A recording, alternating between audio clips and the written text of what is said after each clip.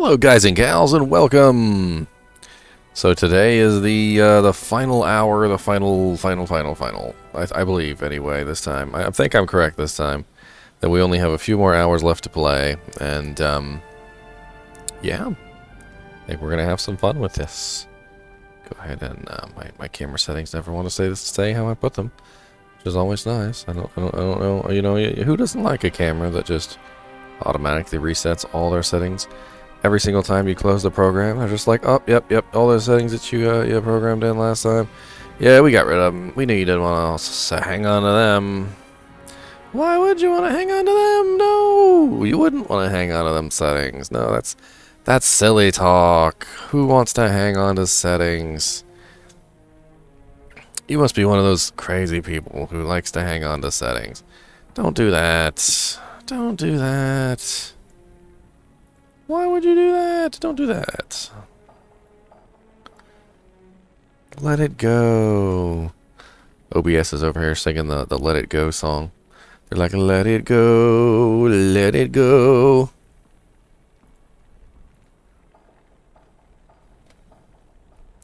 Let it go, let it go. I'm like, dude, come on, don't just can you hang on to one setting your whole life? Just one setting. Never. Not allowed. What's up, suckers? Alright, make sure chat's up there. I think we're ready to go.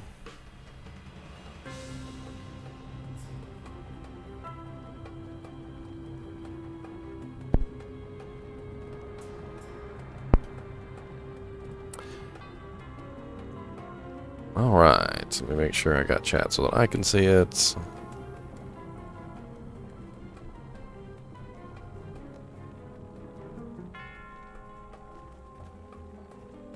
And we're going to play a little bit more on our little Dr. Dolittle character. I thought that was pretty cool. If you guys and gals want to join me, you're more than welcome to. I'm going to be in GGM 1. And then I'm going to be in Password 16. You're more than welcome to come play with me.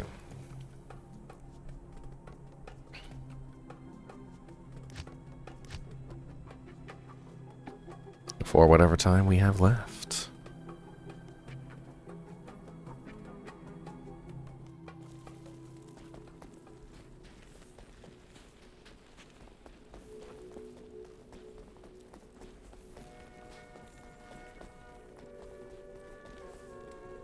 Greetings.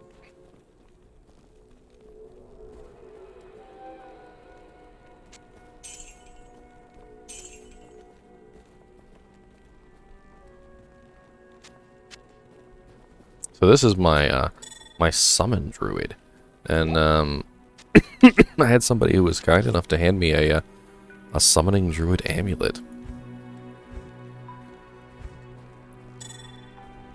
Somebody found a +1 to summoning druid amulet, which I think is awesome. Just an awesome find. And let me go ahead and shove my runes in here. Who doesn't like having runes?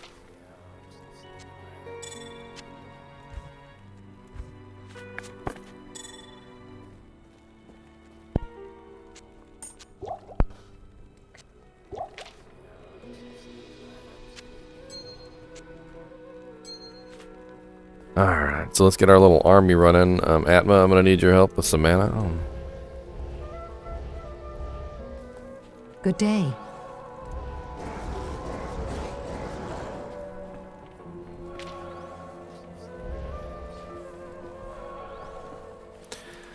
Alright, and we are ready to go. Now, what quest did we leave off on? Actually, I think we had just killed, frickin' Duriel, didn't we? Let's go see how our game is, how our little summon druid is doing against against the forces of evil. Now, I would never recommend building a full summoning druid for a new character. Summoning druid is actually quite a difficult character to make, and it's not one for the faint of heart. If you early on in the game, like when you first start, the summoning druid is actually quite powerful. And I think for pretty much all of normal difficulty, if you build it correctly, the summoning druid does just fine. The problem is that when you get to Hell difficulty, there are a lot of physical immunes. There are a lot of monsters that dish out massive amounts of damage. And it's very difficult to make your character work in Hell difficulty. Now, the Summoning Druid does have a unique thing which helps him out a ton, which a lot of people actually don't even know about, and that is the ability for his synergies to stack with plus to skills. So for most classes and for most skills, if you have, for instance, say Molten Boulder receives a bonus from Firestorm. Well, Firestorm is right here. And if you were to find like a helmet that gave +3 to Firestorm, that would not give any benefit to Molten Boulder, even though Molten Boulder receives synergies from Firestorm. It's what's called hard points. So you have to have hard points in the skill for it to actually count. Well, not with the Summon Direwolf, the Summon Spirit Wolf, and the Summon Grizzly. Hard points count, and also soft points count from things like helmets. So if you have like a +3 Summon Spirit Wolf on your helmet, it will actually buff up your Summon Direwolf and Summon Grizzly. It's something that is unique to the summons. And because of these 3 summons having the ability to gain plus, bonuses through soft points, you can beef them up much, much higher than you could any other skill. And generally the goal as a summon druid is to get as much plus to summoning as you possibly can to beef up your little wolfies as much as you possibly can.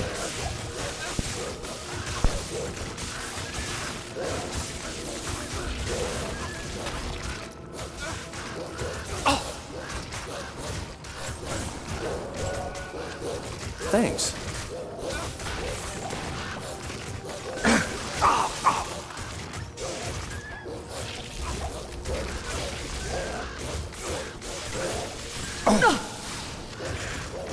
What's up, Prudence? Oh, we got one person in here already.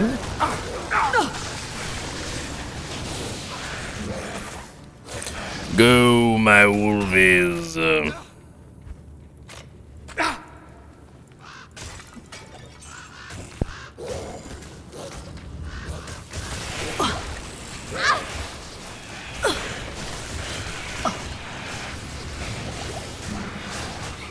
Thanks.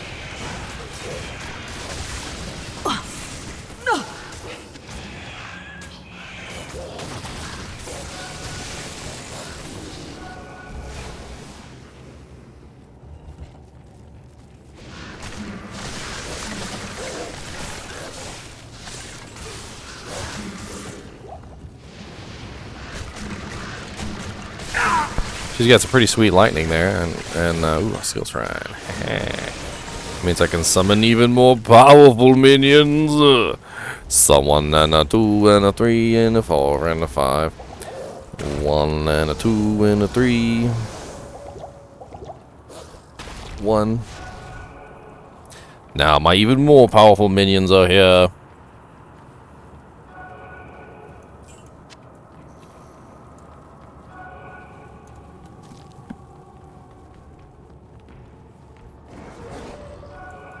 Ooh, I just, emergency break.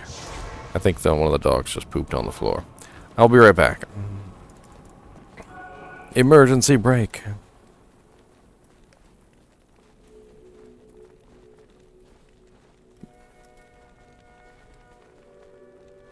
Where is my Twitch stream? That's okay. I'll be right back.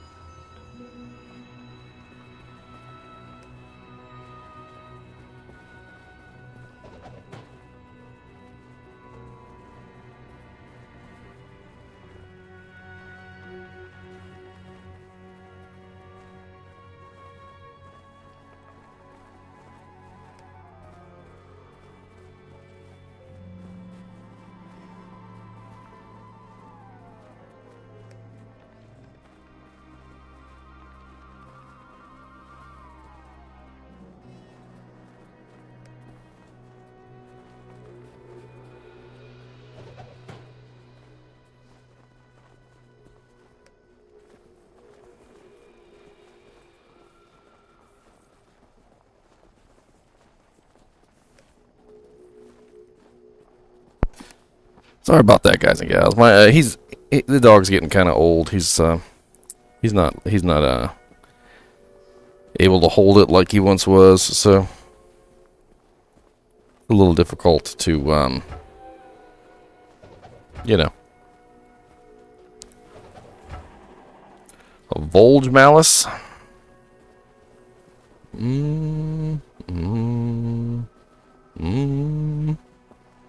Think I like mine better.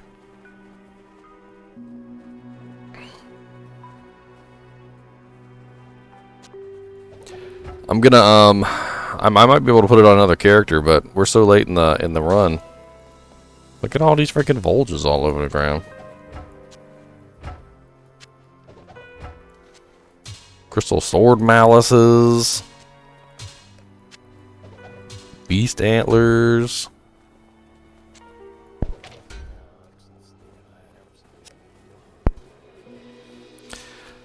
I really appreciate it, you guys, but I'm like flooded with items right now. Help you? I think I'll be all right. Let's go play some. We can still mess around with this stuff later. Here, I'll pick up this this bulge, and I'll put it in the stash for right now. And I'll pick up this and this and this. I am overburdened. And we'll put this in the stash. Since we still get to play next week, we can definitely mess around with these things. I can give them out to people that need them.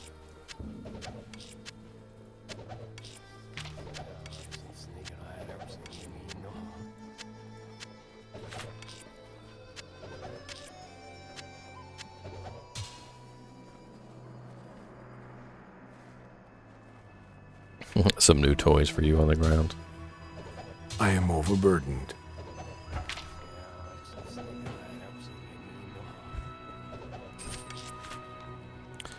No, I don't have enough room for my runes.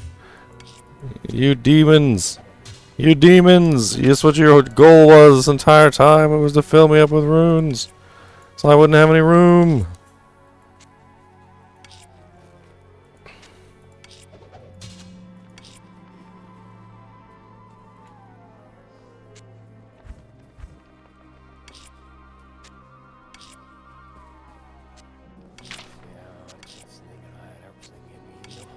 We're gonna have to transmute up some of these runes.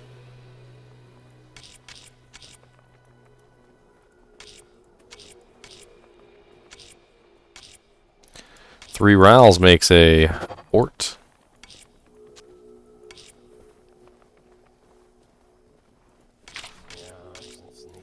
Three Tears makes a Def.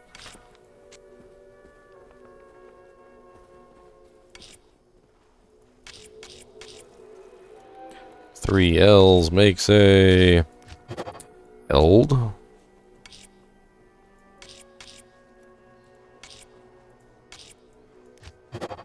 Three Elds makes another tier.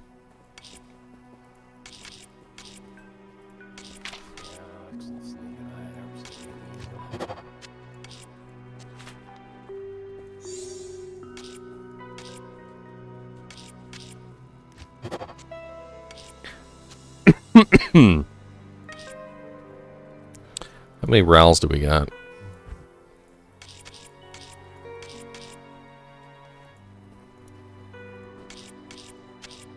Let's make 2 Orts. That way we can make some Ancient Pledges. You guys are just overwhelming me, that's all. You're like, here, take this and take this. Like, you know what I feel like? I feel like the Grinch on the movie where he's the what was it? The person that gets all the stuff, and they're like shoving pudding in his face, and he can't eat it, and they're like shoving fudge in his face, and he's like, and he literally can't. He doesn't even have time to chew. They just keep shoving stuff in his face. That's how I feel. They just keep shoving stuff in my face. You guys are just shoving it in. What am I supposed to do with this? Shove, shove, shove. Don't even have time to chew it. Don't even have time to use it. It's chew. Just.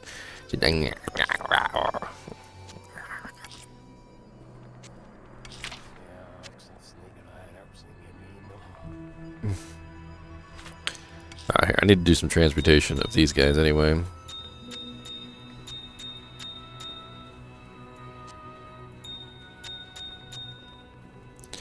Bing, bing, bing. Shoo.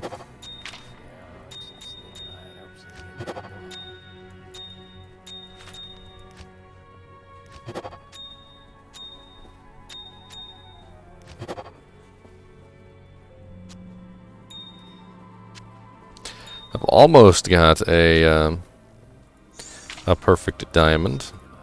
If I hadn't given away one of my flawless diamonds, I probably would have had a perfect by now.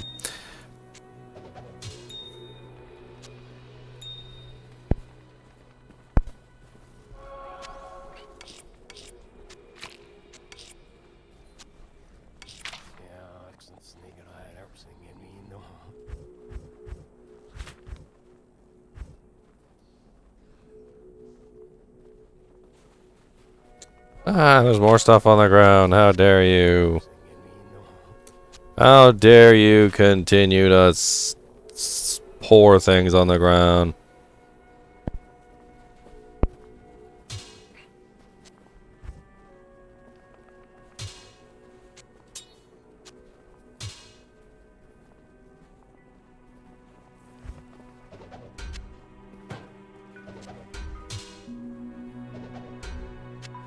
What you got?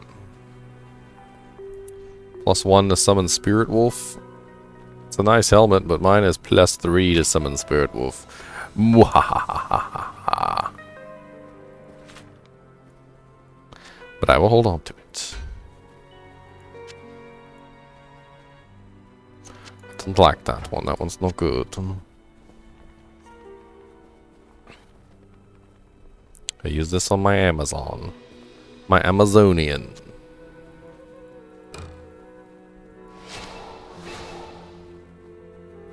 Some decent chainmail.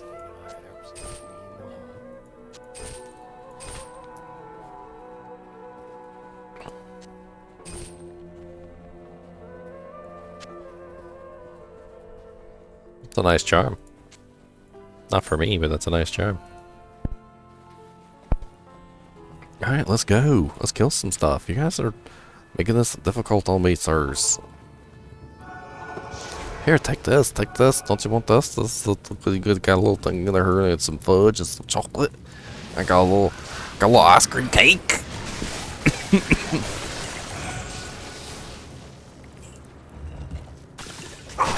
What's up, Dread 1988?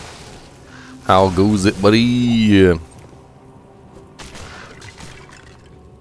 I just realized I don't have a stream window open. Hold on.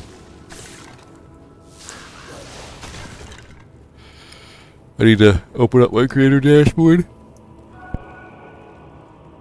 Sorry, I was in a rush this morning. I know the game ends today, so, you know.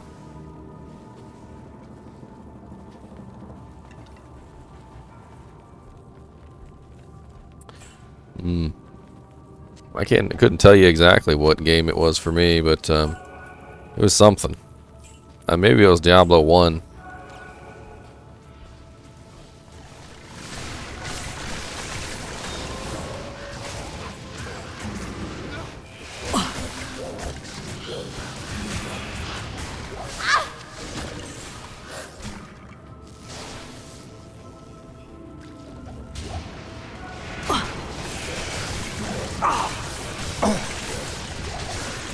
Diablo 1 was online, Dread.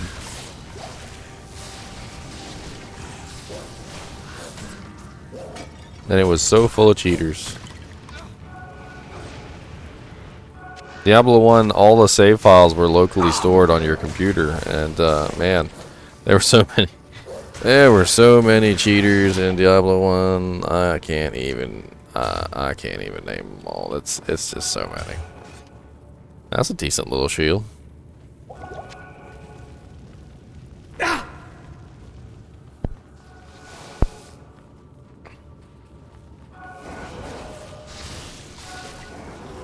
What's up, El Scorcho?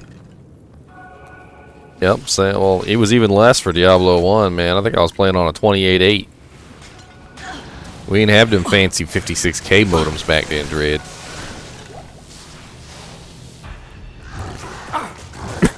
An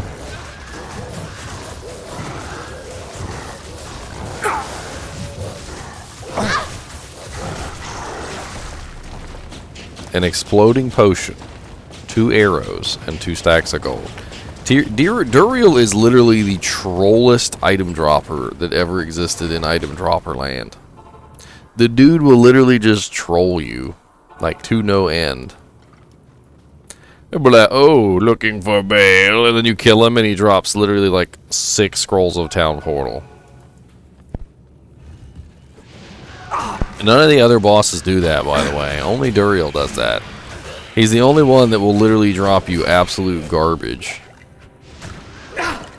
The other bosses will usually at least drop you like 3 or 4 items.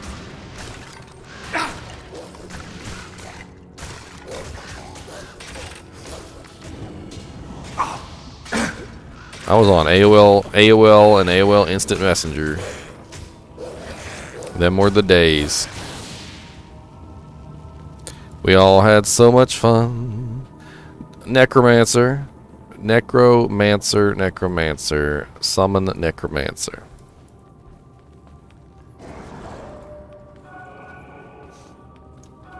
Necromancer. Come on, Wolvies, let's go up here and see if there's any monsters left.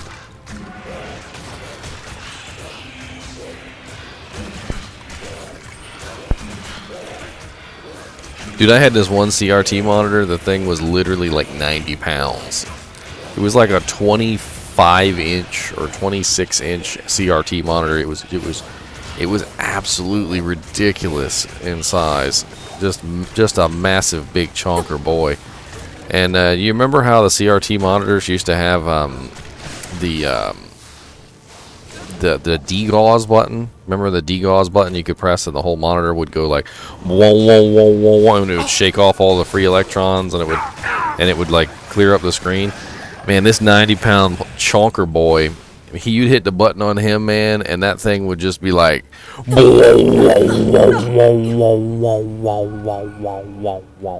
and then literally when it was over, like there was so much static on the screen that you could like just play with it, and you touched it and you were just like and it would just like shock you as you like ran your finger over the screen.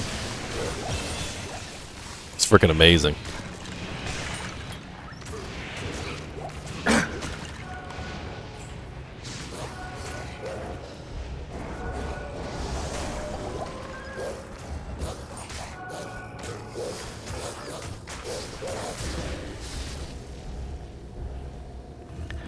Dude, them CRTs were awful. I do not miss them one bit. Not even the tiniest little bit. I don't.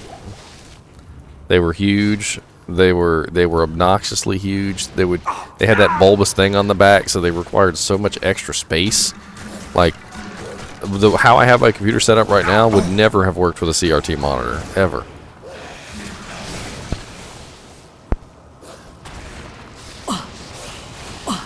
And then on top of that, God forbid you wanted a second monitor. Oh, God forbid you wanted 2 monitors.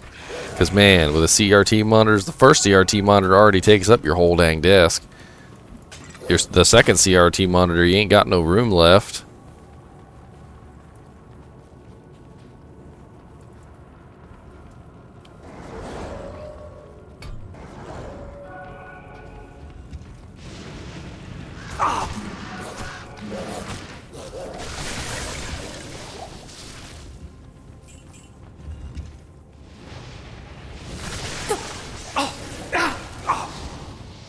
I never had a video card back then. Not back then that had more than one monitor, but a monitor port.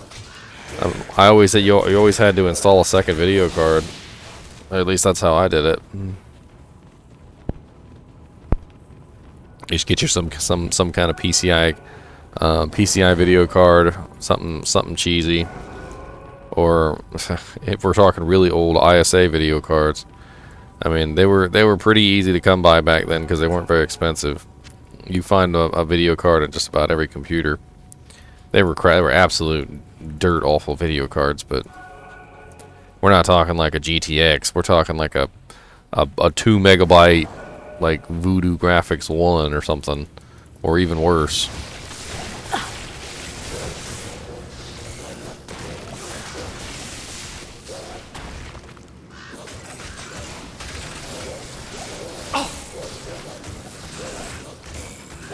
I remember our parents were always complaining about the internet because they didn't want to pay for it, and we were always looking for cheaper alternatives. I remember for a little while there, we did find a really cheap, like 56K internet, and it was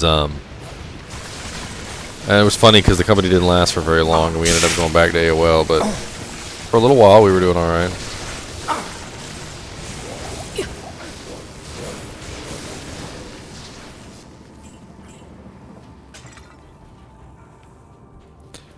Man, I wish, Dread, I wish I had actually kept my bitcoins from back when I used to mine back in like 2006. There was this whole time period where I was mining back in 2006, and I had like a Bitcoin and a half, and all my computers from back then are gone.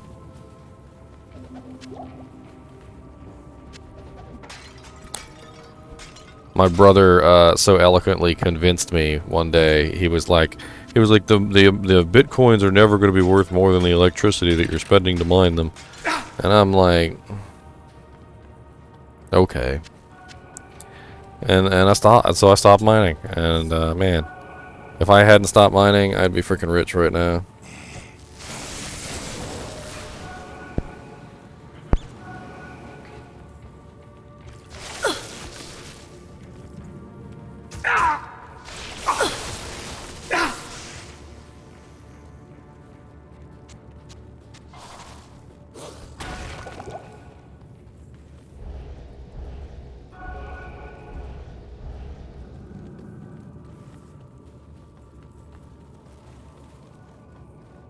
Look back in time. Probably not, because I'd completely forgotten about it, Dread. I probably would have been like, I'll just hold on to it. Thing is I probably should have taken better care to secure the wallet. If I had known better, I would have like copied the wallet onto like a thumb drive or something, but.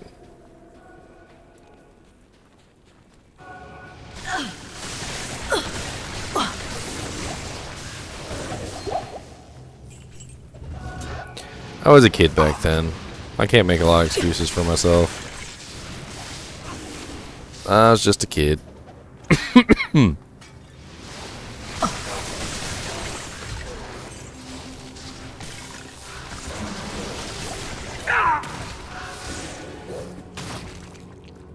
Yeah, I remember the guy who spent like a whole crap ton of bitcoins on pizza. I remember that. It was a publicity stunt.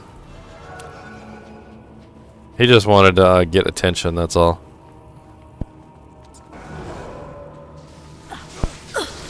But I mean, who knows, that might have been one of the things that contributed to the World Bank finally accepting Bitcoin as a currency. Because it wasn't until the World Bank accepted Bitcoin as a currency that it was, that it actually became worth money. They, you know, there's a whole lot of events that led up to the World Bank allowing the currency to be a thing, and I bet you that publicity stunt of buying the pizza was probably one of them. Dread, if I had the money, maybe. I don't have the money. I really don't.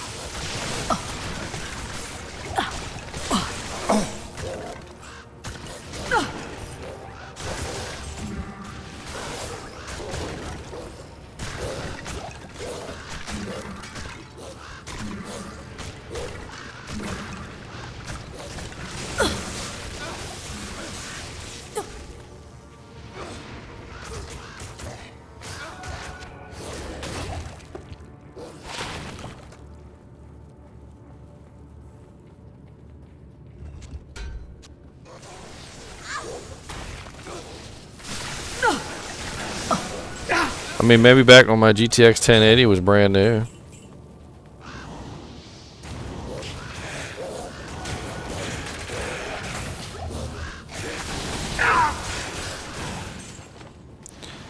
I I mean, heck, I need another video card just for freaking stream processing. I'll just focus on getting rich this way. How about that? And you guys can focus on getting rich the other way. And then when you guys are rich, you can come in here and you can drop a couple. You can drop a couple G's on my channel and be like, remember me, sucker? Finally got my bank. Or like Mr. Beast did. He like donated 50,000 to somebody's stream and was like, go buy yourself a Lambo.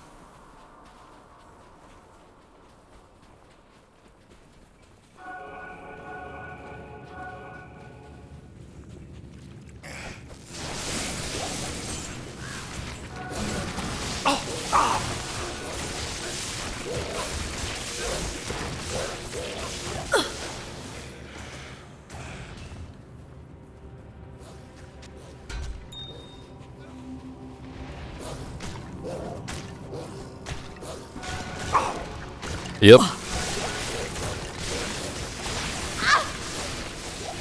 I mean, I have no idea if he's actually that cool in real life, but you know, well, he's cool on camera.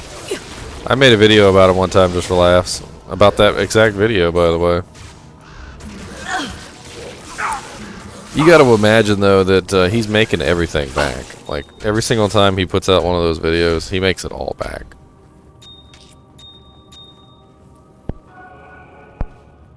I think he gets so many views on his videos that he could give away $1 million to somebody on the street. And if he gets literally 1 million or 2 million views on that video, he's making like all the money right back.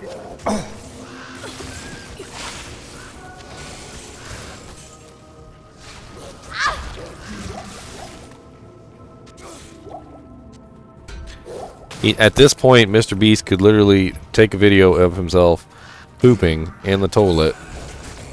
And he would still probably get 2 million views on the video of him pooping on the toilet, and still end up with like more money in his pocket.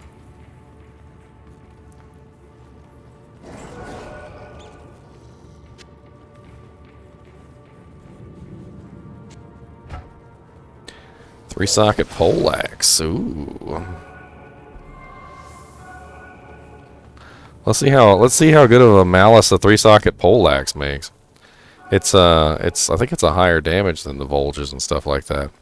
Isn't the poleaxe is the same as the cryptic axe, right? Which is the highest tier.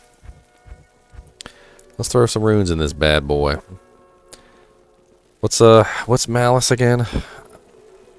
I literally haven't memorized half the time, but then I'm like, I doubt myself.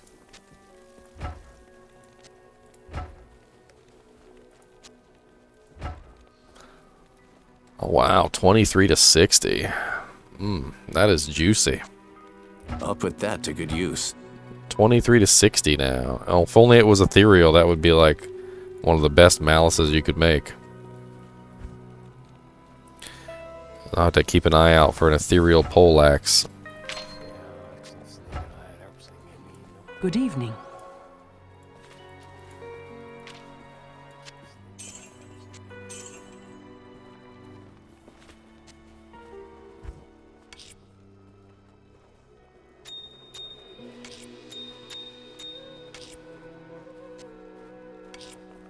Looks like I can transmute up some Tal runes.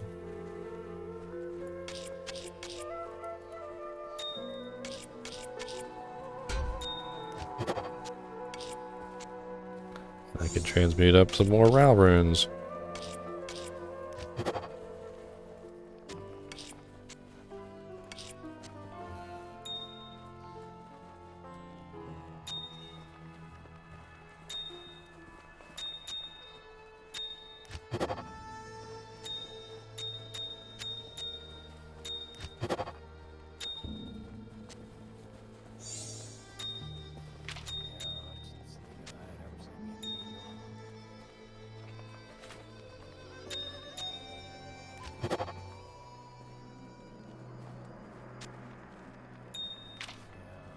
You just logged into your D2 JSP account from 2006.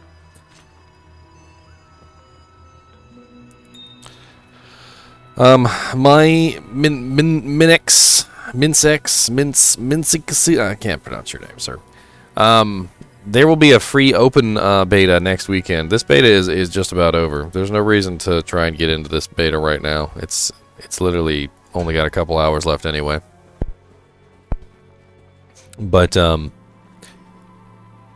next weekend, or this upcoming weekend on the 20th, I guess would be the better way to put it, is another open beta. And you don't have to do anything. You can just download the game.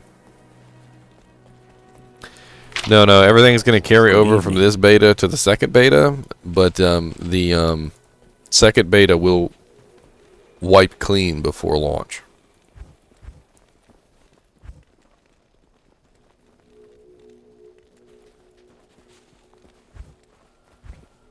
God, I got a freaking...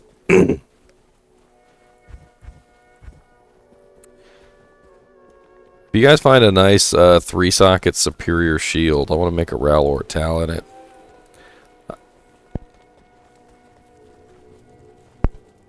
God, I can't breathe this morning. Breathing is hard.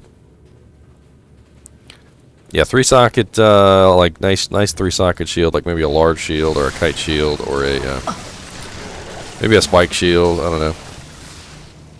Kite shield would be good, but spike shield right here. Ethereal.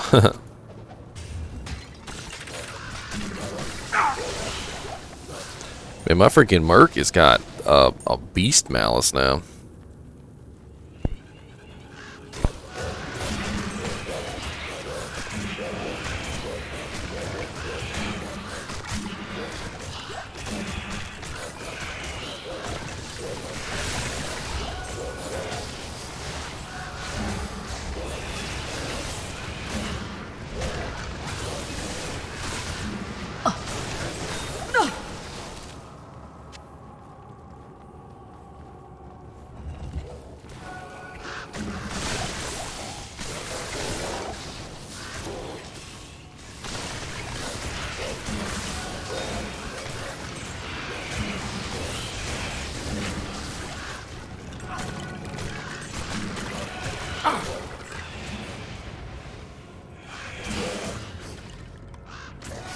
I'm gonna be honest, Druid, I never had much problem with the graphics. I had problems with lots of other things, but I didn't have problems with the graphics. You know, there were a lot of little issues with Diablo 2 that were minor issues that really you could look past, but it would have been really nice if they had fixed them. Like, you know, like number one, the lack of widescreen support. Like, that was a big, awful poop face thing there. And then to get it, you would have to like mod the game, and even after you modded the game, it just didn't look right. Like, it just wasn't scaled properly. And then, you know, on top of that, you also had the lack of ability to quick swap items in between stashes. So, like, you know, if you wanted to like move something quickly between items, you couldn't do this before.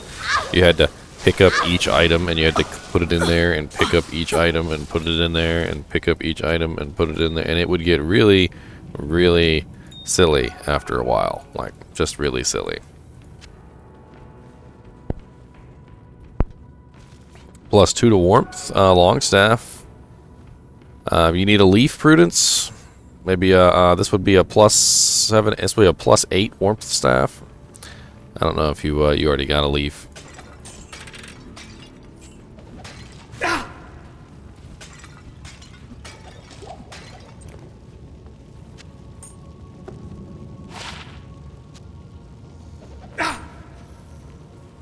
I'll hold on to it for somebody. When the beta opens, the open beta starts, I'll probably be just like handing out items like candy.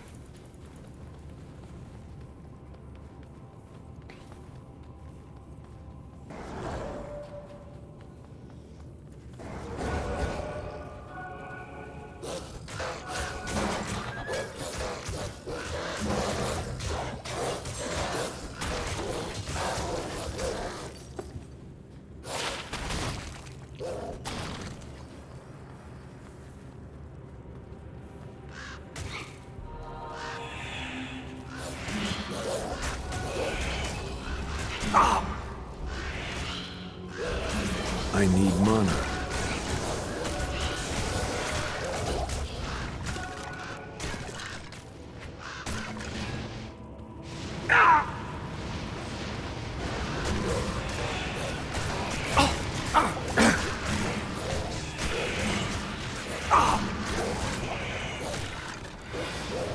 I mean, in Diablo 3, there was a real money trade auction house. There's not a real money trade auction house in Diablo 2, no. But there are people who still trade items for real money anyway.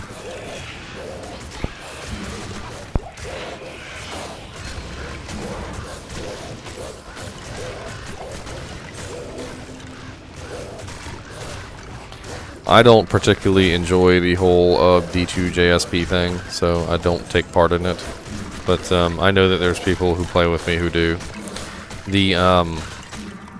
Honestly, I'm hoping that some other alternative pops up in the place of D2 JSP. It's an old, archaic website that really needs to be updated, and it's full of botters.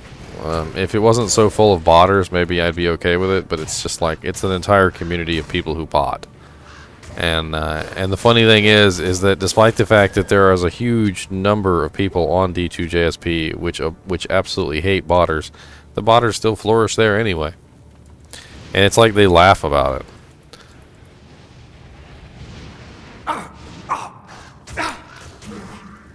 Two-socket chainmail. Another long staff. Nothing on that one. Molten boulder.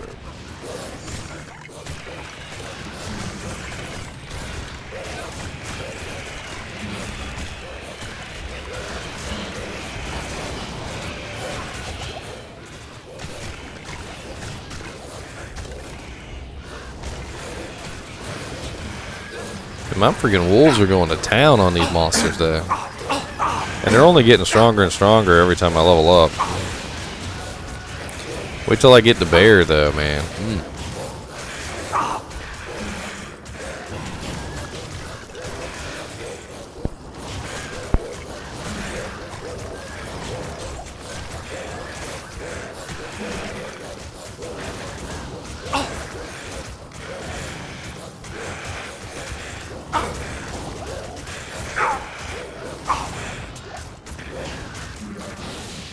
Man, they took out that frickin' stone skin boss like he was nothing.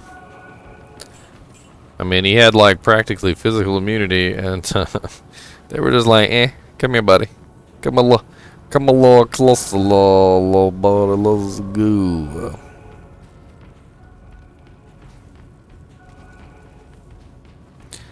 They say crunchy. He's a little crunchy. Just a tad bit crunchy.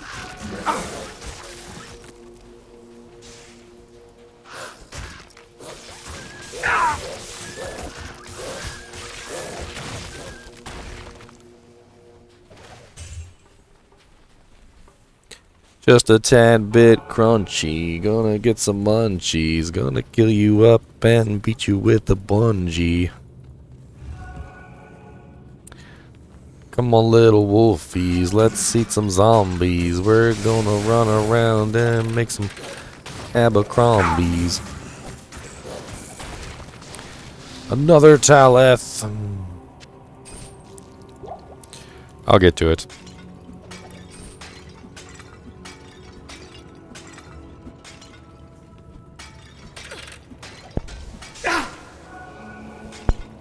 I just want to play my characters without enigmas. Every character does not need teleport.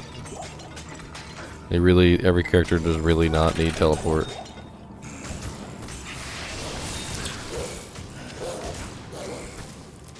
Man, it really bothers me, like when I literally hear people talking about like a particular class, and they're like, yeah, I'd like to play this class, but I'm not gonna have an enigma, so I'm not gonna play this class until I have an enigma.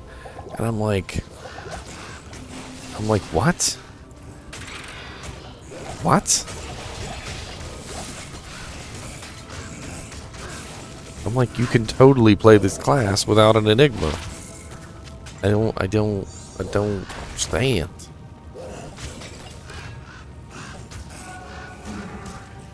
No, you don't. You really, really don't.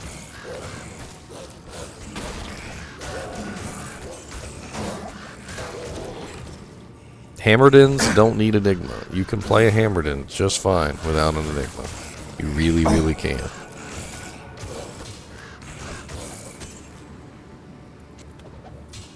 You really, really, really, really, really, really can. I need a key. I need a key.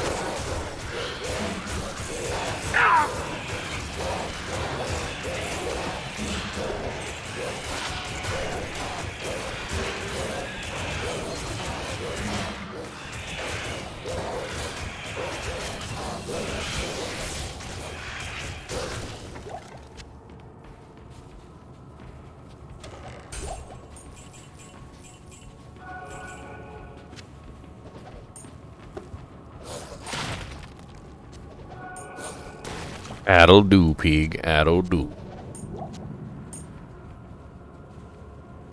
Rabies Druid. A septic charm. Oh, nice. 51 poison damage. Yeah, I'll have to give that to him.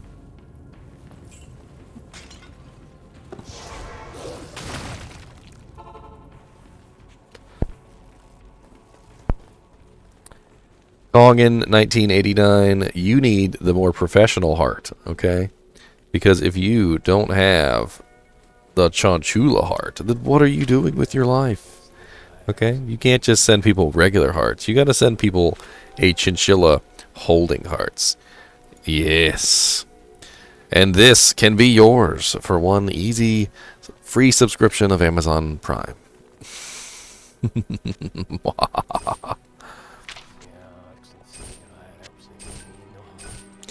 Easy free subscription.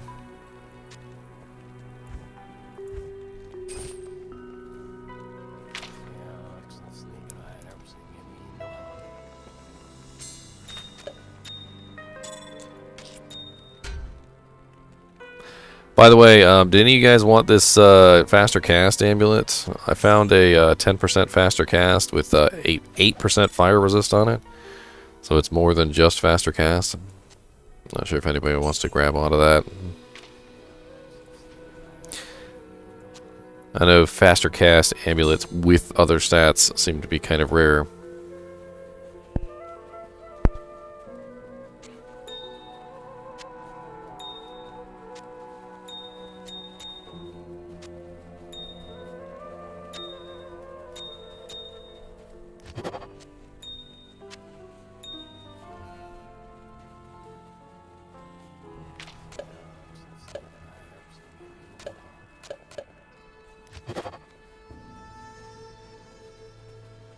Oof. 2 flawless skulls. Or two skulls and 1 flawless. And I got my Eth rune back up in here, my Tear rune back up in here, and my Eth rune back up in here.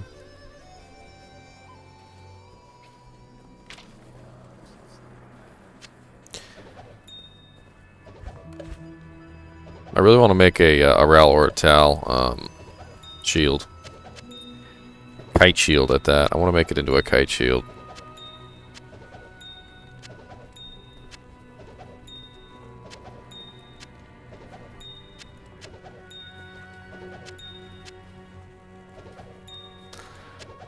Game.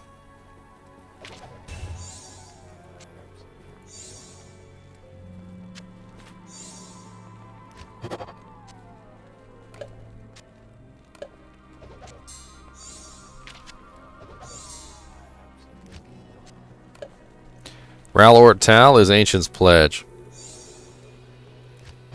Really nice resistance to shield. Just a whole butt ton of resistances. That's really all that is. But you know, for this level, it'll pretty much cap me out on resistances, and I won't have to worry about resists from any other piece of equipment.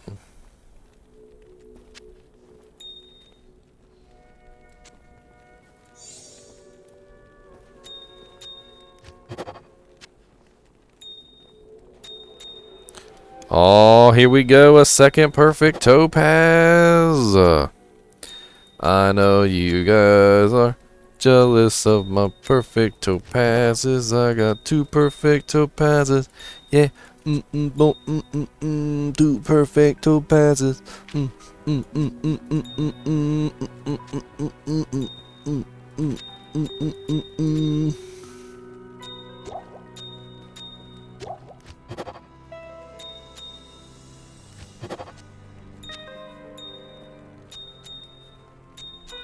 Oh yeah, and here comes the perfect emerald, mother sucker.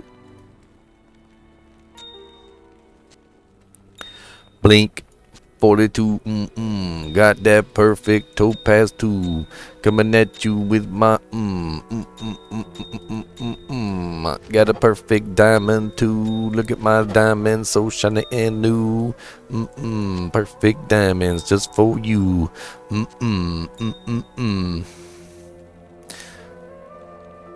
Any more autograph? Chip Ruby. Bink. Bink.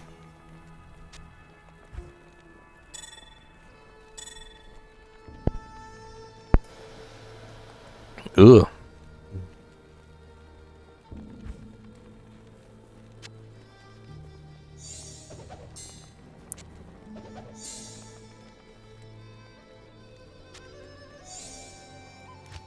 Oh Lord, we're doing it. We're doing it. Boom, boom, boom, boom, boom, boom. We got 1 perfect gem of every single type. It's gonna make you really relive the hype. Come on down to Diablo Town and we'll take you all the way to hell and back to round. Look at all my perfect gems. I got all the perfect gems. I just need a what? 1 more flawless skull, and I'll have a flawless. I'll have a perfect skull as well.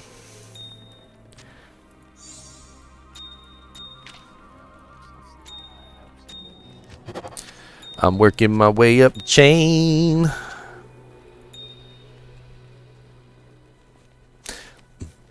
What's up, Nina506? Look at all my shiny gems. Look at my shine. I got perfect emerald. I got perfect diamond. I got perfect sapphire. I got perfect topaz. Perfect ruby. And I got perfect amethysts. Haha. Perfect. Perfecto.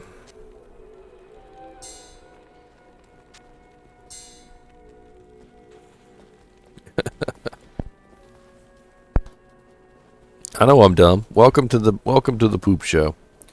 Welcome to the poop show where we sing lots of stupid songs. I hope you like stupid songs because I sing them all day long.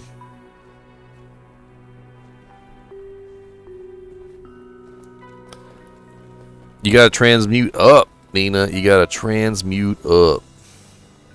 Gotta do a little transmutation.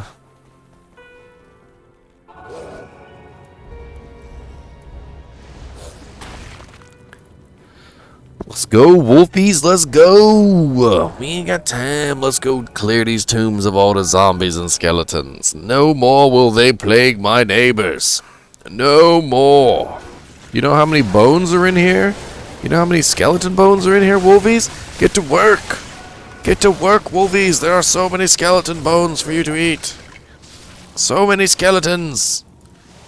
Devour!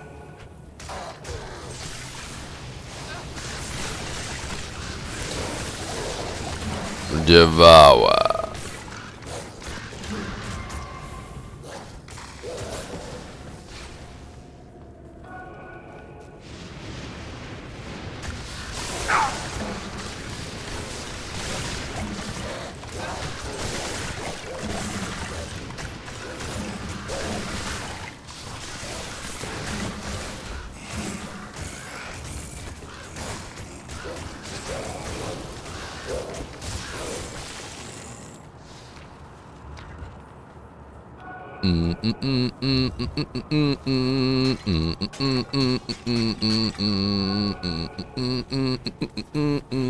Let's go, Wolvies. Let's go. Wolvies. To me, my Wolvies. To me.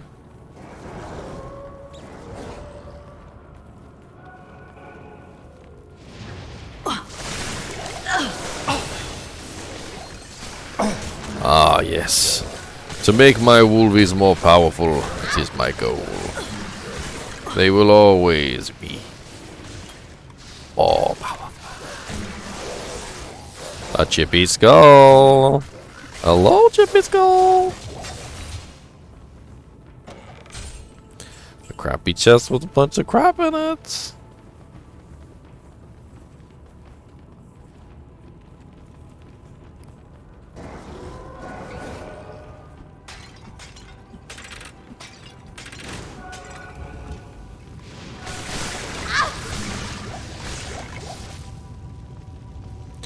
Oh, kicking all the urns and it, kicking all the urns and it, kicking all the urns and it, kicking all the urns. That's right, can't miss any urns. Gotta kick them all. She is not happy. She's not happy at all. Not happy. She said, when is this over? Yesterday she was like, when is this over? And I'm like, I'm pretty sure it's over tomorrow. And she's like, good. And I'm like, dang.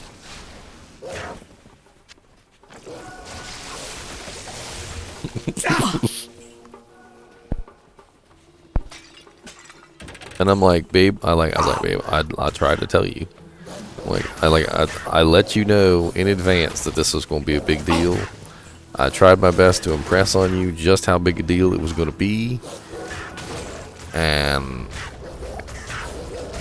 you were like, I understand. And I'm like, I don't think you do. And I was like, and I tried to explain it even further because it didn't seem like she really understood. And after I felt I was confident that she understood, I moved forward. And now, you know, and I don't think she really did. Yeah, she plays games, but you know, I don't think she understands the whole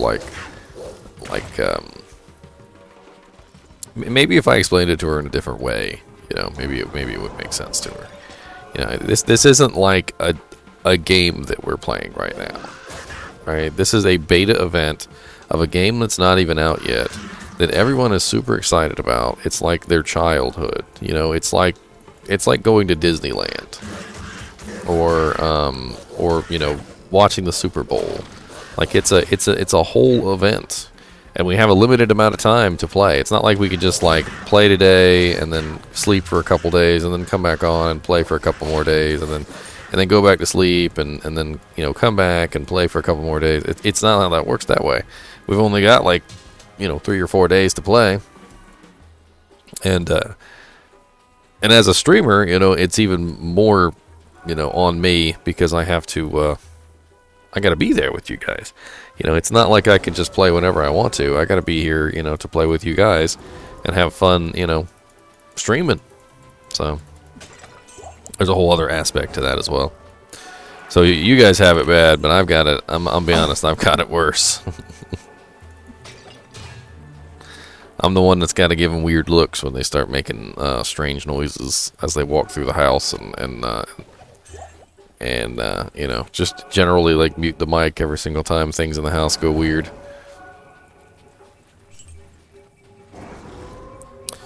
One doesn't merely play Diablo. I wish it was a kite shield. What's this? Aw, it's only 2 sockets. Boo. I want to make a Raoul or a Tau kite shield before I hop off today. That's my goal.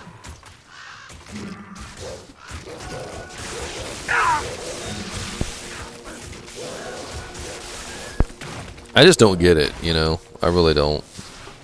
Like if my girlfriend had something that she really wanted to do, you know, I would do it for her. Like back when we first got together, she wanted to go and she wanted to go to a Post Malone concert, and it was expensive and it was far away, and it was a whole thing, and we had to rent a hotel, and Greetings. you know, and it wasn't an easy endeavor by any means, by any shape or form, and you know, but we did it. You know, it was something that we did, and I went out of my way to make it happen because I knew it was important to her, and your girlfriend should recognize that this is important to you. And if she can't recognize that and do the same thing that you would do for her, and I don't understand why.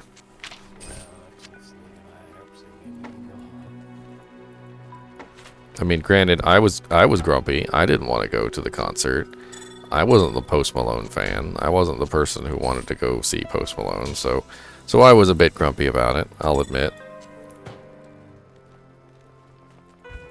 But I still made it happen. I still went out of my way to drive for multiple hours and you know, get there and do it and make sure that everybody was happy and dished out all the money to make sure that it happened and let's trade. you know, it's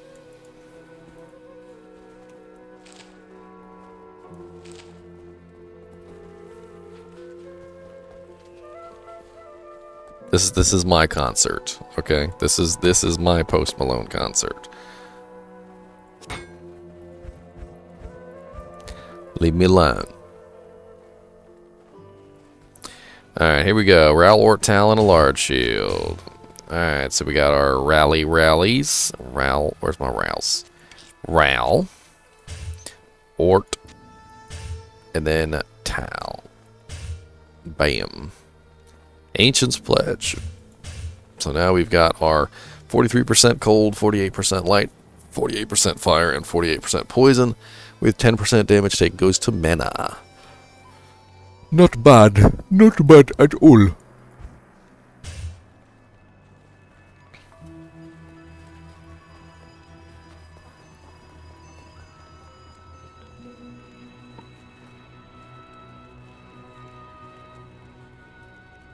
Of course they're worth it, Koo. They're always worth it. And I'm sure that after this event's over, I'll smooth things over and hopefully we'll get back to normal, but yeah. There's also the whole streamer aspect thing of this that's going on. So you guys just got the game aspect, you know, I've got the streamer aspect, and I told her it was going to be big, and literally on launch day, like, I think I was up to like 600, I don't even know, 600 plus. Oh no, 584 I think was like my peak, like, number of people watching all at the same time, and like my number of subscribers or followers and subscribers went up by crazy numbers. You know, like the number of people who came in and viewed my channel went up by crazy numbers. I was chatting like all day long, like with people, and I could tell that she was interested. Like there was a certain point in the day where I'd catch her like looking over at the screen, and she'd be interested in what was going on, but I don't think she wants to let me know that she's interested.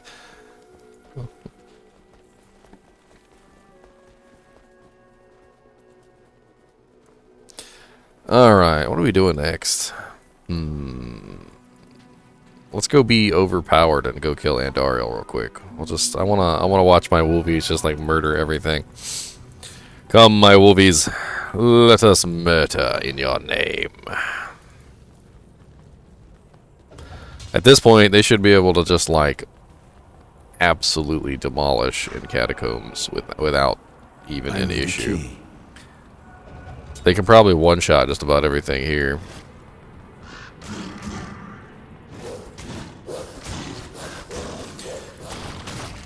So I don't know if you know this about the dire wolves on the druid, but the dire wolves on the druid are capable of eating corpses, and when they eat corpses, they get a 100% damage bonus, which is pretty darn cool. So they get double damage whenever they eat a corpse, and you can tell when they've eaten a corpse because they have this effect on them, the little lines going like this. That's the I've eaten a corpse, and I get free double damage effect.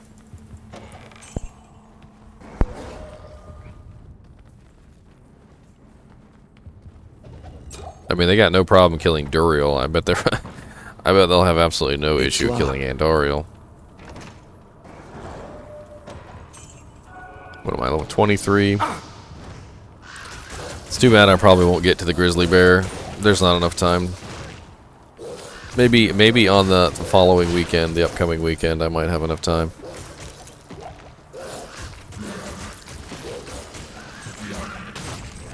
Or maybe if I focused on one character, which I didn't.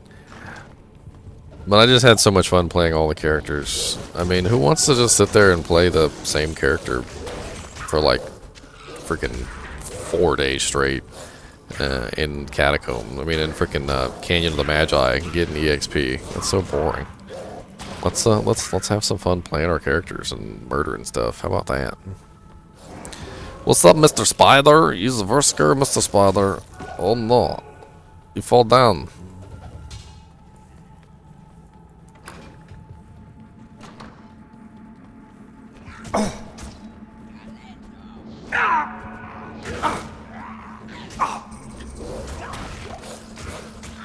Can't do it, Deviant Brute. I can't do it. I don't know how you do it, to be honest.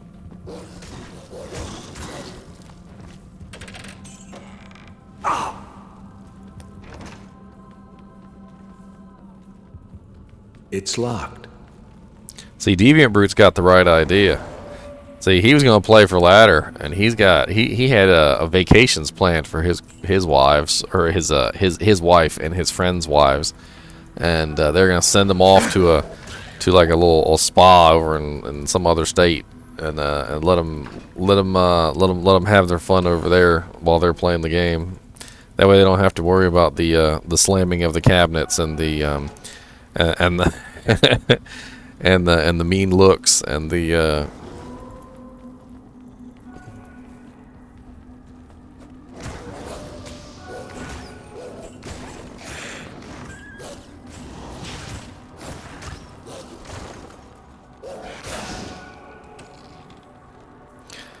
He's like, all right, you guys are getting a spa holiday week. Let's go.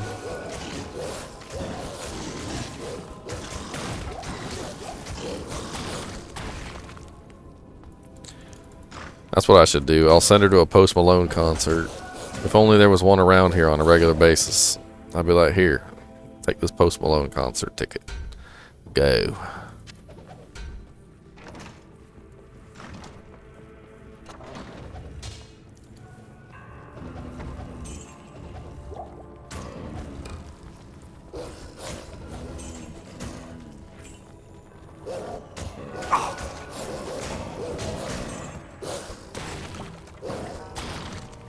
I'm so glad that I took vacation time, though.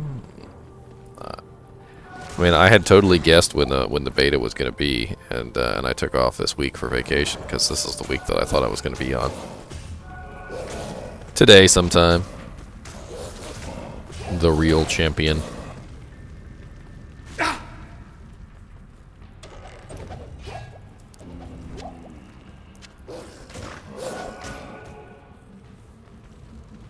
Ah, Andariel.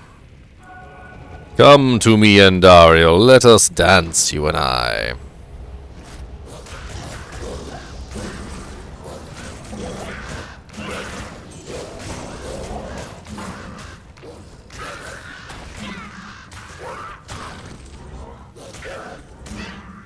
All little birds flying around, just murdered everything.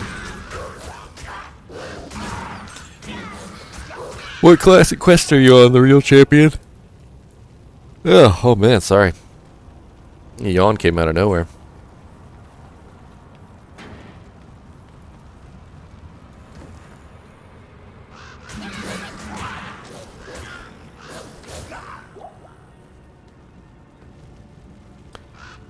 This one right here. Oh, sorry. This one right here. Deckard Cain. You might have to remake the game. Thanks. Yeah. Poor Andariel. Oh wow. +1 to Inferno. The best sacred globe ever.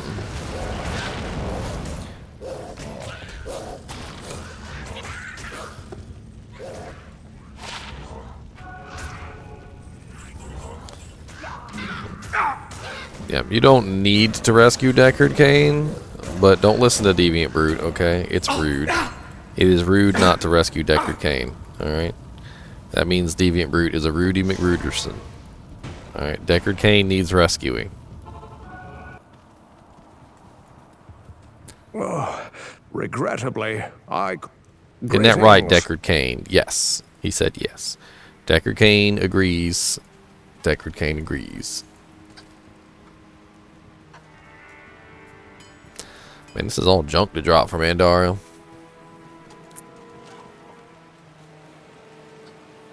Welcome. Welcome back.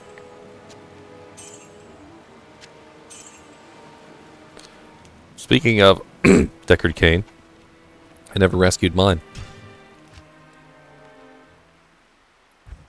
Shame, shame, shame. Shame. That's right. The password is going to be shame. Because I'm shame on me for not have rescuing Deckard Cain.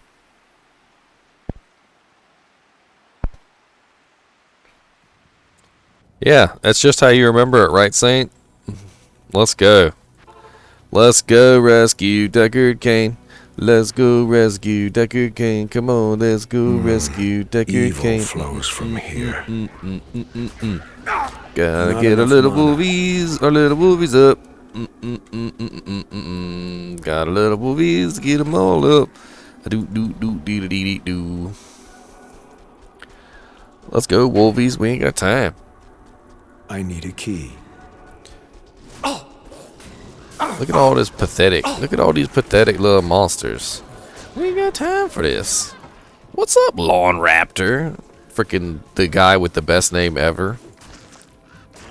No one ever. See, everyone was thinking like cool names like Chaos Dread and like Demon Heart and like XXX Killer and no. The coolest name of all time is definitely Lawn Raptor.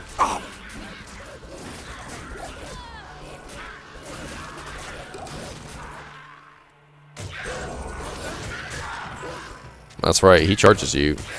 He charges you 100 gold per identify. That jank adds up.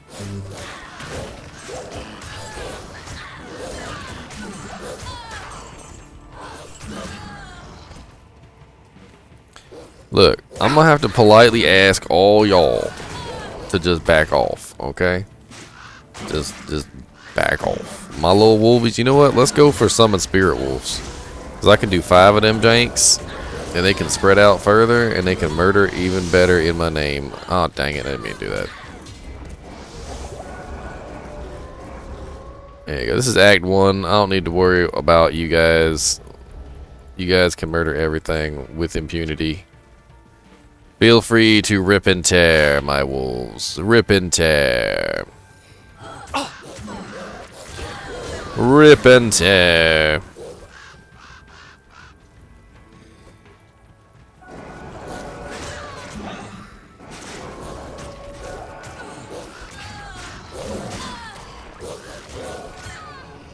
Rip and tear. I'll look at the waypoints while I'm here. So how far did your group get, Deviant Brute? Now you guys got like freaking enigmas, all got enigmas on, and freaking running like full infinities and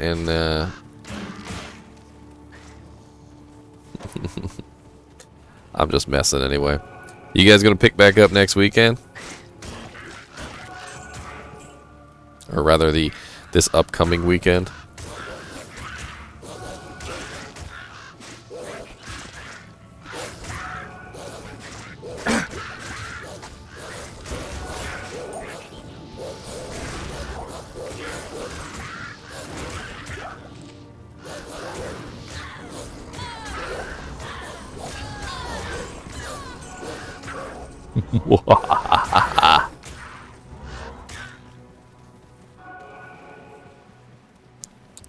If you guys are on PS4 and you need a hookup, Deviant Brute's got like everything, by the way. He's super rich and you should beg for everything he's got.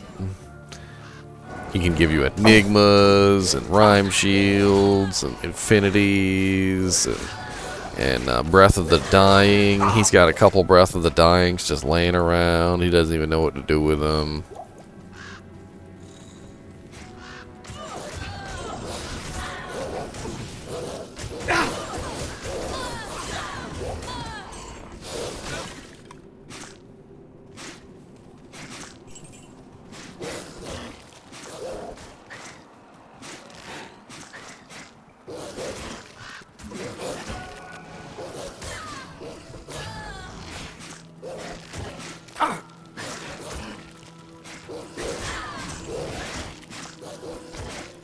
I mean, yeah, roosters do that. Roosters are very aggressive animals.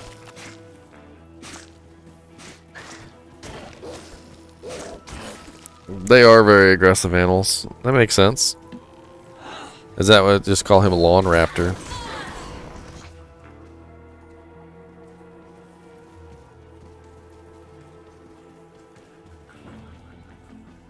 That's right. He's trying to assert his dominance, okay? It's very important. How do you think how else do you think he's going to get the ladies? All right? He's trying to get the ladies.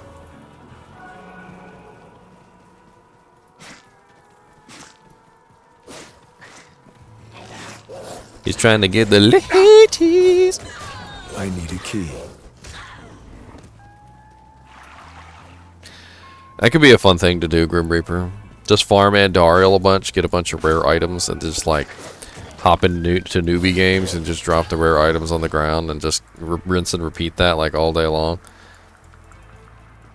Like free items brought to you by Ginger Gaming Mentor on Twitch.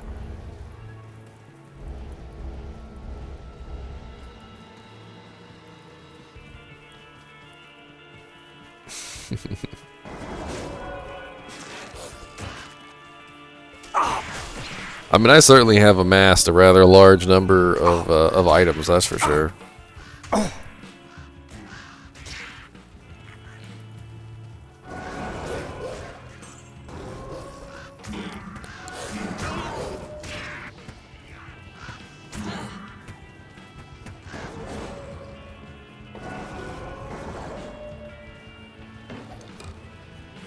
Hunter's bow.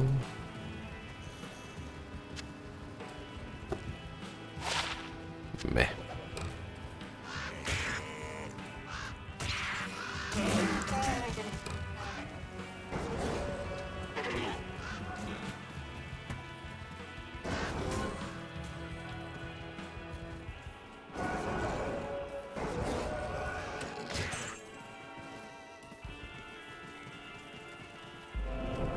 Sweet. It's locked. Oh, look at it. Y'all boom. 1 and a 2 and a 3 and a 4 and a 5. 1 and a... No. 1 and a 2 and a 3 and a 4 and a 5. Mana. My plus the skill shrine and upgrade all my little minions. Now they're even more powerful. Even more powerful than before.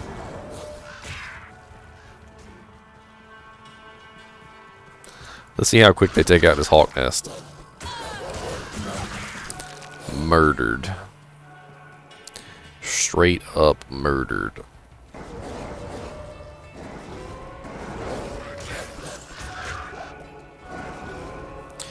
Let's go rescue Deckard Cain. Let's go rescue Deckard Cain. Shame on me for not having rescued Deckard Cain. Shame. Shame, shame, shame. Shame. This dead tree teems with energy. Shame.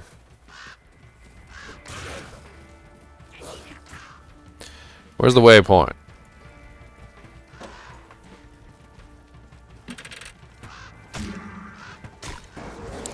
Stay a while and listen. Dude, I used to love listening to Deckard Cain stories. I would listen to everything he said. Like, when I first started playing the game, I would literally listen to every single freaking thing he said. And then eventually it got to the point where I had, like, practically memorized everything he said.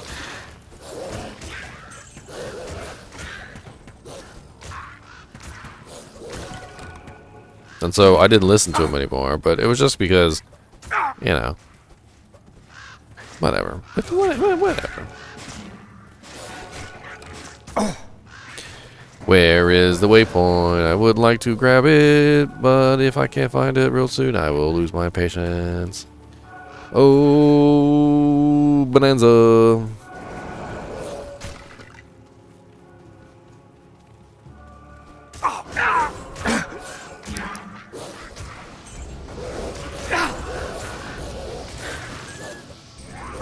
Just go. Go murder. Go. Look at the mayhem. Look at this. It's just this mayhem. Absolute mayhem.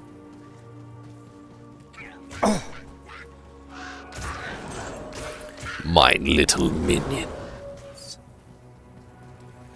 Aha.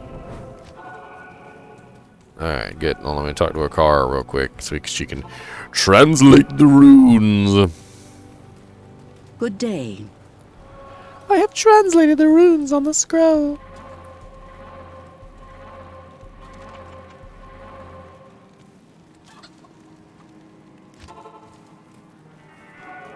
There is a place of great evil in the wilderness.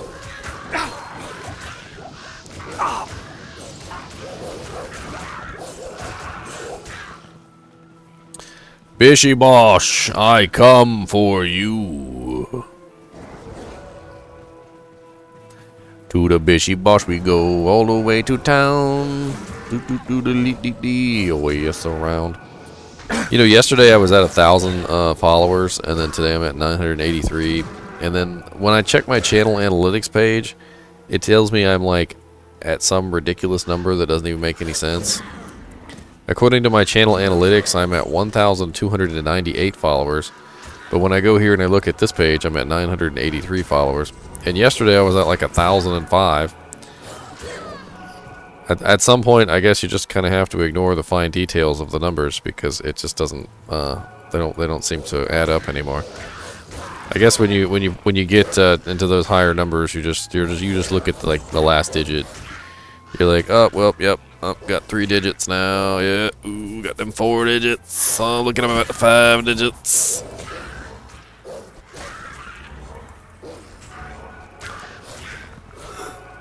Somebody came into my stream yesterday and they were like, congratulations on 1,000 followers, and I'm like, yay. And then today it just says a different number for whatever reason. I don't know.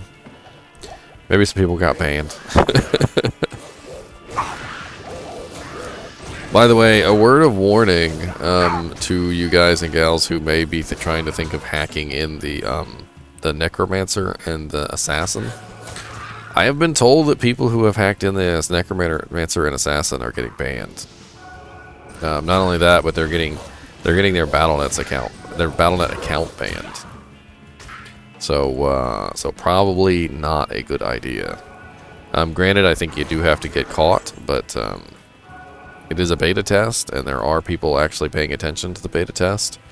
That's kind of the whole point of a beta test, after all. So there's a pretty good chance you're going to get spotted playing a class that shouldn't exist in the beta test. Just a word of warning. I don't want anyone to see get their pre-orders taken away or anything like that, or their BattleNet accounts ruined for what? Just the ability to play a class a couple days early, one month early.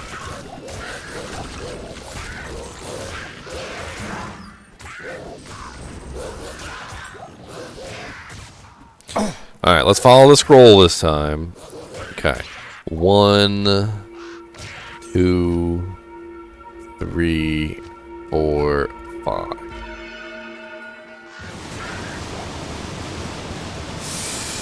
I have the power!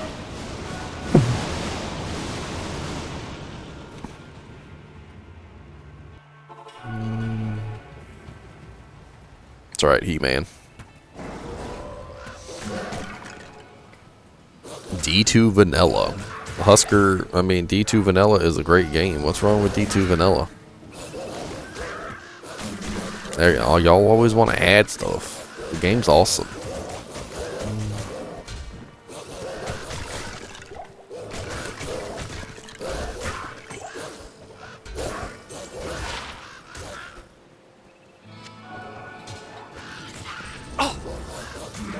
Yeah. What's the matter, Carver Shaman? Are you blind? A chippy skull!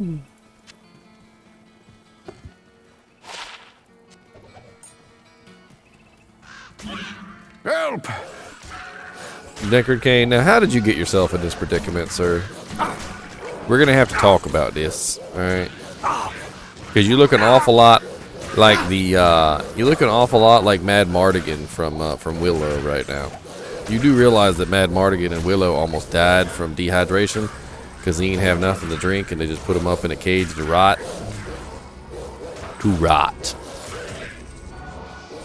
They were like, think about what you did, sir.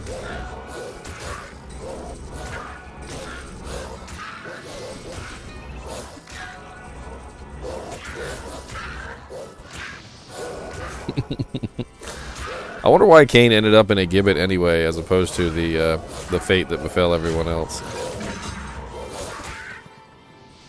Deckard Kane, leave this place.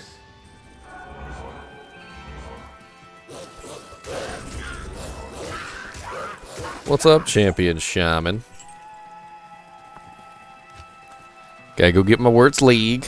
What's up, Wirt? My buddy pal that always charged me way too much money on everything.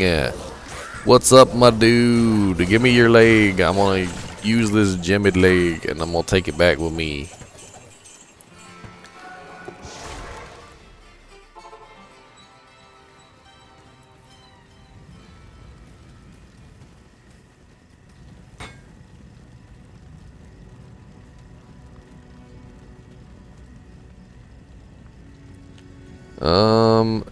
Irish Saint. I've never played Diablo 2. I've played a little Diablo 3. This game seems way more complicated with builds and endgame. How big is the learning curve? The learning curve is a little big. It's a little big. I mean, I'm not going to say that it's huge. Like, normal difficulty, you can pretty much build your character whatever way you want, and you can get away with it. Like, there's not a lot of things in normal difficulty that won't work. Nightmare difficulty, things get a little bit more complicated and you have to be more focused in the way you're building your character. And hell difficulty is really where things become complicated. So you really have to know how you're building your character in hell difficulty to make things work. Because there are all these immunes, they have immune to, you know, certain elements. There's all these monsters that have tons of hit points and damage, and it becomes a whole thing. I'm gonna put steel in this leg. I don't care. I don't care if it doesn't work. I don't care. We're putting it in there.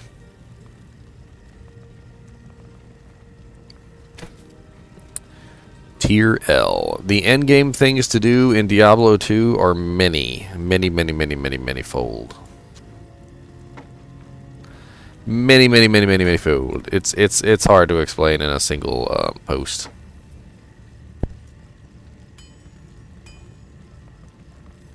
So, first off, every single character has multiple ways that they can be built.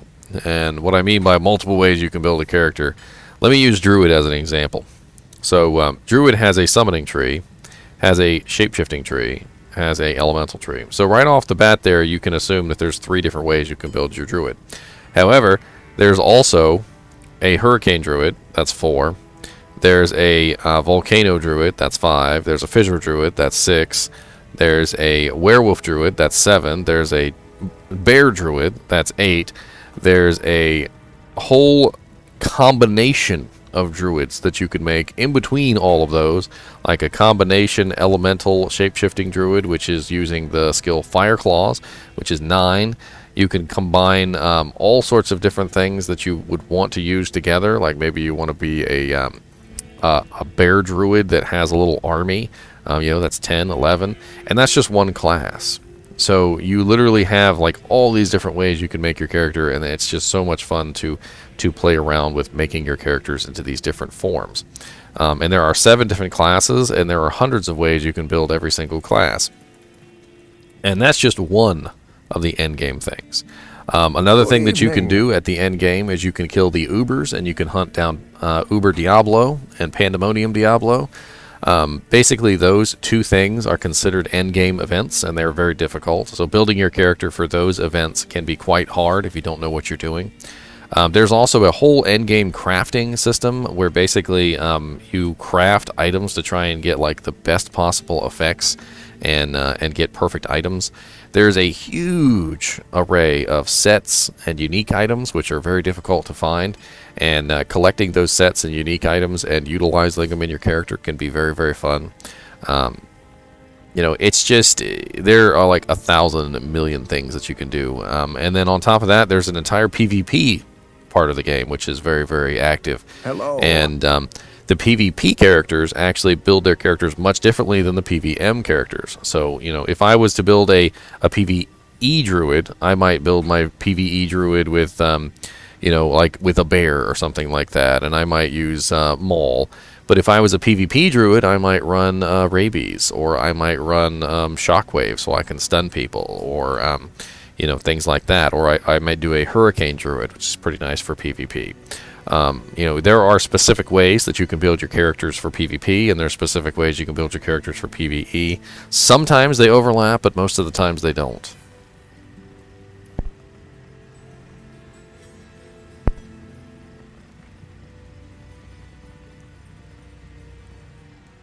Greetings.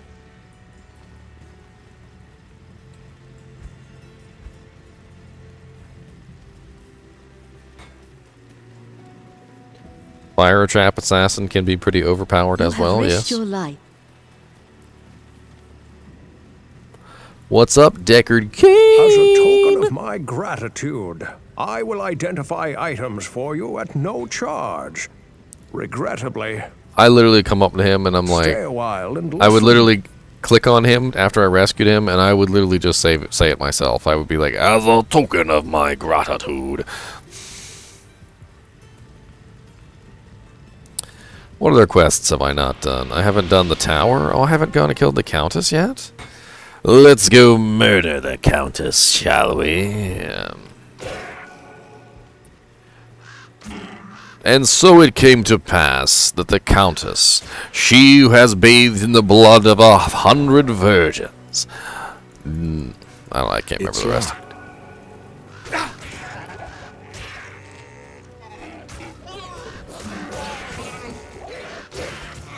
I try not to get caught up in the meta of the game. I just like to play the game and have fun with my characters. I am well aware that certain characters are overpowered as all get out, but you know, I don't really care. I just want to play. I just want to have fun. If I want to make a summon druid, I will make a summon druid, and you guys can just be a poopy heads. That's what I got to say about that. Basically, in Diablo, and since Diablo has been out for so very long, people have refined down like exactly what builds are the utmost best builds for each character, or rather the most popular, and it's gotten to the point now where some people don't play anything other than those builds, and while I certainly understand that some of those builds are some of the best in the game, it's just boring. I don't understand why some of them want to play the same exact build every single time they play.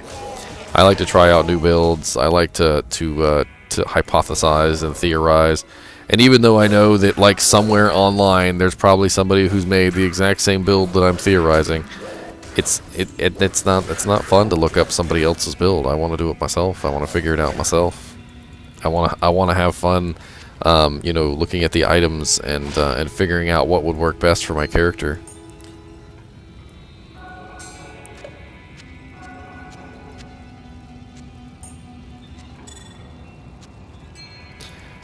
I mean, yeah, but up till now, the leaderboards have been completely dominated by bots, so what was the point, exactly?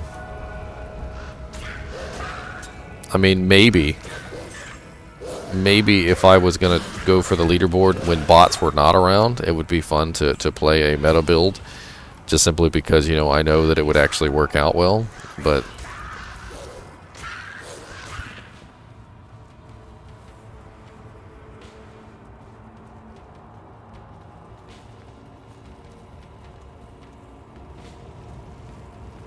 I haven't seen any new monsters, Lucifer. I've seen the same monsters that there's always been. I mean, you might have just rarely ever seen them. Like, a lot of people are not aware that Ratmen are in Catacombs Level 2. Like, a lot of people are not aware that the jungle monsters that are in Act 3 are actually in Act 2. Like, they do appear in Act 2 very rarely. There are certain versions of monsters that will appear inside of the acts that you don't expect them to be in, but they're very rare. Like a lot of people just don't even know about the Ratmen in Act 2, despite the fact that they've been there since the beginning.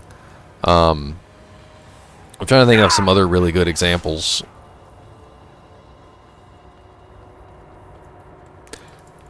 I mean, can you name the monsters specifically that you've never seen before? Because I can tell you whether or not they're new or not. I love to pay attention to the monsters. That's one of the things I do. You know, the monster types.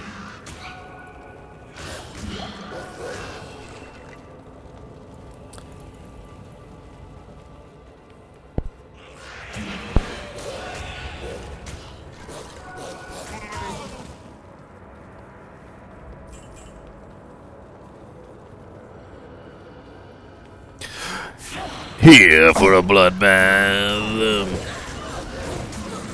What's up, Countess? I'm here for you to die. How about that? And you only dropped me one rune. Look, they added this whole thing. Like, this whole thing right here, they added. Like, it wasn't even there before.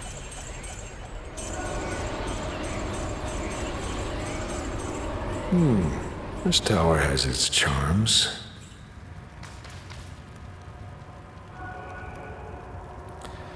That's called monster density, Ion.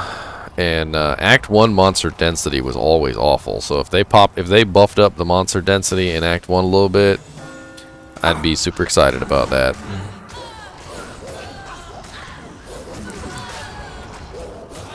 Well, you got to remember, Grim Reaper, that they are supposedly pulling from original source files. And you remember the brute and how different the brute looks from the original? You know, they specifically said that the brute was only looked that way because they found an original HD remaster like version, like made by the original Blizzard North team of that monster. And so they were like, okay, well, let's use this, you know, this file, and let's beef up the monster, make him look like he was originally intended to look like. I could totally understand that. So maybe they found some original files on the little beetles as well. Could be.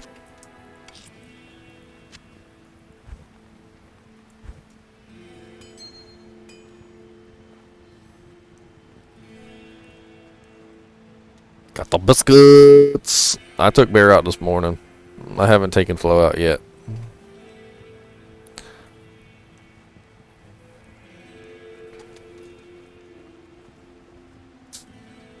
I mean, I'm not too worried about it. I feel like I've got plenty of space, Lucifer. I feel like I've got plenty of space. Like, it really does. The order welcomes you. And I feel like I could just make a rune mule and he'd be alright. I mean, you're not going to keep every single rune that you find. Some runes you just don't hang on to. Like L runes and like you know, and like Eld runes and stuff like that. You just don't hang on to them. I mean, you up them though. Like, if I have too many tier runes, I just go ahead and up it to the next rune, and I just keep doing that. And I find them so often, literally so very often, that they're constantly getting upped. I mean, this has been my gem stash for the entire beta, and I feel like I've done pretty well.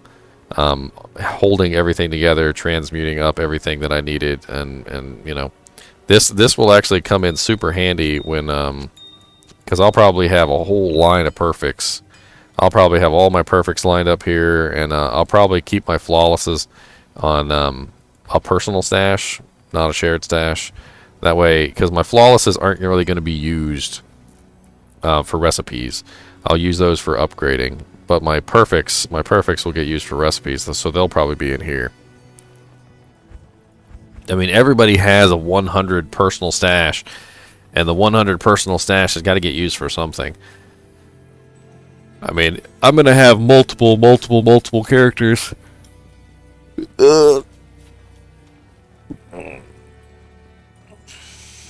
I feel like it's plenty of space. Plenty of space. Plenty.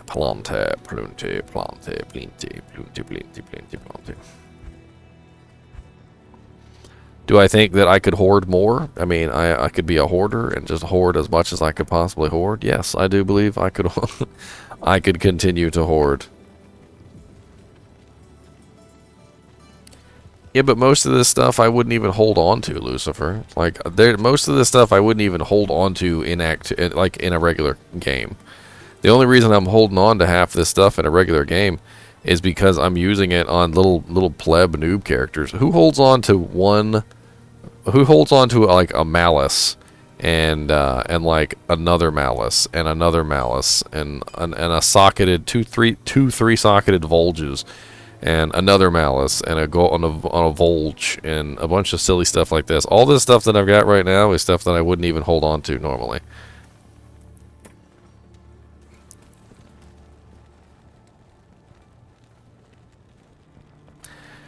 Hmm. 20 characters? 20 characters is a lot. I feel like that's a lot. The only problem is that once the ladder starts, people are just going to be deleting characters for extra space.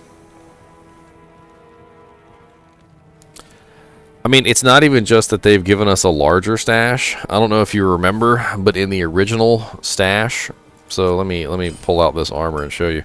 In the original stash, you couldn't fit 3 armors.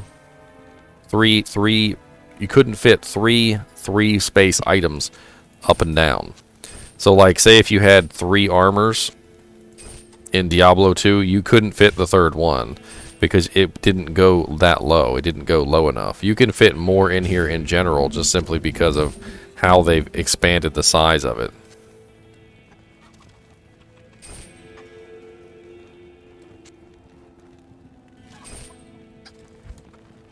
Irish Saint. The lack of personal loot is a good thing, trust me. Trust me when I say that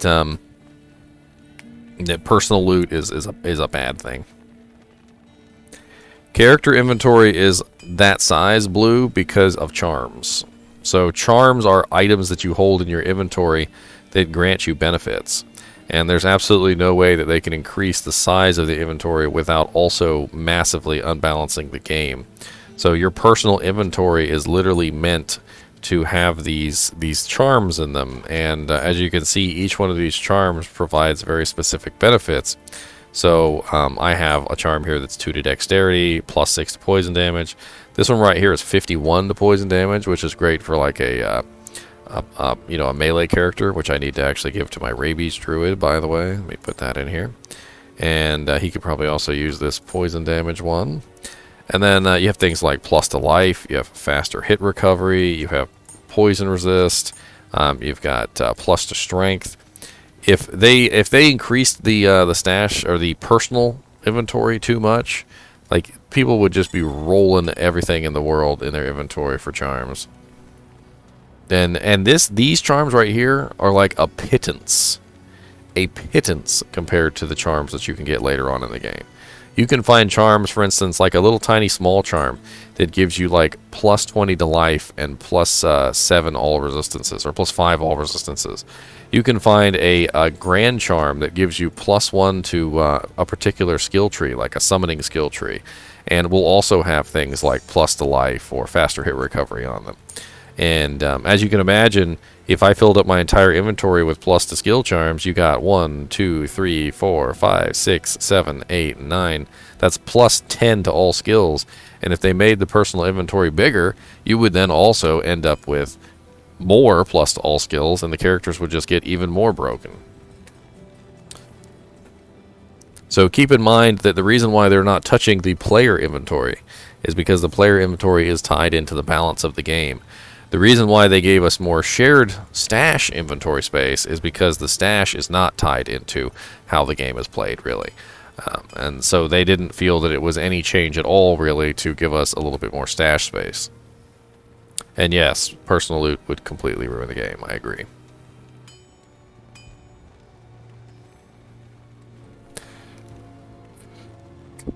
I'm gonna go grab something to drink real quick, and then we're gonna do some more funness. We're gonna do some more funness. We got a little while to play today. Man, look at that. Bold donated $19.88. He actually donated $25 Canadian, by the way. That's just how it converts. So apparently $25 Canadian is $19.88.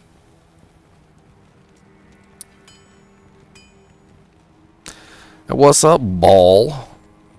Greetings. Did you ever watch Stargate SG-1? The freaking the character Ball who was in there. I always thought that was pretty cool. They made tons of Ball jokes.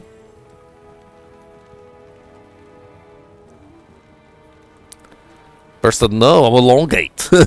He said, he said, you trying to get me out of your seat?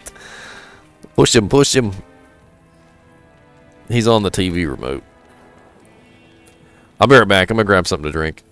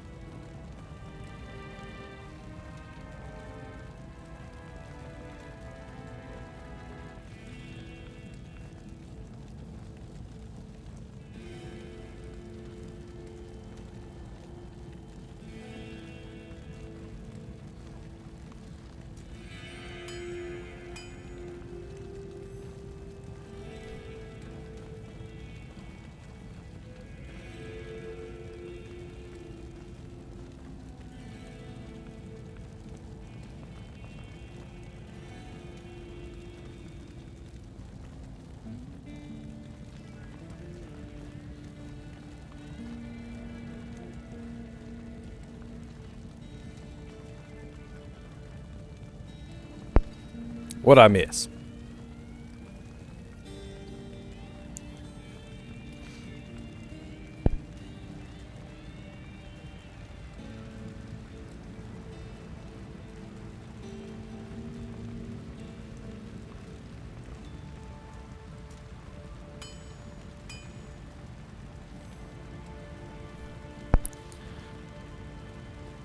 How do you know if your bone prison will go?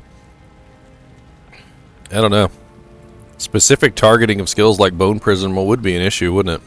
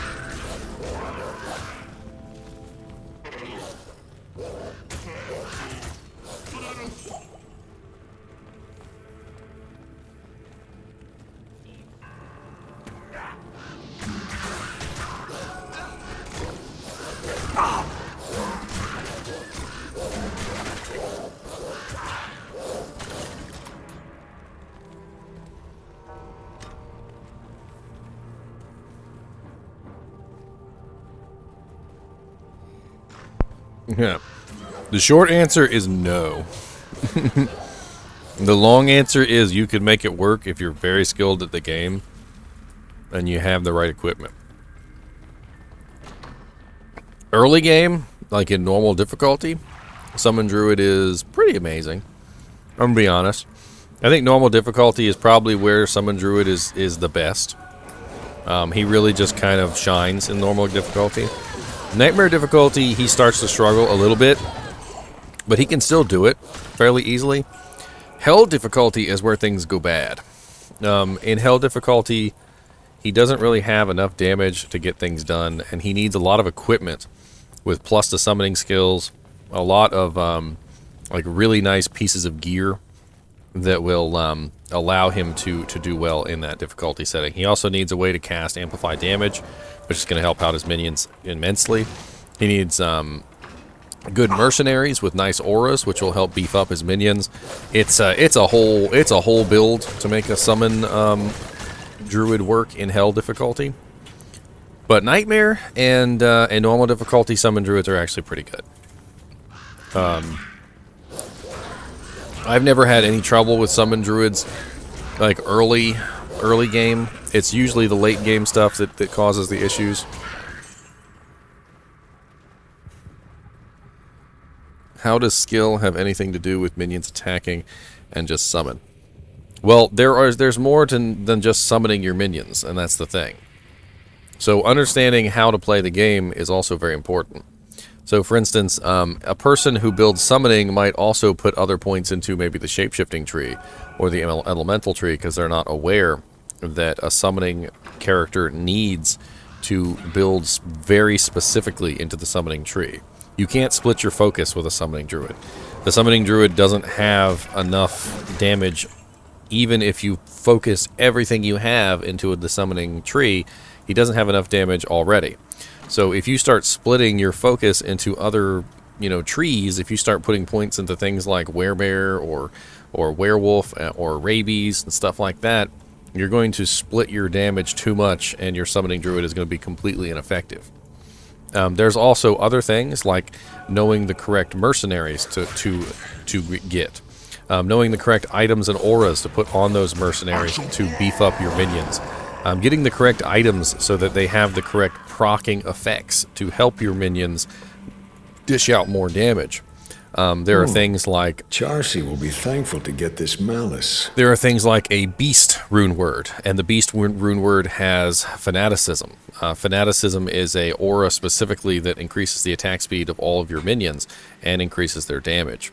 There is also another armor that you can get called Bramble, which will give you thorns, and that thorns will also help out your minions by giving them sort of like an attack back when something beats the crap out of them. There is also these plus to skill items. So finding like the perfect plus to skill item for a summon druid is imperative as well. You need something that has plus 2 druid skills and also has plus to the correct summoning parts on the tree. The summoning tree itself also, these 3 skills synergize with each other in a way that no other skills in the game do, and a lot of people don't know this, but plus the skills on the summoning tree actually also increase the synergies. So no other skills in the game do this. You can't have a +2, like a +3 to Poison Creeper, and it will give you rabies. And so you have to know that having plus to skills like plus to Spirit Wolf, plus to Dire Wolf, and plus to Grizzly actually does buff up all the others. There's like 100 million different things that I could go over, like resistances, removing physical immunities, all sorts of things like that come into play when you get to Hell difficulty. But it's not something that I can really explain in like just a tiny little portion of time.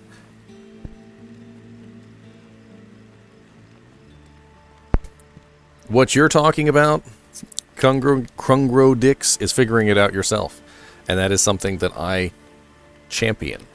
If you want to figure it out yourself, you're more than welcome to.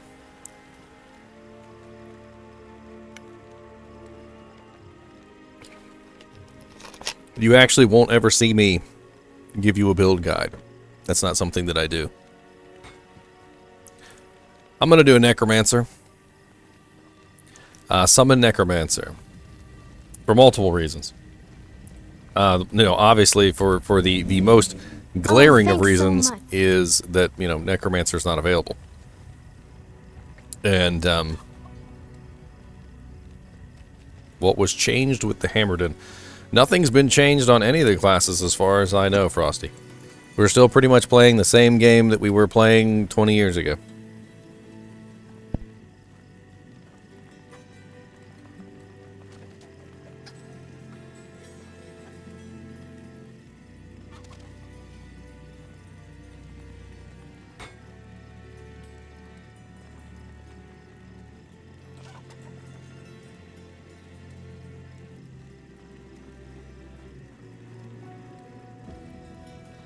You just do what's called walk magic finding.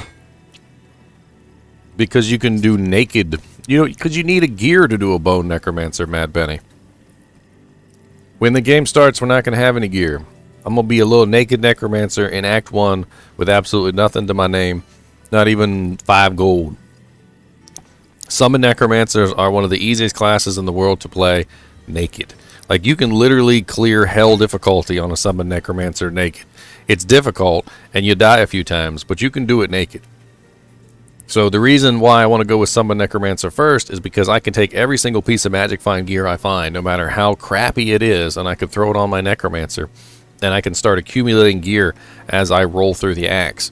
And by the time I get to Hell Act 1, I can just take all my gear and drop it back onto my little newbie characters.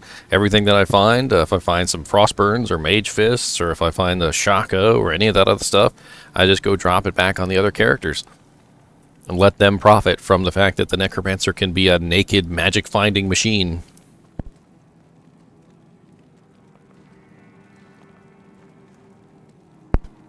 And with the shared stash, it becomes infinitely easier. A lot of the times when I would naked magic find on my Necromancer, I'd have to not pick up a lot of stuff. It's not what summon I will focus on, more so it's what I have to focus on.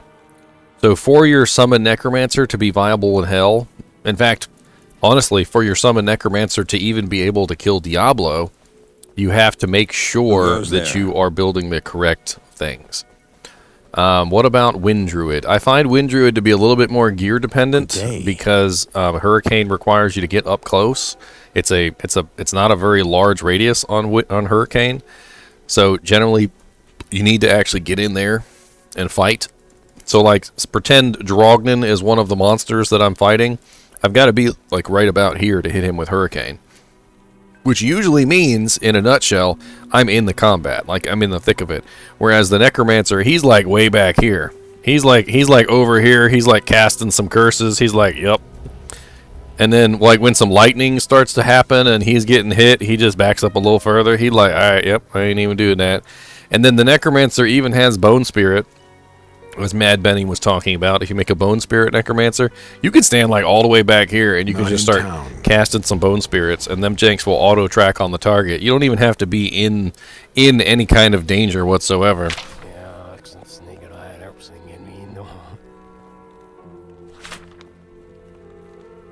I did answer your question, Kungrokix. I typed it in. You didn't say, obviously.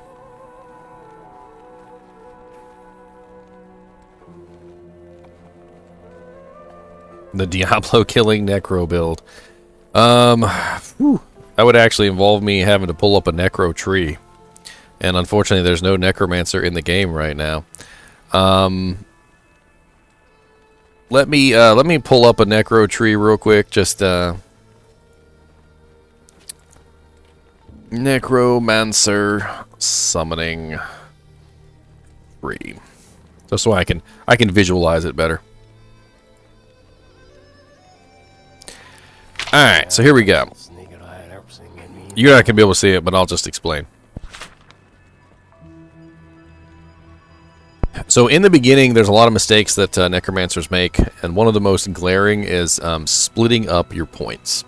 So as a summoned Necromancer, you have to focus your points into one particular thing. Otherwise, when you get to Diablo, you're going to run into this issue, and it's a very common issue. It's actually so common that I don't know if you guys have seen Carbot animations.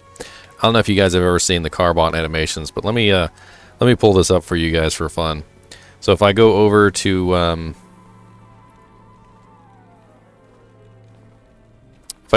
my Diablo 2 Discord here, they like to post the Carbot animations in memes, and it's this particular problem was actually so popular that Carbot actually made fun of it in his videos. But if you've never seen them, take a look at Carbot's videos. They're absolutely hilarious. Anyway, moving on.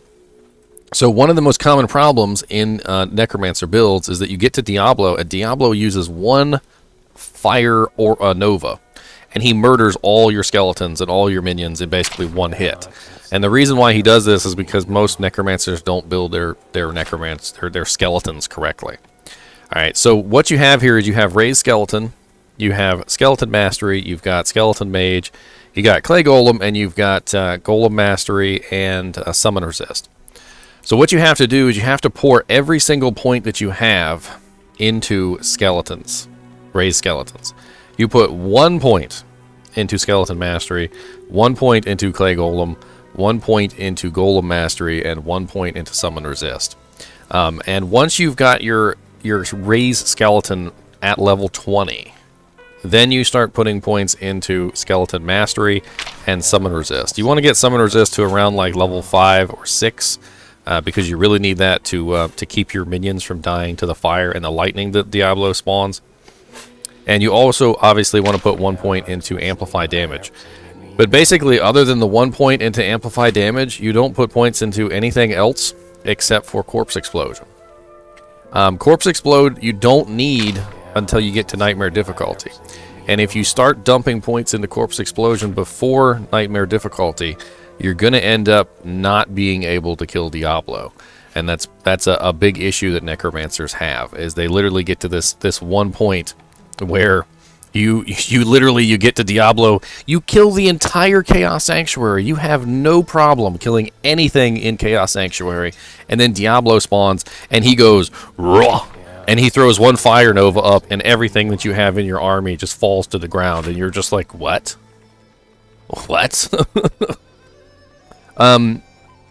However, if you get to this point, if you've built your Necromancer the best way you think, and you get to this point and Diablo one-shots your entire army, there is a way you can get past Diablo. So what you do is you summon your Clay Golem and you cast Iron Maiden on him. 1 point into Iron Maiden isn't too much of an investment. It's only 1 down from Amplify damage. And so what you do is you cast Iron Maiden and you summon your Iron Golem, and you cast Iron Maiden and you summon your Iron Golem, and you just keep doing this over and over again until Diablo kills himself, taking out your Iron Golem. And then once you pass Diablo, usually you won't have any trouble with anything up until you get to Baal.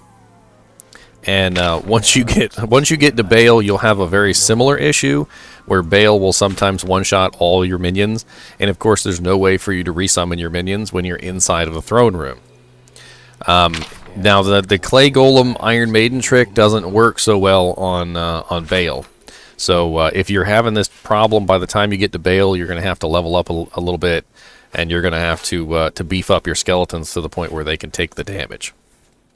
I would definitely recommend quite a few points into Summon Resist, and hopefully when you get your Necromancer up to Baal, you've got yourself a decent wand by then, something with plus to summoning skills or plus to raise skeleton, whatever it is that you can get your hands on. Maybe you could make yourself a white early on, which is Dole IO.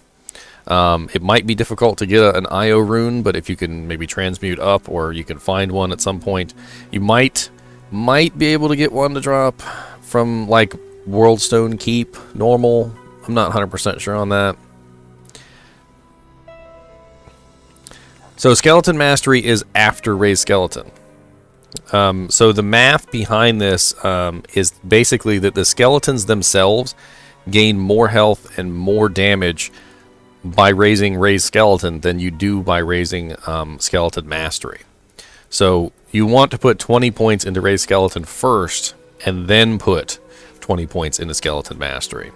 So you make sure you do it in this order, and your skeletons will be really tanky and they'll do lots of damage. Whereas if you do it the other way, if you split your points between Skeleton and Skeleton Mastery, they won't have enough health to survive Diablo's fire.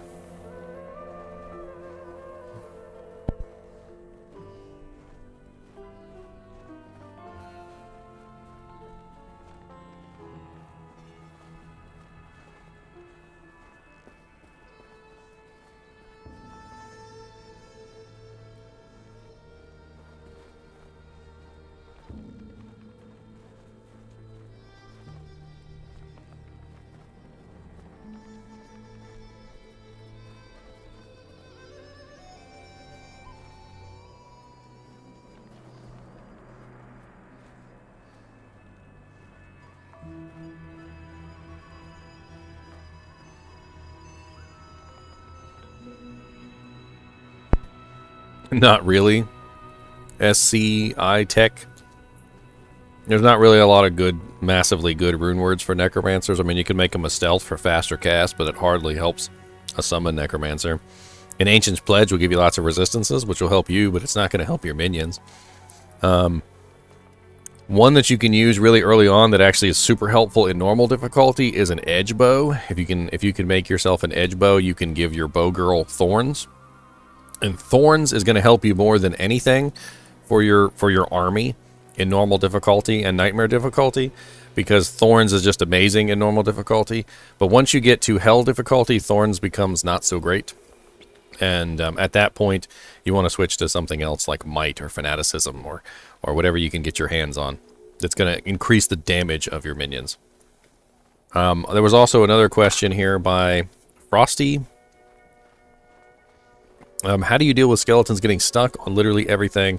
So what you do as a Necromancer is you move your army by moving yourself. So I like to call this commanding your army. And earlier Kungrodix was making fun because he said, how is it skill by summoning your army? Well, there's two different ways that your army will react to your presence. So for instance, my wolves here follow me around. All right. The Druid summons actually work much differently than the Necromancer summons. So the Druid summons kind of follow you. All right, so you're the pack leader with the Druid summons, and so where you go, they follow. But the Necromancer summons are a little different, and you have to be, you are like the commander in the center of a hurricane. And you have to make sure you are placing yourself as the commander in the correct places so that your army is moving. And say, for instance, my army is right here where this torch is as a Necromancer. If I move my character far enough away from this torch, my army will suddenly, like that, all appear around me. So I have to make sure that I'm positioning myself as a Necromancer in the correct places. That's actually one of the reasons why I like to have some decent block chance on my Necromancer, is because you will often see me on my Necromancer charge straight through a group of monsters to the other side, like especially when in small doorways and things where I need my army to get inside the room. I will literally charge inside the room and force my army to spawn on the other side of the door. Another way you can do this is you can summon your clay golem inside the room, and you can put him like far in the back of the room, as far back as you can cast him, and a lot of the times it will cause part of the monster group to pull away from the door, which will leave an opening for you to go through.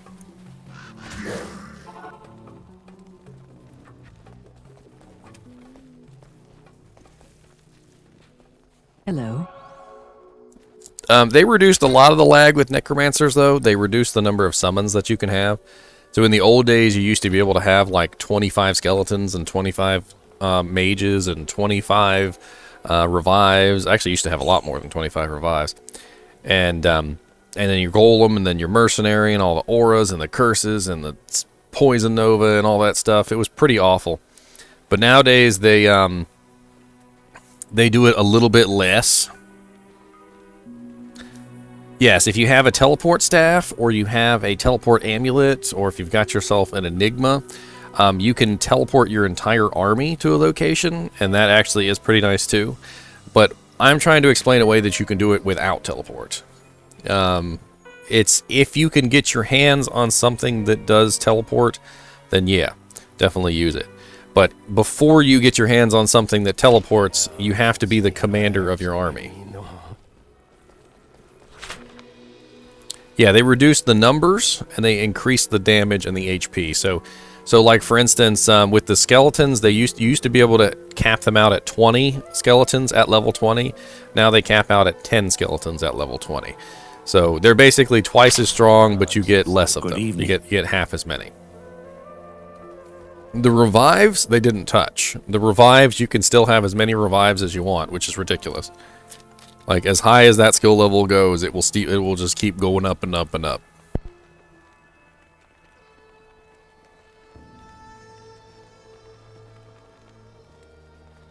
My thing about revives, though, is revives are kind of useless. A lot of the times, they don't last long enough to be useful. And by the time they are useful, I don't know.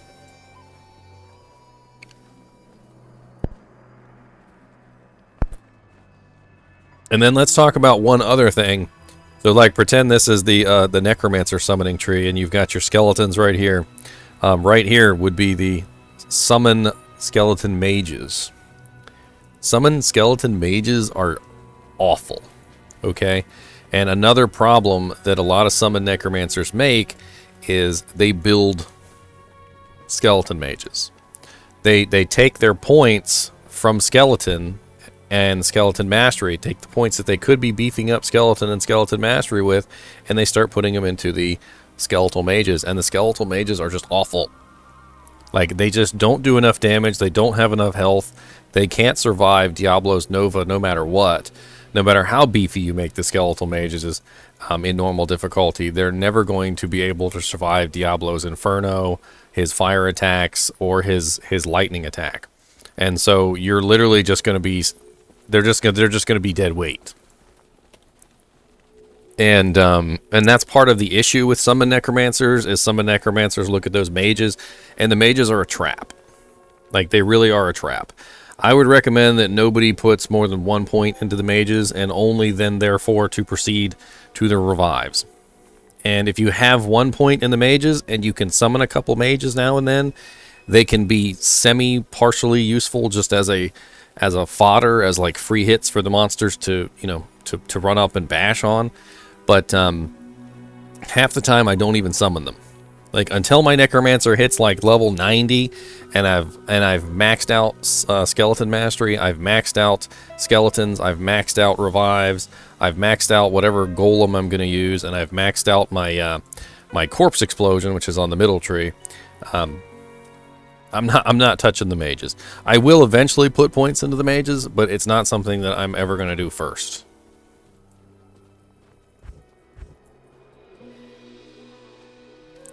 Yes, the beta is still going on until... I'm trying to remember exactly. It's like 10 a.m. Pacific Standard Time, I believe. So for a little while longer.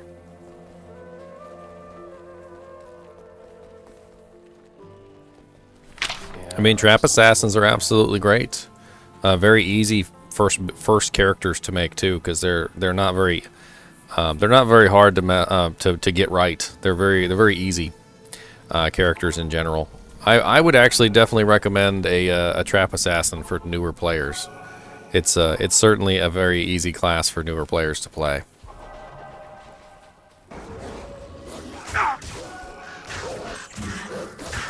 Wake of Fire is absolutely amazing on Trap Assassin's early game. If you build Wake of Fire, I remember having so much fun with Wake of Fire. Like especially just like the way that it attacks in a cone. It's like this cone-based fire like wall that travels across the ground. I mean, it's literally exactly as it's explained. It's a wake of fire. And this little wake of fire comes out of the trap, and the trap fires like 5 times, and you can make like 5 traps. So you can literally have a just an amazing amount of these little fire things like running back and forth all over the ground, and it's just beautiful. And it does massive amounts of damage too. Early game, it is one of the best builds that a set Trap Assassin can do. However, late game, fire traps tend to be kind of lackluster, and you might have to convert over to a lightning trap / Death Sentry trap assassin. Death Sentry has Corpse Explosion on it, and because Death Sentry has Corpse Explosion on it, it tends to be one of the most favored traps in the game. Corpse Explosion is just an amazing skill, and essentially anything that dies gets exploded, and it does a massive amount of damage based on the monster's hit points that you're exploding. So if the monster has 1,000 hit points, and the Corpse Explosion does 70% of the monster's hit points in damage, then literally it's doing 700 damage to everything nearby in a radial effect. So it ends up being a super awesome skill as far as like AoE damage and killing things really quickly.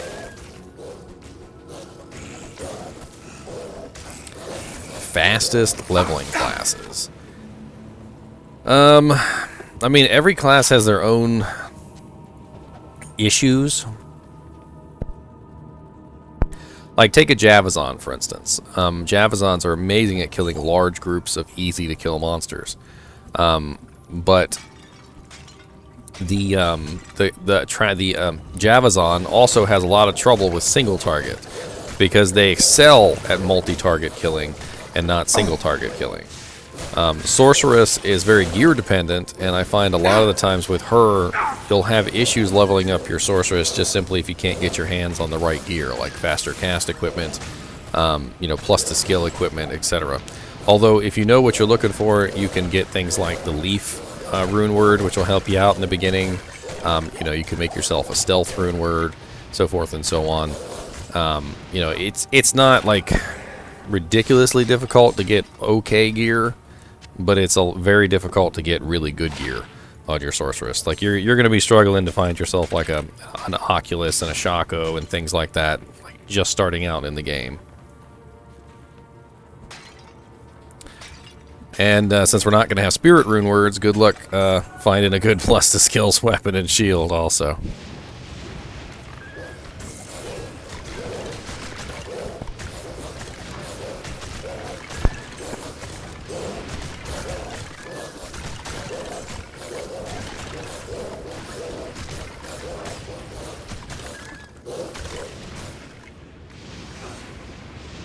Who are you gonna level grind with, Sparky? Just out of curiosity. Because there's not gonna be any bail bots. There's not gonna be any free runs. You're gonna have to kill the stuff yourself. We're talking about like brand new. We just started the game and everybody's a level 1 noob. You're gonna have to kill bail on your own.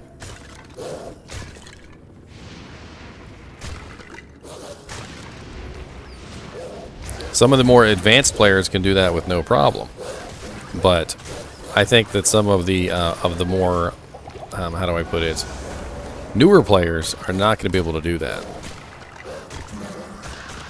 Ethereal Superior Double Axe. Dang, look at that big old bad boy.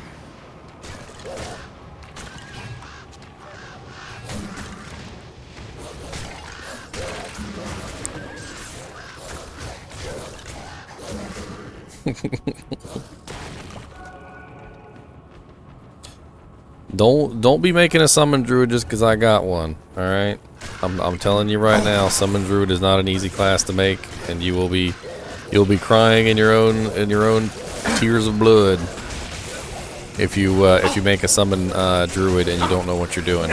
It's also very gear dependent too. You're gonna need some pretty sweet gear to make a good summon druid. Even some of the most advanced players in the game who know what they're doing still have trouble making a summon druid work in hell difficulty. So, you know, don't just hop right into a summon druid because Ginger Gaming Mentor is making a summon druid. It's not anywhere near as easy as it looks. Trust me. Normal difficulty is a lot. It will trick you. Normal difficulty will make you think that things are viable when they're not, and then once you get to nightmare and hell difficulty, you start to realize the truth of the matter, which is, hey, you know, this is a lot more difficult than you think. Good day. Is it on open beta right now? If we buy, are we going to be able to play without any interruption? I'm not sure what you're talking about, Tulkon. The beta ends today, and then it picks up again on Friday, so this upcoming weekend. The one that's this upcoming weekend is free. It's open to everybody. You don't have to pre-order. I was trying to get my words out there. The hand gesture helps with the words. You guys don't know. I'm like, yeah, there.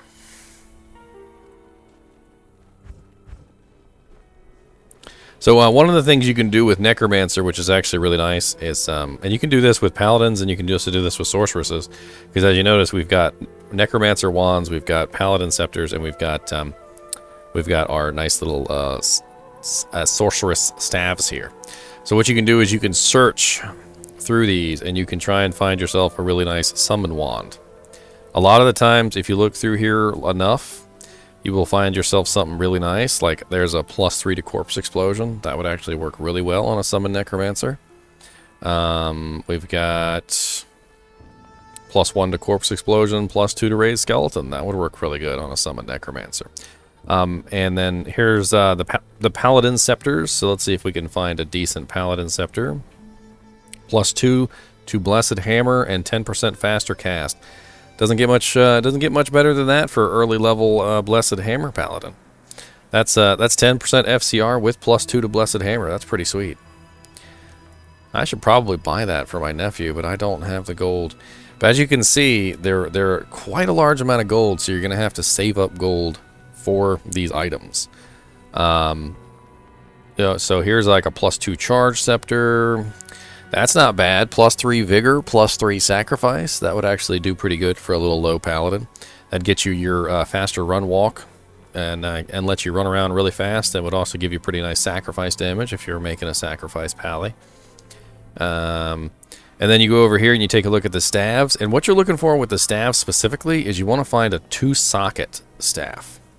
And the reason why you want to find a 2-socket staff is because you're going to make a leaf in it. So there's a specific rune word called leaf, and I'm going to show you these over here.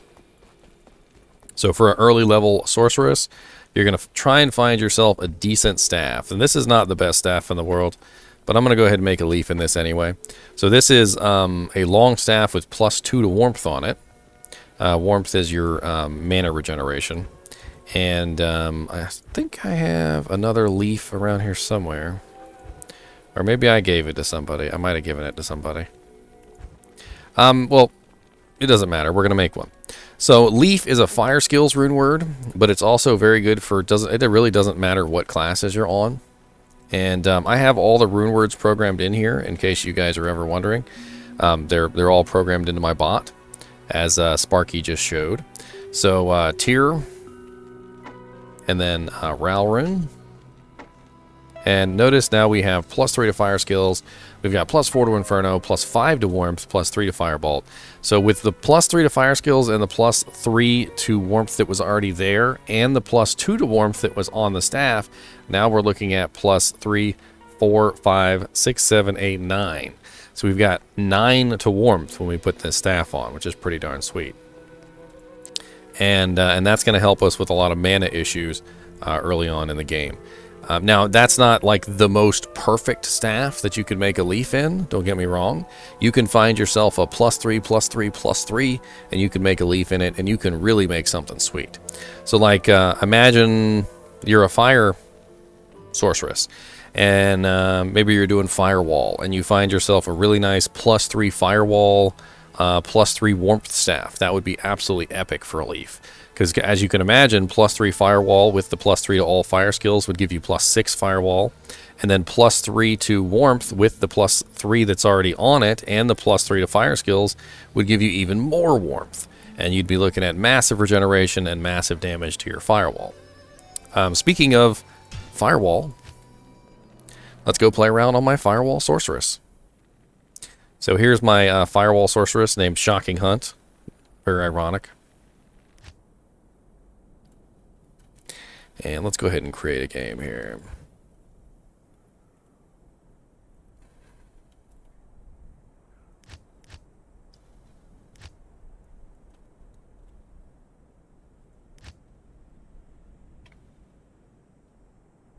Countess, yes, the Countess. Farm the Countess. Let's go. We'll go do that, and we'll farm the Countess real quick. So this is my firewall sorceress, and I made her a leaf. She has a leaf rune word with +2 to firewall and +1 to teleport on it, which I found. So that was pretty good. It could have been better, but I just wanted to grab a staff, and somebody happened to have a +2 to firewall on them. So that gives me 3, 4, 5, that +5 to firewall. So my firewall is doing 1,161 to 1,197 damage right now, which is pretty broken. For Act 2 normal difficulty, that's some pretty broken damage. I'm also running a stealth Tal F for the 25% faster cast, and then I've also got a Nadir for the +2 to mana after each kill and the extra defense. And I'm running some Magic Find too, so I got 12% gloves, 13% ring, 14% ring. Kind of a just this character is just a mishmash of stuff that I threw together. Exactly. So if you can make yourself a really, really nice leaf, it'll get you through much of the game until you really need to replace it with something better. Of course, if you want to be a lightning sorceress or a cold sorceress, don't let the fact that leaf only gives fire skills turn you away, because if you look, warmth is in the fire skills tree, okay? So having all that amazing amount of mana regeneration, I have 246% mana regeneration right now because of how ridiculous this build is. So firewall gains damage from warmth, so I was already building warmth anyway, and then the staff is giving me +6 to warmth. So I'm almost at 20 warmth already just for building firewall. And I was halfway considering if this was a character I could actually bring, into some other levels. It would be funny just to build warmth, enchant, and firewall together, because enchant also has the same synergy from warmth. As you can see, warmth gives 9% fire damage per level, and firewall gives 4% from warmth. So they kind of work together. That's one of the things that you want to look for in the skill tree as you're trying to build your skills. look for things that synergize together very well. So like, for instance, if you're going to build a fireball sorceress, you might also put some points into Hydra, because Hydra benefits from Firebolt and Fireball. So like, if you were going to beef up Firebolt and Fireball, which if you beef up Fireball, you're going to have to beef up Firebolt. So if you put 20 points into Firebolt to beef up your Fireball, 20 points into Fireball, then it's probably a good idea to also throw some points into the Hydra as well. Of course, when you get into Hell difficulty, Fire tends to be a little bit of a lackluster tree, because there's so many Fire immunes. So it's a little difficult to for me to just recommend, hey, you know, go to the Fire tree, or hey, do the cold tree, or hey, you know, do the lightning tree. Because when you get into Hell, you're going to find out the immunes ain't no joke. You're going to run into tons and tons of Fire immunes, and tons of cold immunes, and tons of lightning immunes. And there's really not much more than you can do about it other than build into 2 trees.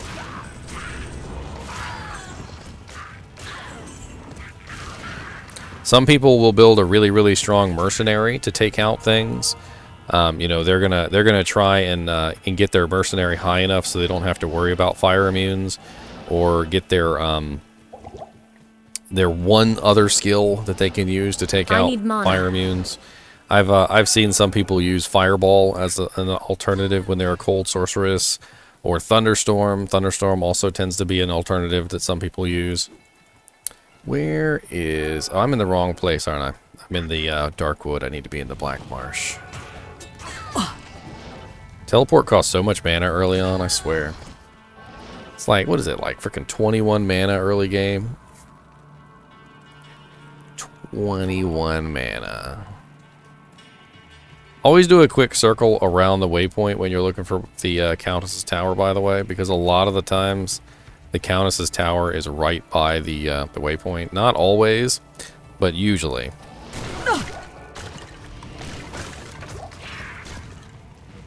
I mean, yeah, there's all sorts of good mercenaries you can use. The Act 1 mercenary has a lot of options that you can go with.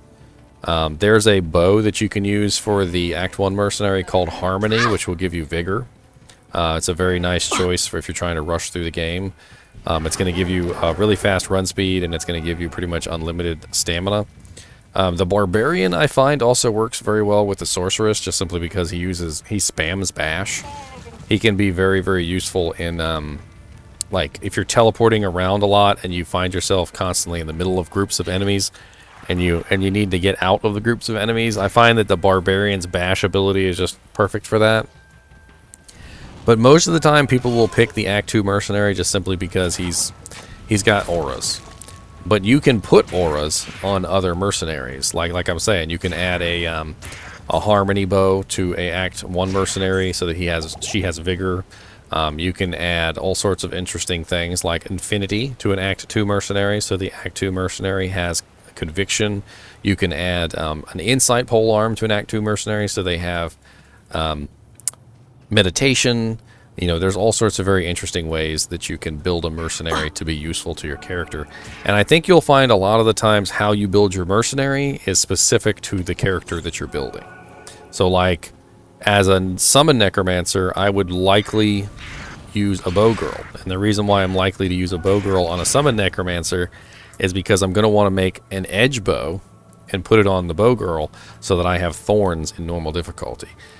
Thorns and amplify damage work very well together. So I don't want to use Iron Maiden. I want to use amplify damage, but I still want to have thorns.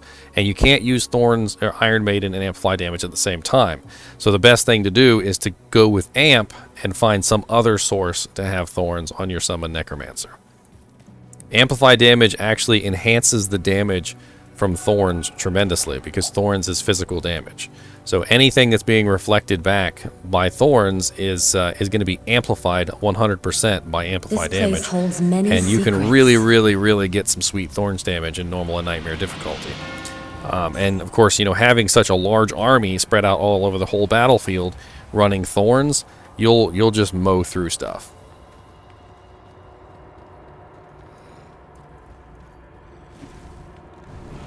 Now, of course, later on in Hell difficulty, you'll probably want to go with a Probably a Might Merc, not a Holy Freeze Merc, because the Might Merc is going to enhance the damage of all of your minions.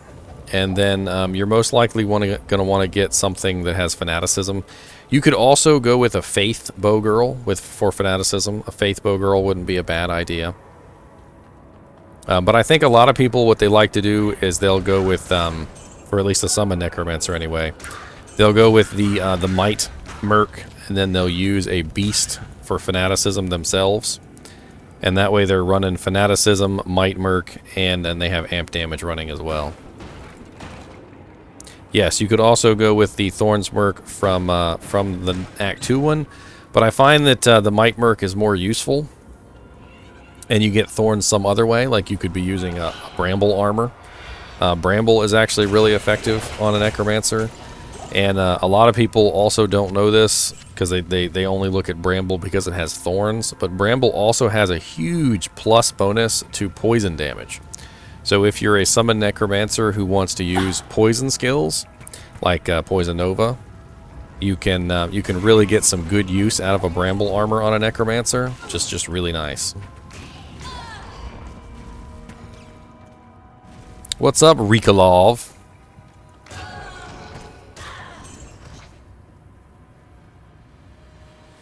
Just did a quick Countess and got Tal Neff. Well, we're doing the Countess right now. Let's see what we end up with.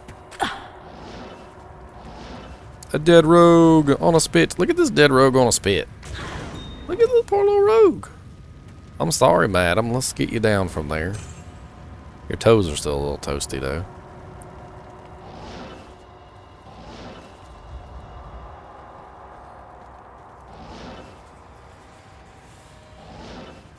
I like to check on the edges here because a lot of the times the entrance will be like right here near the edge.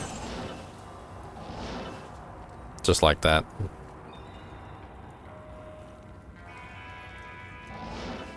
Like, it's just like a lot of the times they like to put the entrance like right near the edge of the entrance. I don't know why. Like it's like a big little circle. Of course, not this time, it seems.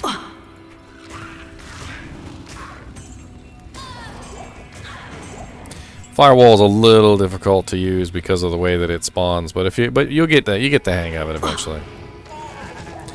I've gotten a bunch of uniques, Rikolov. I've gotten a Nozikin Relic, a Coif of Glory, a Steel Goad Volge. I've gotten the what's that one? Rezox Keen. Rezox Keen was a good find. There's a lot of little Lobby uniques, man. Look at how fast everything melts. It's just glorious. Oh, by the way, another interesting aspect of the Summon Necromancer that a lot of people don't realize is you can put Magic Find on your Mercenary, especially if you're running the Bowgirl Mercenary with the Thorns aura. Get her a nice little Topaz helmet and a Topaz armor, and the Magic Find, anything that she kills will have that Magic Find applied to it, added to your own Magic Find. So you have her in the back just plinking away, just murdering stuff, and everything she's killing is stacking the Magic Find on top of yours.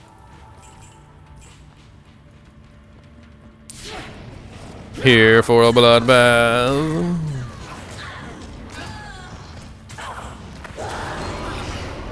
Ooh, nice. A Ral rune, Eth rune, and a ring. Nice, nice, nice. Check out my ring. Okay, big money. No whammies. Big money, no whammies, big money, no whammies, big money, no whammies. I hope to find other such treasures. Man, that's a whammy. I mean, I guess it's alright for a melee character. It's still a whammy.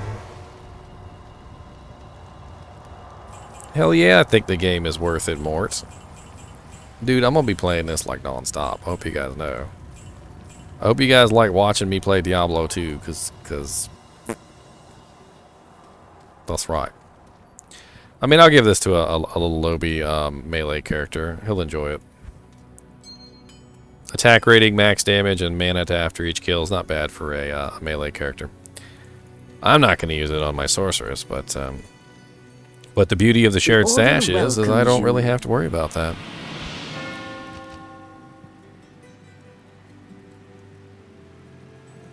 The knowledge. Knowledge. Lend me your knowledge. Let's go kill the summoner real quick, too. Okay, gambling time. Which way is the... oh, man, I wish Complexic was here. He could do a gamble.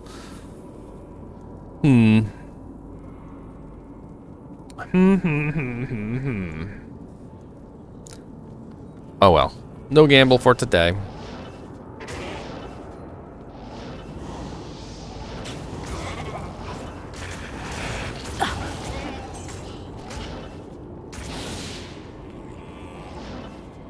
I need mana.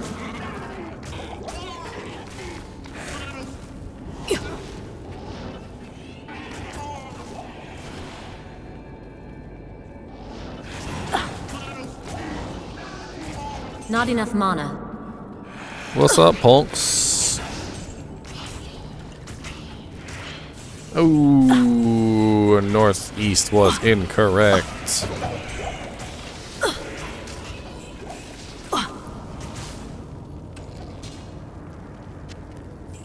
It's a I hawk can't helm. carry anymore. It's a hockey helm, a hockey helm. It's a hockey helm. It's a hockey helm. How you feeling this morning, beautiful lady? You having fun on your vacation yet?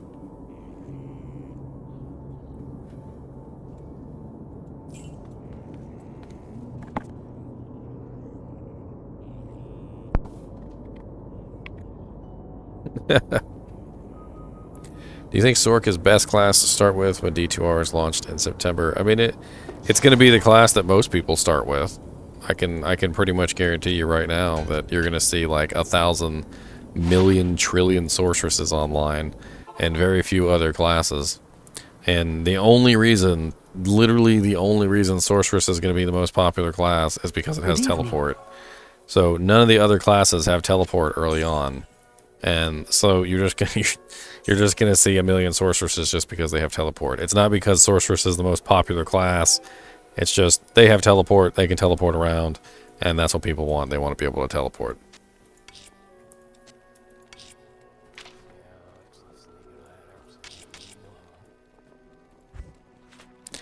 If nobody wants to walk anywhere anymore, all everybody wants to do is teleport. It's not teleport. I want to teleport over here. I want to teleport over there. I mean, Assassin kind of has a teleport in a way, but it's not really the same.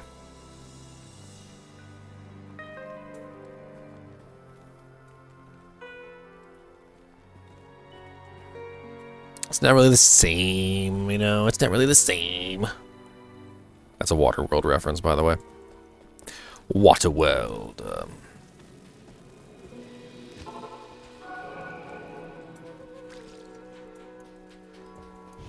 I mean, yes, he does Mort right, white. I mean, the Sorceress does kill Mephisto over and over again very fast. But I find that you can have just as effective magic finding rolling magic find Necromancer through Chaos Sanctuary. I mean, it's not really that much different. It's the difference between walk magic finding and targeted magic finding. Targeted magic finding is where you take your character specifically to a specific monster and you kill that monster over and over again. Is that a freaking unique trident? Oh, sookie now.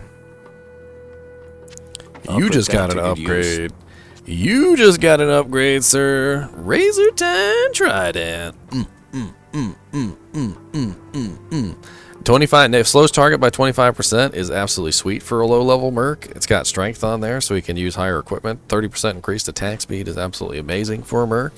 And then on top of that, it's got negative 50% target's defense.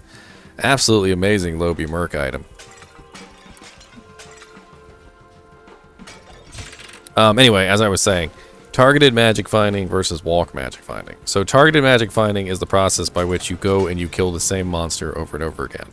Alright? But walk magic finding is the process by which you go to a high-level area where there is a rather large number of high-level monsters, like, for instance, level 85 the Pit in Hell, or Chaos Sanctuary in Hell, or you know, there's a bunch of different options like Ancient Tunnels in Act 2, Maggot Lair, level 1, 2, and 3 are all pretty high level. Maggot Lair 1 and 2 are level 84, and Maggot Lair level 3 is level 85. So if you have a decent character that can roll through Maggot Lair easily, like a Javazon or a like an Ice Arrow Amazon, they tend to just roll through Maggot Lair as if there's no issue. Those characters can farm those areas with Magic Find. It really depends on what character you're playing, how your Magic Find character is built. Like for instance, Deviant Brute built an entire Magic Find Barbarian based on item find. So as a Magic Find Barbarian, you don't have to kill anything. What you would do is you would roll behind the group, and you would just be grunting at all the corpses, kicking all the large urns, opening up all the chests, clicking on all the sarcophagi, you know, doing all that stuff that is going to net you those interesting drops. Like earlier, I just found the Razor-Tine Trident out of an urn. I don't know if you guys noticed, I kicked an urn and the Razor-Tine Trident dropped out of the urn. Urns can drop some pretty sweet stuff too, especially in the high level areas.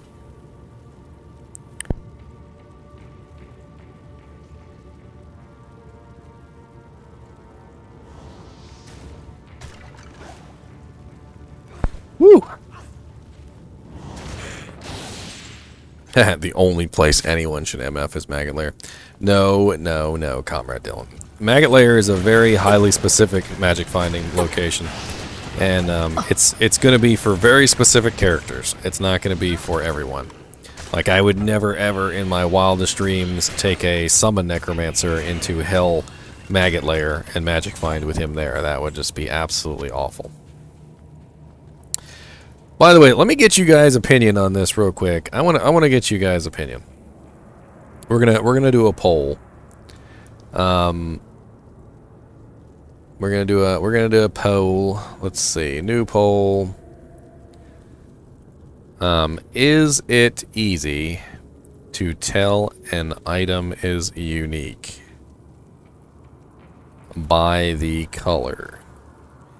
Yes, no. All right, so I'm gonna drop 2 items on the ground here, and I want you I want you guys to vote on this. All right, so here we have a rare item. So this is a rare item.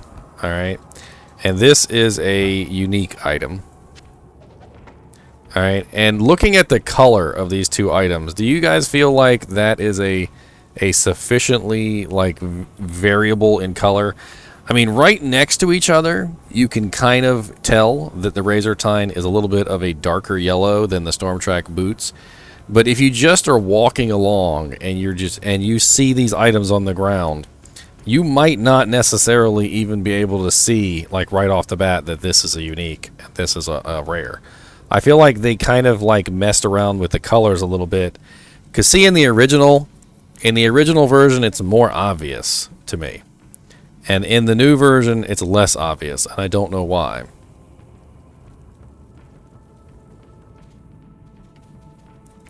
Anyway, I just want to get your opinion on this. I feel like the unique color is not the right color. Like, they need to make it a little bit darker. If they make it a little bit darker, I think it'll be alright. But as it is right now, it's too... I don't know. They didn't get the unique color quite right, in my opinion.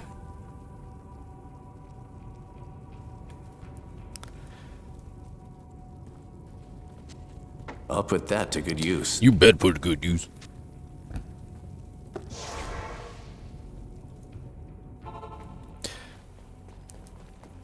I don't know. They just need to tweak it a little bit, I think. Tell me your troubles. They just need to tweak it a little bit, and I think if they tweak it a little bit, it'll be fine. A little bit darker gold, I think. I think that's what's wrong, is it's not dark enough gold. Hello.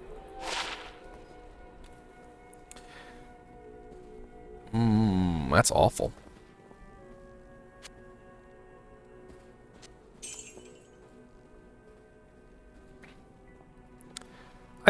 I could have sworn that Kane identified items that were in your cube. Am I imagining this? Like, in the old days, I could have sworn he identified the items in your cube. So it is a bug. Yeah. I'm a bug report this too. What do we put this under? NPCs? Yeah, NPCs. Deckard Kane is not identifying items inside of the Horadric cube. And he is a rude McRuderson for it. Well, fine, don't let me type in for it.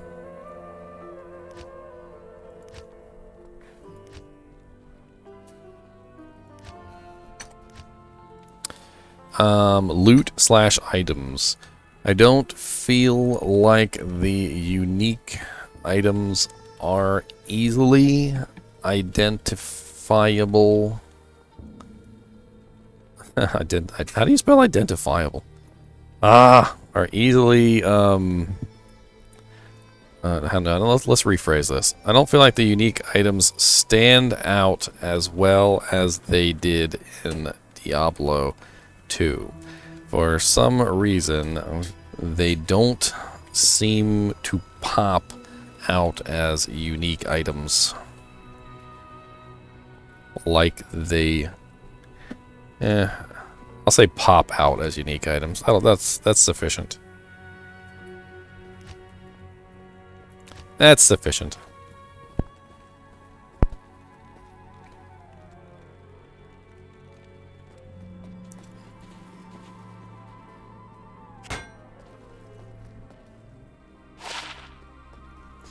I've done tons and tons of bug reports.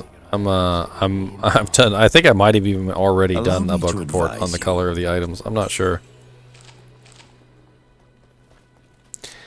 What's up, PHRCK? Oh yeah, I forgot to change the name of this stream. Way to go, Buttface.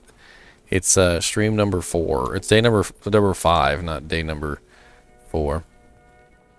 Isn't it day number 4 or 5? It started on Friday, so 1, 2, 3, 4, 5. Yeah, 5 days.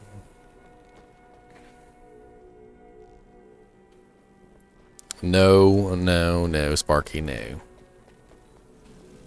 Never. Never. Down and left. Burn in the fires of oblivion. Oh, burn in the fires of hell.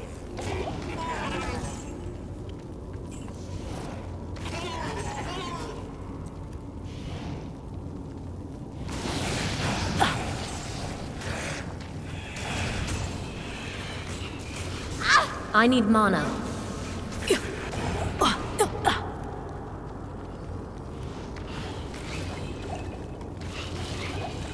Beta is still going for a little while. LL Matthew.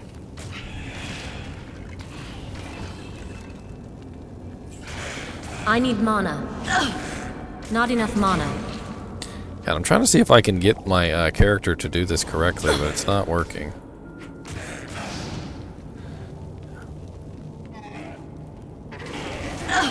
And the drops have long been over, Clouder.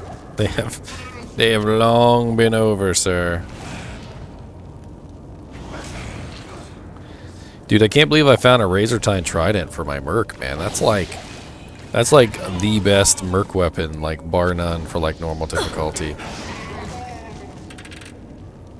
With the slows target buy and the negative target's defense, as well as the increased attack speed and the plus to strength, the slows target buy is what really sells it.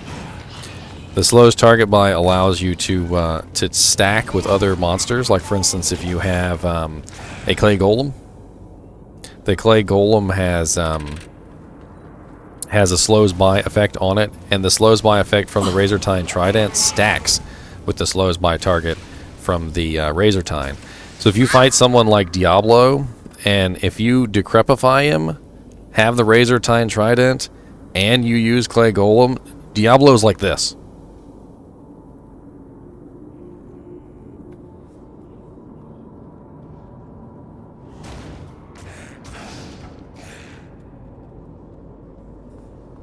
Like, he can't even do anything. And I will never agree that Malice is 100% better than Razortine Trident, Matthew. That is a lie. That is a bold-faced lie, sir. And open wounds is nice and all, but I want the slowest target buy. Slowest target buy is more important to me than open wounds. Open wounds is based on the level of the character that is using it, and open wounds is not that great at low levels. The higher level you get, the better open wounds becomes, but open wounds at low levels is actually pretty garbage. Okay, and if I'm not a melee character who needs to bother with defense, I don't have to worry about that. I need mana. Not enough mana. My Merc just generally doesn't have any trouble hitting things anyway.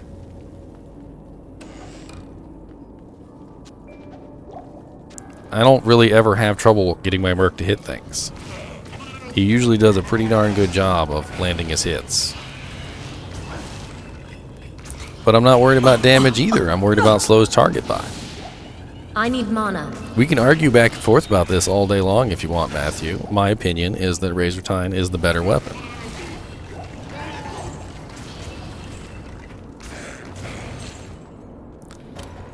Because slow makes the monsters slower and allows you to be able to literally kite around them in circles. Like pretty much any character in the game, any monster in the game, when they get slowed down, they become ridiculously easy to kill. Take Diablo, for instance. You can literally turn Diablo into this crawling creature of laughableness where he can literally barely even move. Have you guys ever had max slow on Diablo with a chill effect and decrepify running at the same time? He can't even do anything. He literally just stands there, and he literally can't even perform one attack in like 40 seconds.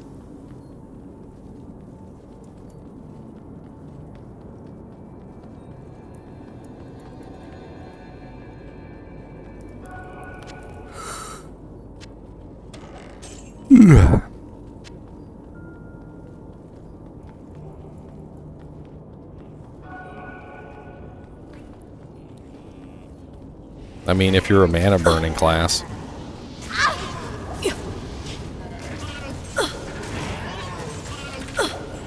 The synergies for Firewall are Inferno and Warmth.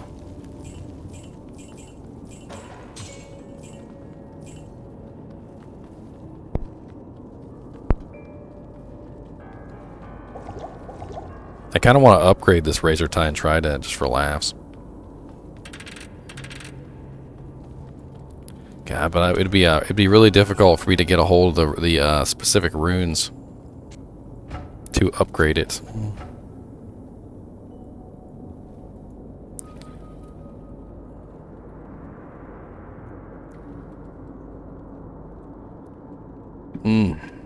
I need a soul rune. Good luck upgrading to a soul rune at this level. Although somebody did have a lore hat earlier, so they probably have upgraded to a soul rune already. Yeah, soul is an issue in normal difficulty, although Deviant Brute probably has like 10 of them. I mean, if I ran the Countess enough, I could grab a soul rune, but I just don't have the time. The bait is going to be over before I have a chance to do that. Not enough mana.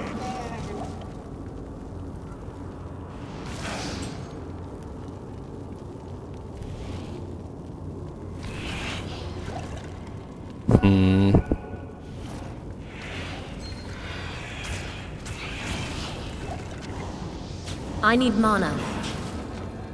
Not enough mana.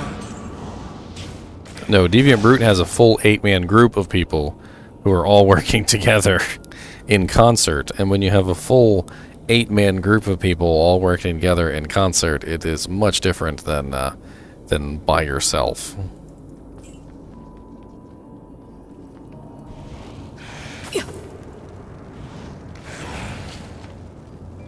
No, she can't drop Soul Rune on normal difficulty, Chad, man. I believe the highest she can drop is a Ral Rune.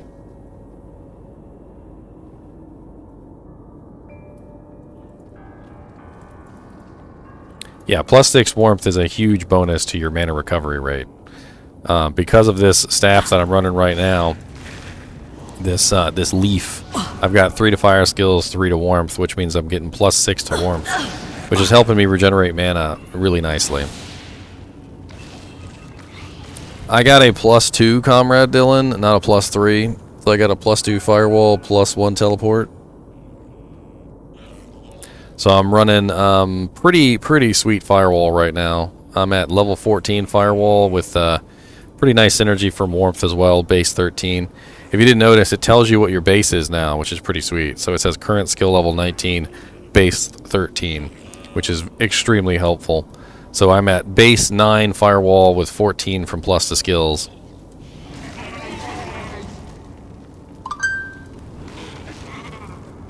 What's up, aim bit go?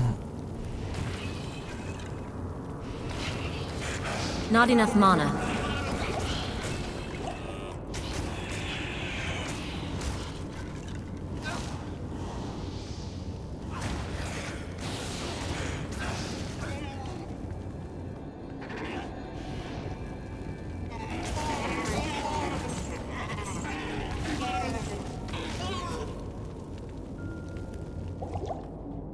This is Path of Diablo. Yes, they are adding ladder rune words to single player. That's what they said they're going to be doing, Sparky. So you don't have to get any mods for that anymore. You can just... Pat, the frickin' they're using firewall, and it screws me up sometimes in my head. Like, because my firewall and their firewall look the same. The only real difference between their firewall and mine is theirs is shorter.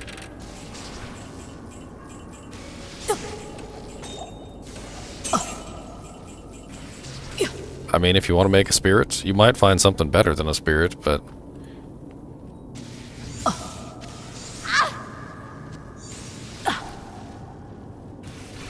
God, stop being... You know what? I'm trying to sort my gems!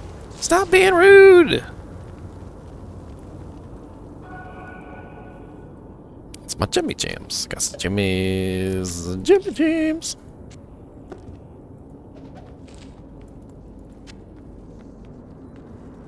It is a super cheap recipe, I'll agree. Very cheap and very easy to make. And you can put it in just about any 4-socket weapon or shield that you find early on in the game.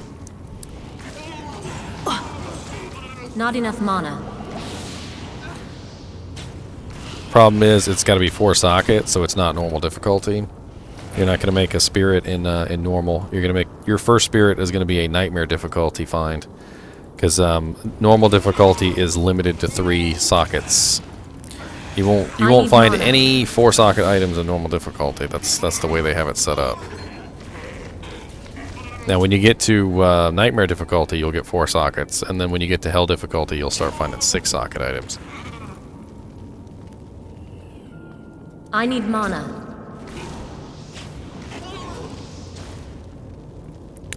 Not enough mana. Not enough mana. Not enough mana. I've got no potions to keep me up. Ba-dum, boom, boom. You found a rust handle last night? Nice. That's, if I remember correctly, that one has a lot of variance. What plus to skills did you get on it? Isn't that the vengeance one? It usually has plus to vengeance on it, and plus to... Or am I thinking of the wrong one? But it varies. Like, it's 1 to 3 vengeance, and it's like 1 to 3 something else. I can't remember what the other skill is. I don't know why I can't remember what the other skill is. Greetings.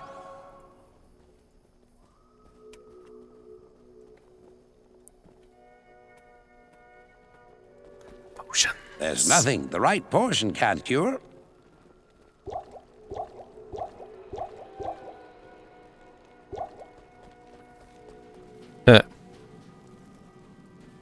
Lurk mode, activate. There is no rune word for slowing down enemies. They're talking about the rune word Malice. The rune word Malice is pretty nice for mercs, and it's much easier to make and much easier to get your hands on. Your chances of finding a Razor Tine early on are pretty slim, but your chances of making a Malice are really easy. That's why a lot of people use Malice in general. It doesn't have lifesteal on it. Here, I'll show you the rune word.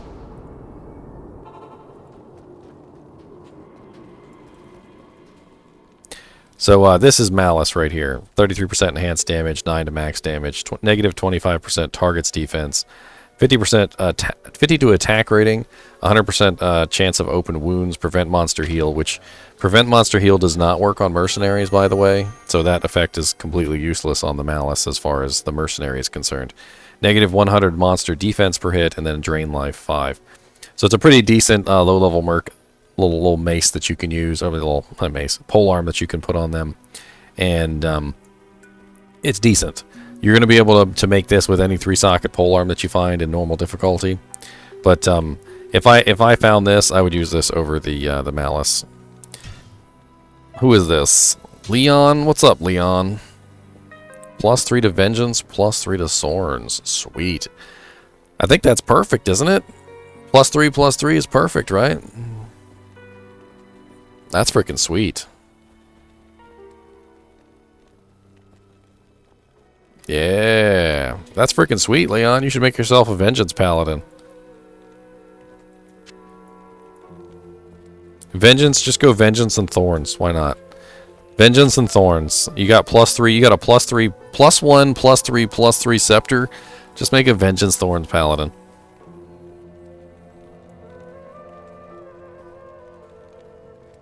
Normal difficulty, a Vengeance Thorns Paladin would probably be OP as all get out.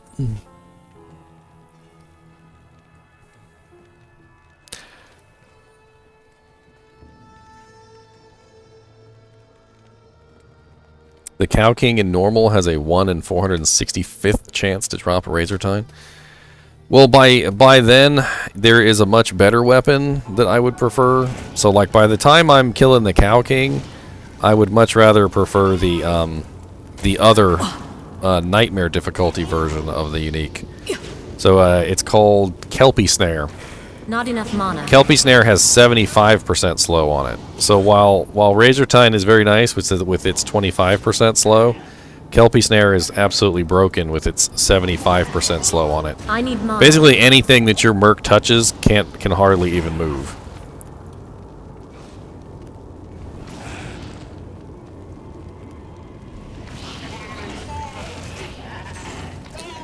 The only thing is Slow's target is broken in the beta, so I should probably put his Malice back on right now, because Slow's target doesn't work for some reason in the beta.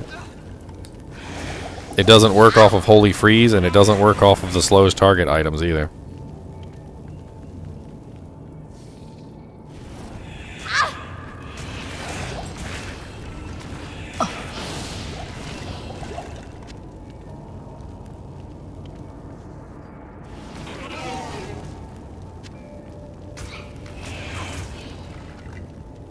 Vagil Comet, yes. Beta is going to end today.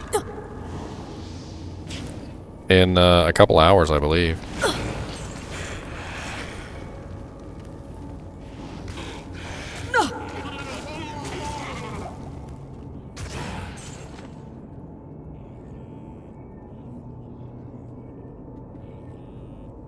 Bear, are you alright? Bear, what you chasing? Are you chasing a rabbit? Are you chasing the dog? Sometimes he looks at you while he's dreaming. He's like that. He's like, and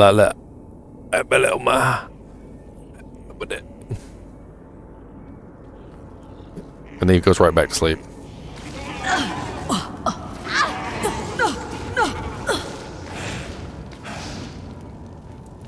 Hey, where's a good place to find the Kelpie Snare?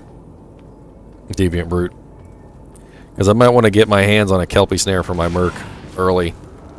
75% slow on that thing is pretty bestial. I think it drops from some pretty early places in Nightmare difficulty, if I remember correctly.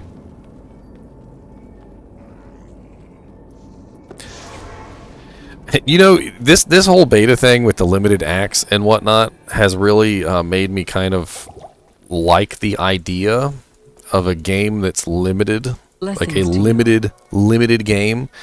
Like, think about like the way that we play this game, right? So the way that we're trying to level up our characters as high as we possibly can off of monsters that don't even give our, you know, us good EXP. How we're utilizing items like that we would normally be throwing on the ground.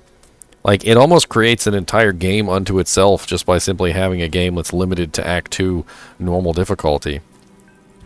Can you imagine if we had like a whole separate game mode that was limited to, say, Act 5 normal, and everybody just did like the absolute best they could for Act 5 normal, or maybe like Act 2 Nightmare, maybe limited us to like Act 2 Nightmare difficulty. And then we had to do like the absolute best we could for an Act 2 Nightmare difficulty game. It makes for some very interesting gameplay to be restricted like that. Exactly, Neverworld. And it would also make for very interesting PvP as well, because you'd have to build your characters around a specific level point.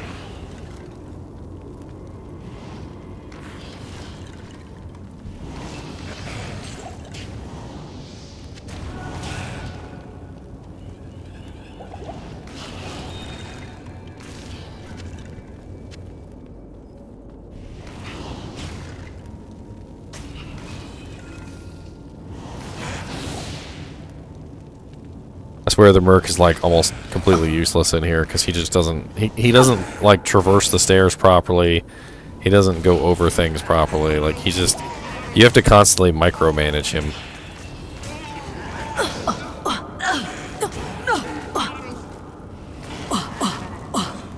I need mana.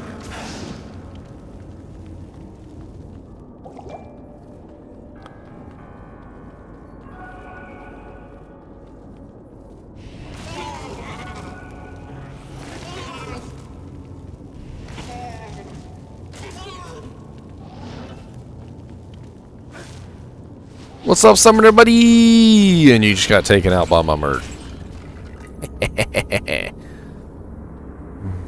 Punked. I gave him a chance to cast level 3 Frost Nova on getting struck, so that he would, like, if he ever gets in trouble and he's getting beat down, the Frost Nova would come out, provide that AoE chill effect, and would really help him out. Like, I'm really micromanaging my stupid little Merc, like, trying to make sure he's got, like, the best he's got, you know, that he can. Yes, rune words are still OP. Cupid. Latched Cupid.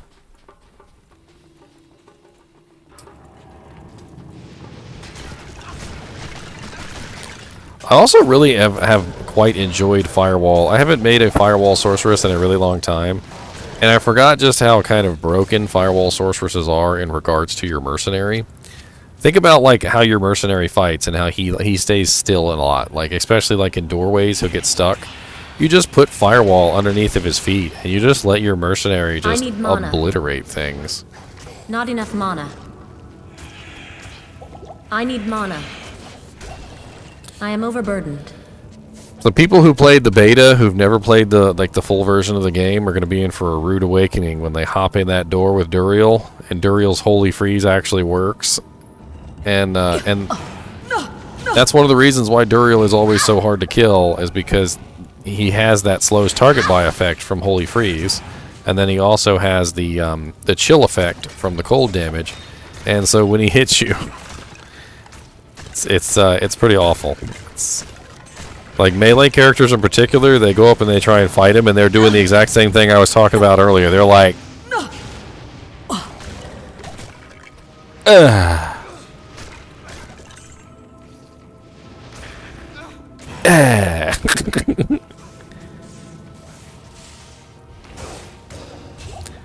And the messed up thing is thawing potions don't work against Duriel's slows target by effect.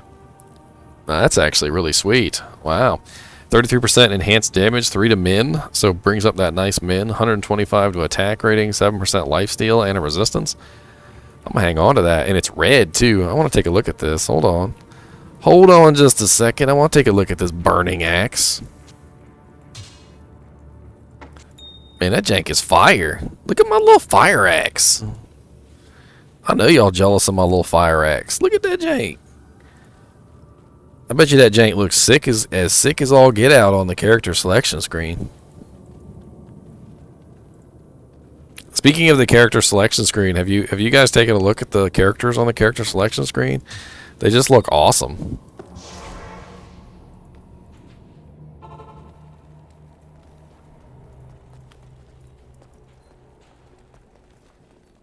Let's go take a look at our little characters. Here, let me put my axe back on, so I have like some really cool axe to put on, and then let's put on a spike shield or something, or here you go, clay claws. There you go. That should look good together. Clay claws is red.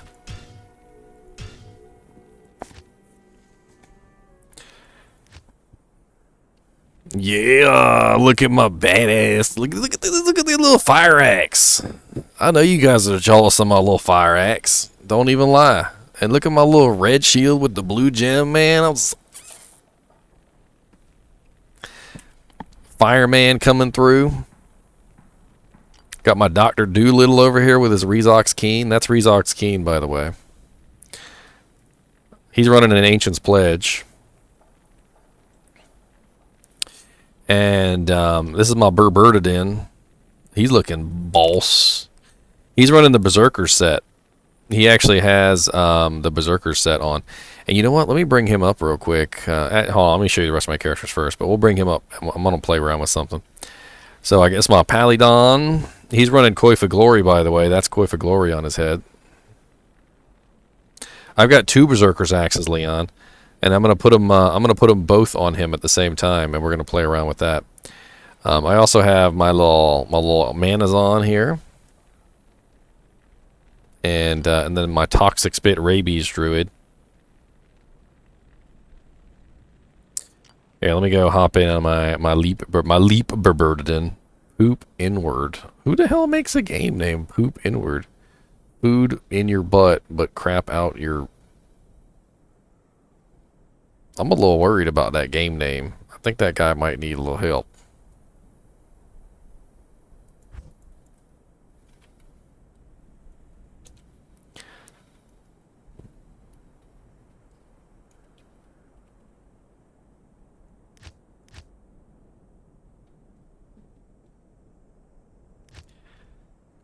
We'll find in number 4. Let's go.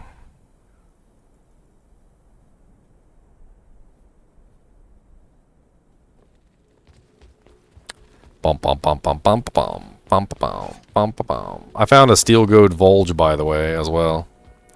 Not the best weapon for a mercenary. I'm definitely never going to be the one to say this is the best weapon for a merc at low levels. But it does have Deadly Strike on it, which I thought was kind of cool. Give the merc Deadly Strike early on. Double damage.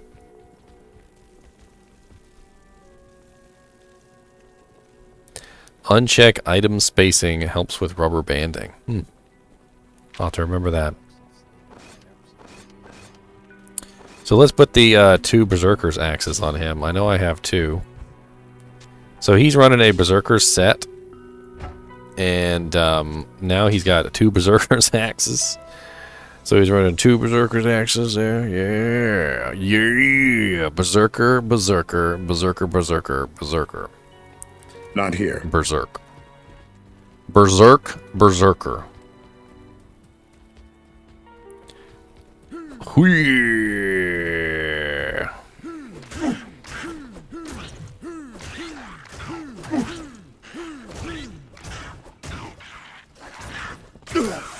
Two Berserker's axes. Come here, punk. Come here, punk. Come here, beetle. Come here, other beetle. Come here, triple beetles.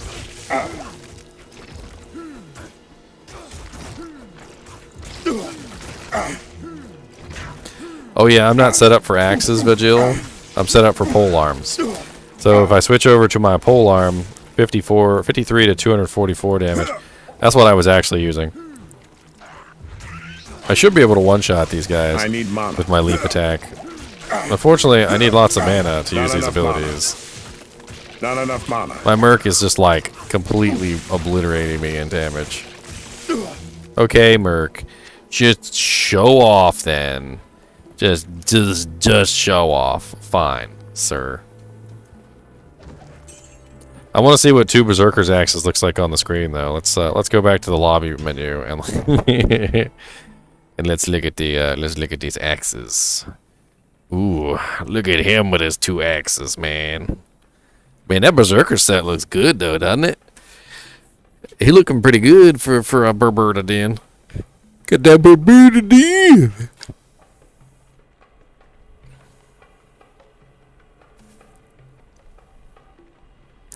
Yep, just massive amounts of fire damage.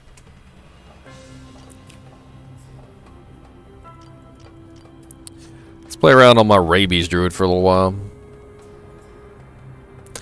Let's go bite some stuff. Let's go bite some stuff. I want to pick a game where I can play by myself, but also have 8 people. So let's see what we can do. Act 1, catching up, Act 1. No dumb leecher. Oh, Lord. No dumb leechers. Y'all, okay? No dumb leechers, y'all. You get your leeching butt out my game, suckers.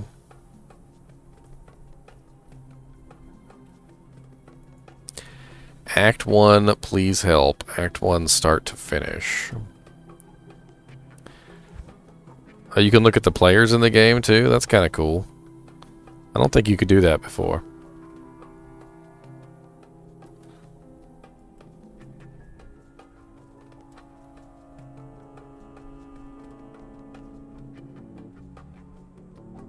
Tomb.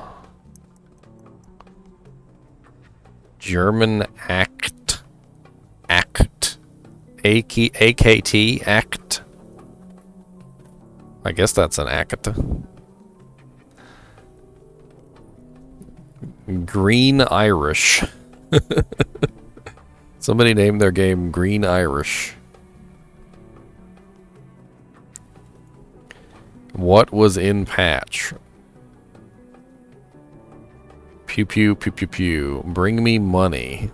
The guy's name is Toblerone. The guy named himself after a candy bar.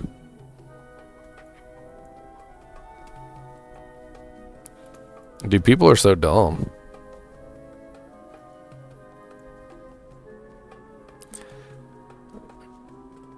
They're just so dumb. This looks like a good game. Let's go run around in here. Yep, 8-man. Looks like a full group. I wonder where they're hiding at.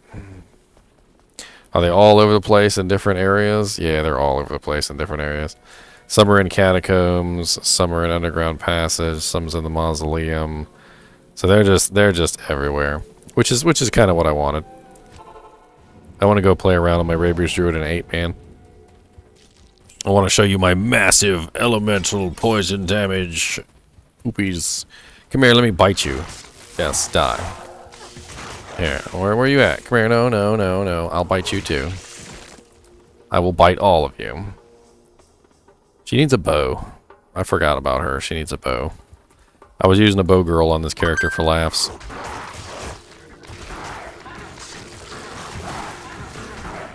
Is there a low-level bow rune word? I can't even remember. I mean, I know I can't make edge bows or anything like that. Man, all these dang...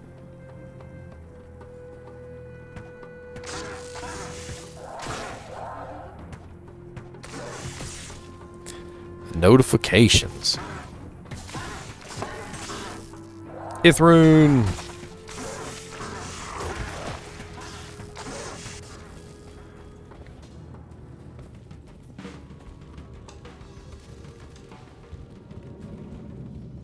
Positive teammate. You're very positive, teammate. Why are you so positive?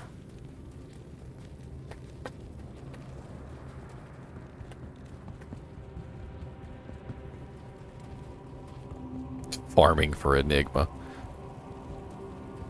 Good luck getting an Enigma. It's going to take you like 8 players working like 24 hours a day for like 3 days to get yourself an Enigma. I need a key.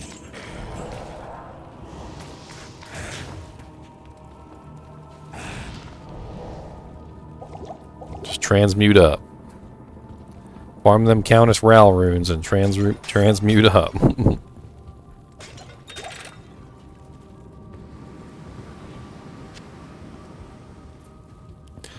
What's up, John? What's up, what's name?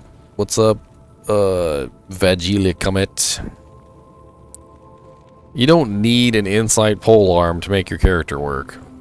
I feel like the inside polearm made people so lazy. There are so many ways you can build your sorceress so that she actually has the mana to perform her attacks and abilities, where she doesn't have to worry about, like, having meditation. But I swear, people would just rather build Insight Polearm and just be lazy. You know, there was a whole time period before Insight Polearms existed that sorceresses walked around the earth and casted spells without meditation. I'll have you know.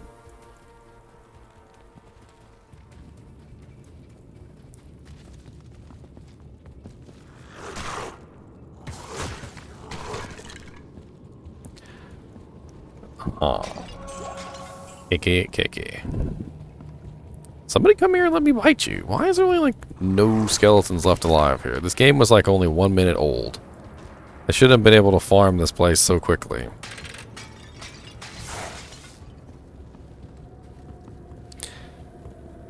You can load your single player save files to the new game, is what they've said.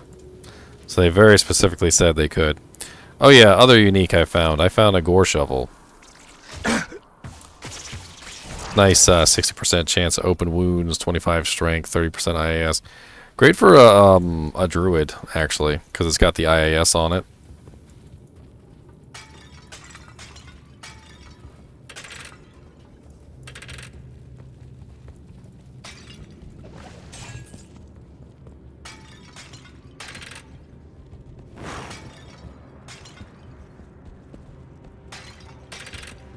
Kicking. Ain't nothing in here. They already ran through this whole place, apparently. I'm gonna cut across and see if I can beat them to the other tombs.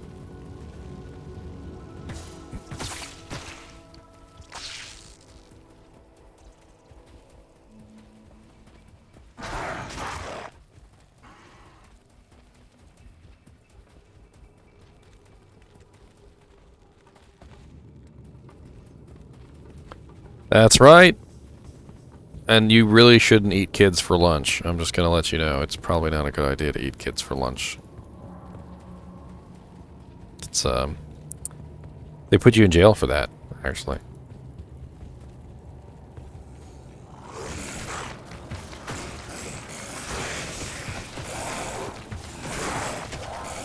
Die from poison.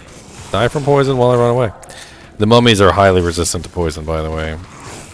I'm pretty sure that in Nightmare and Hell difficulty, they're actually immune to poison, so... Probably the worst enemies that I could fight right now as a rabies druid. Where's my scroll of... Where are my tomes at? Are you kidding me? Why do I not have tomes?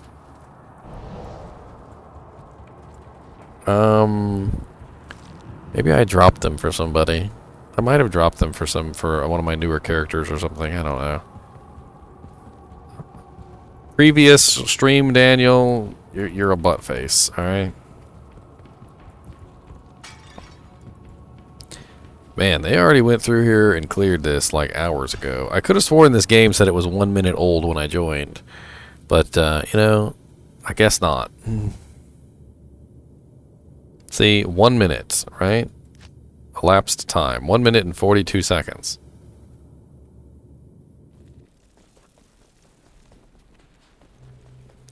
Yes, you can stack two angelic rings together. And if you put on a third piece, you can get the +1 to all skills too, which is not terrible.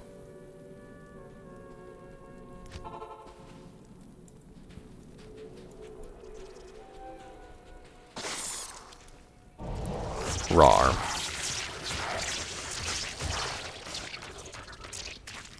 Mm-hmm. That's right. Oh, broadsword. What's that? 3-socket broadsword. Ugh, I forgot to go grab scrolls. Okay. Doesn't look like they're in this one.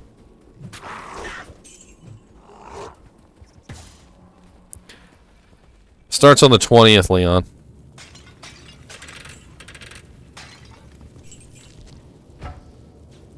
Three-socket scythe.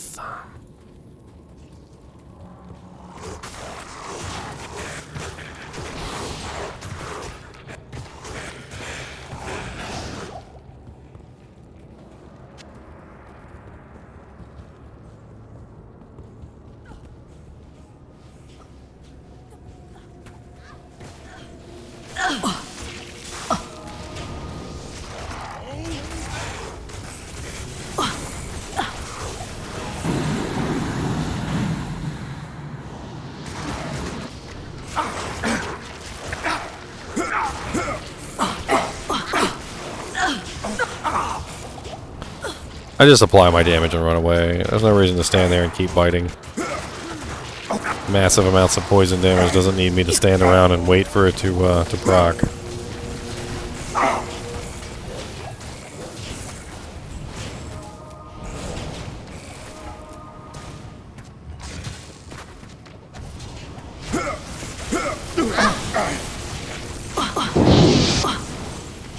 Lord Skull is mine.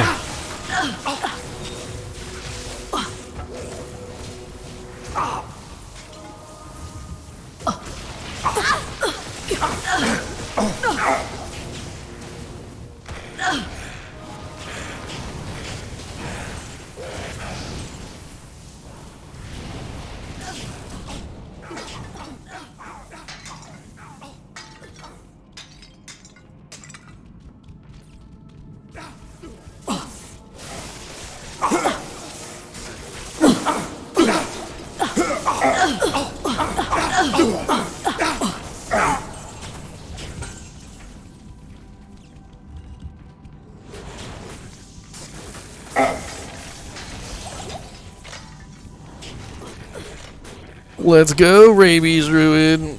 Bite and run. Bite and run. Bite and run. Bite and run. Who needs to pay attention? Bite and run. Bite and run. Bite and run. Bite and run. Bite and run. Bite and run. Bite and run.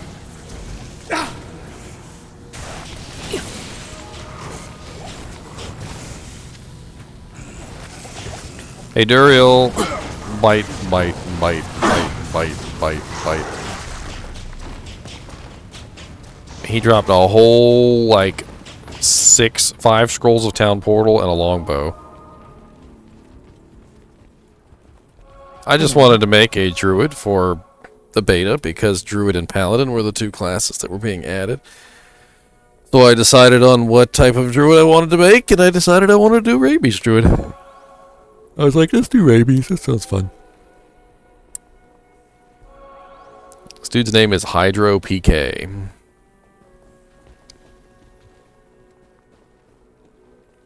Oh my god. Farah. Ellie Droded. Good day. Ellie Droid. What are we, androids now? Got them Ellie droids.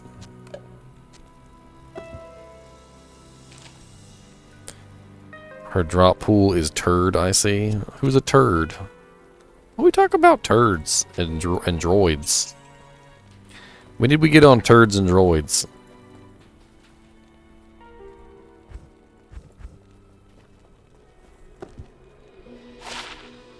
Oh, I remember. I took all my stuff out of my stash, or out of here because I had so much crap. I was trying to show off something. I can't remember what I was trying to show off. That's right. I put it all in my personal stash. Skull. Ooh, I got 1, 2, 3. 1, 2, 3. Pink.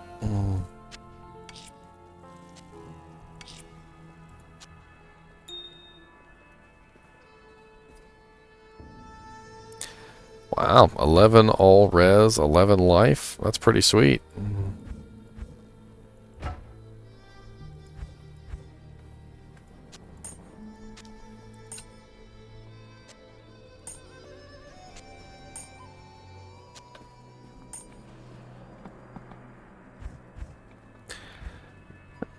Poison damage. Poison damage. All the poison damage, for we are a poison damage druid.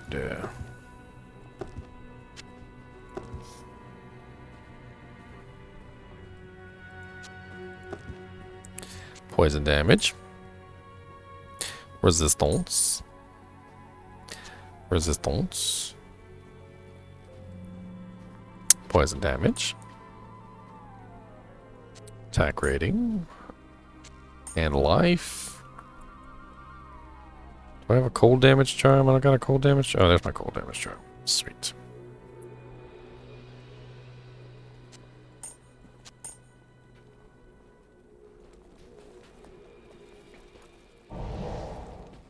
Let's go bite something with rabies. Let's go bite it all. Everything we want to bite will bite you in the butt. Because I'm a werewolf and I don't care. Slash FPS. It's been up and down. Like, I'm running 4K, pretty good settings, and I'm getting around like 30 to 60. It kind of like fluctuates a lot in between the two. There's quite a bit of a fluctuation. As you can see right now, I'm at 60 in the tombs. 63, 62. Kind of fluctuating back and forth.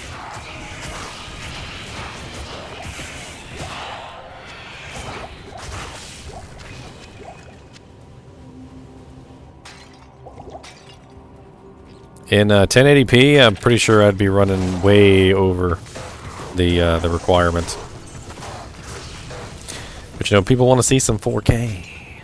You guys are only able to watch in 1080p, but I do have some 4K footage up on my YouTube page.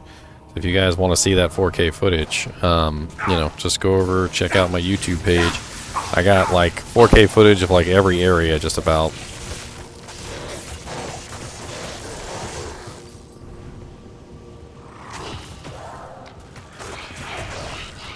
What? 4K vanilla? What'd you say?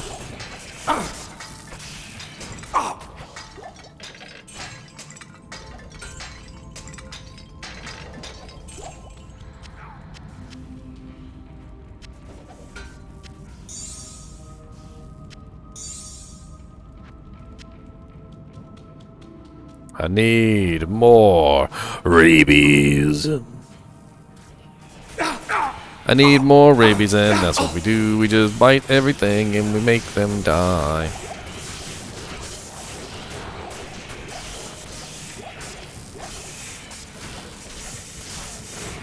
Rabies.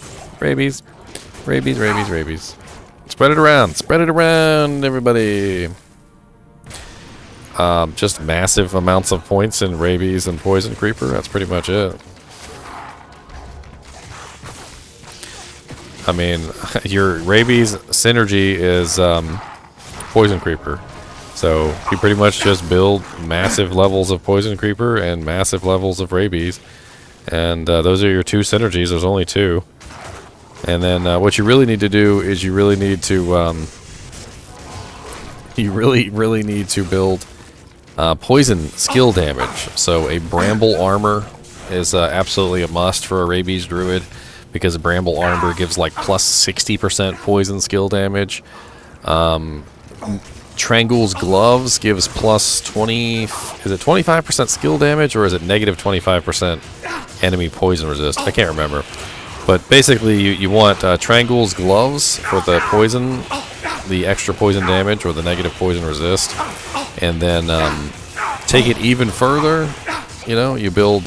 You can even do. Are there poison facets? I can't even remember if there's poison facets. It's been so long. I know there's ice, cold, and fire lightning facets. I can't remember if there's poison facets. I have not gotten blood fists yet, which is surprising because usually they drop all the time. Yeah, poison facets. Poison facets will help you out too. But bramble armor, triangles, gloves, poison facets, and then from there, you know, it's pretty much just building for survival.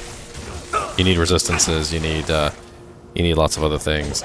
Might be nice to beef up your werewolf a little bit. Your werewolf and your lycanthropy, so you can get extra HP. So you got like tons and tons of hit points. Because as you can see, building up werewolf or lycanthropy increases your maximum life by 25%. So that's pretty nice. Yes, bramble's a rune word. You can type in ! bramble, it'll tell you the runes. Problem with bramble though is, if I remember correctly, bramble's poison percent has a huge variable on it. And you might end up with a really bad bramble, so you might have to take a couple tries at it before you end up with a decent one. Werebear has some pretty OP skills. Shockwave is pretty darn broken. Shockwave is like a huge AoE stun effect, and it's absolutely amazing. But it's also very little damage. But you can pretty much stun lock anything with Shockwave. It's pretty cool. Yes, it's expensive. So it's as part of a rabies build. It is kind of like one of the end pieces that you'll get your hands on.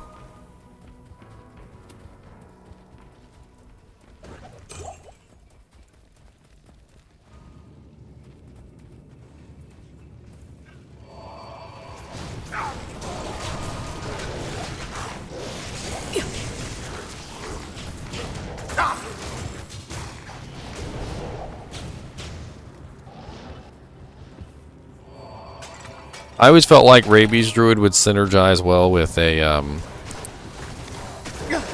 Summon Druid, by the way. Like, not summoning to actually kill anything, but summon just to, like, distract the enemy. If you can imagine, you know, you're a Rabies Druid, you have this little tiny army that's running around. And as long as they're strong enough to actually not die, and that's all they really need to do is not die,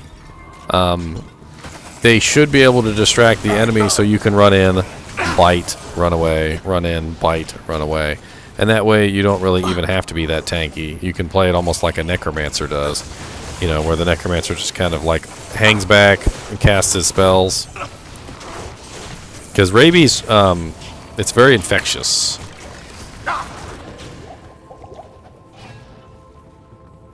And also, you know, a Rabies Druid might do well with a couple Ravens too, for the blinding effect.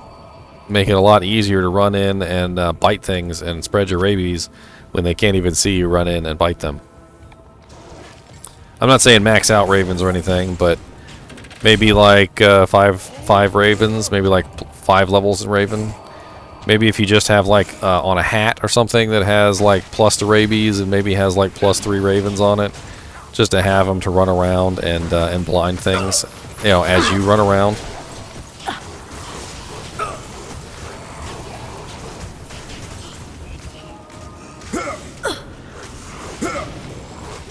I mean, they're basically a free blind effect. They just run around and blind things. That's their whole job in life. They can't be hit, so they don't tank for you. And they can't be killed, so you don't really have to worry about that. They have a maximum number of hits, though, so...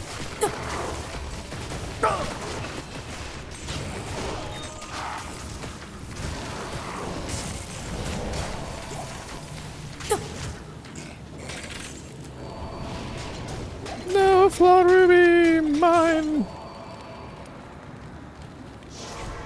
You got a Fury Druid on beta? How's it running, Chadman? I'm interested. I've only made 2 Druids so far, a Summoning Druid and a Rabies Druid. So I haven't really gone into the Fury side of things.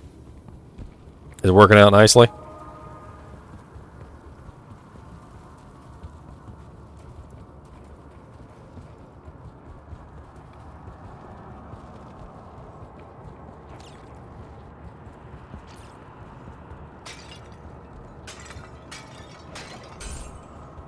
The runes good. It runs good, but not great. Still need gear. I mean, if you need any gear, Chadman, I'd be happy to hand you some. I got tons of stuff laying around. I'm not sure exactly what you need, but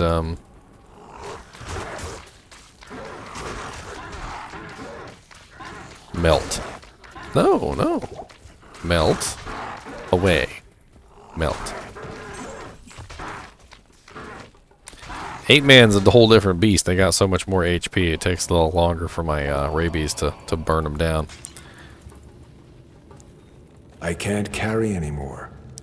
I always want to check and see if these are ethereal or not. No, it's ethereal, but not 3 sockets. I look for an ethereal 3-socket one so I can make like a godlike malice. Nope, 2-socket, not ethereal. 2-socket, boo. What's up, Hayes? It does end today, so we're in the final run.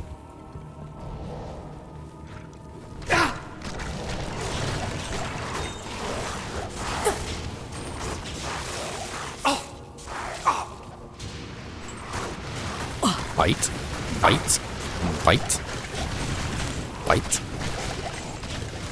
bite.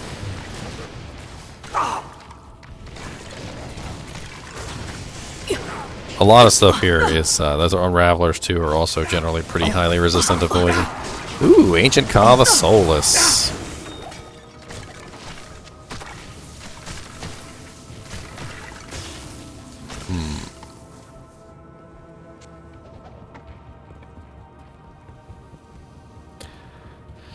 You don't gotta wait till next month, Chad, but you get another weekend.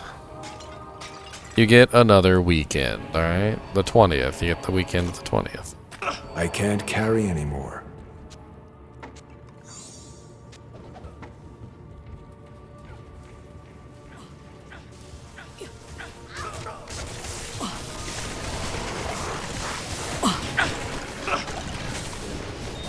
Oh no. Give me that. Chomp it, chomp it, chomp it, chomp it, chomp it, chomp it, chomp.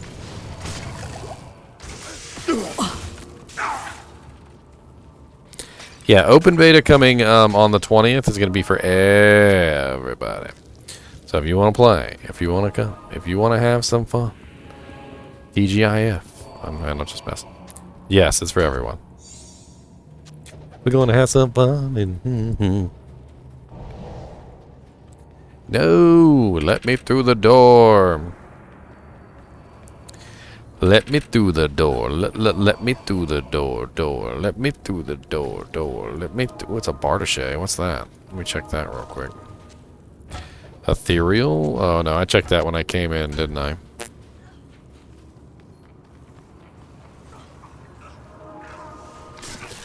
A superior spike shield with only 1 socket. A spike shield with only 1 socket.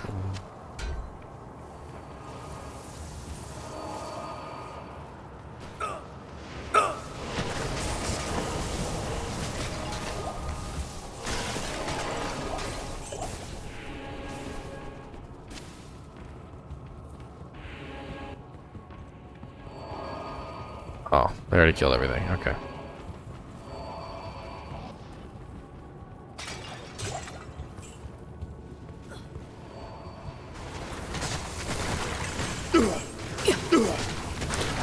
So I've got an interesting bit of trivia for you. See if any of you guys can answer this question. So in my group right now, there is a person whose name is Terminus. Who did he name his character after? It is a character in the Diablo 2 universe. Well, Diablo universe.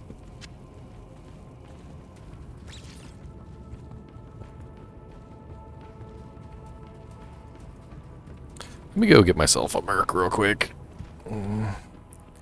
The bow girl's funny, but I want something besides the bow girl.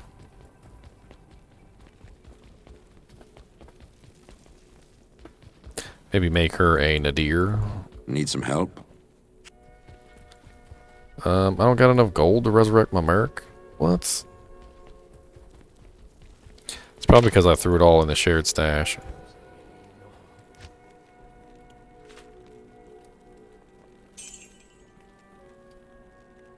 Alright, let me get my little helmet here. Good day. Would you happen to have a 3-socketed armor? Haven't seen a lot of 3-socket armors.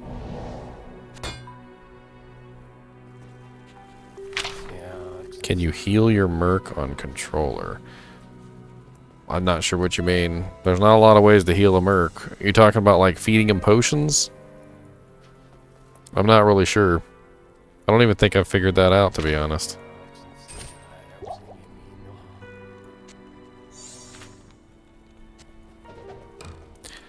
Alright, let's grab ourselves a new merc here. So what the hell would we use for a rabies mercenary? He doesn't really sit in there and fight, but at the same time, I haven't found a lot of Eths, Red Drum. I've just been using what I've found. If I find a 2-socket Eth, I'll go ahead and make a stealth out of it, but I haven't found one, so. Plus, the most of my little 2-socket items come from the vendor. I literally just buy them. You know what? I'm trying to think if prayer would even be worth using. +7 prayer is not really the greatest.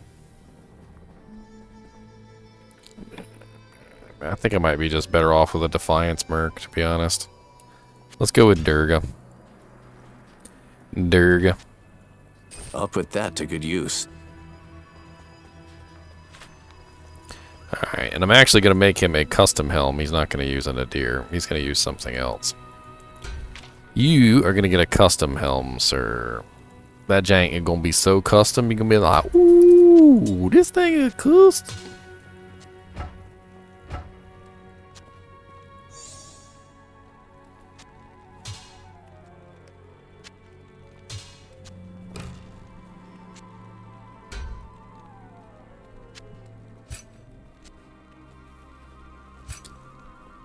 Why not use Eth Armor, Might, or Blessed Aim? Well, Might is Nightmare difficulty. I can't get Might.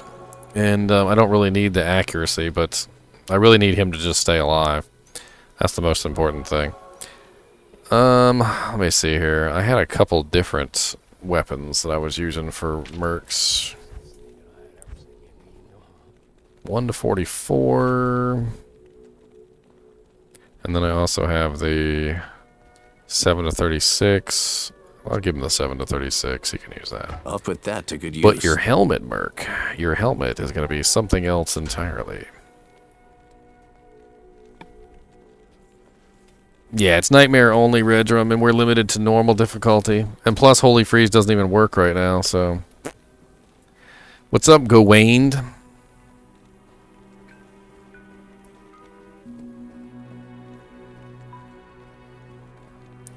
So let's see. Let's pick out some runes for my Merc. Are you guys ready? We're going to pick out some runes. So I've got a +3 to min damage, 5% fire. Let's see. Let's look for some others. +5 to max 14 attack rating.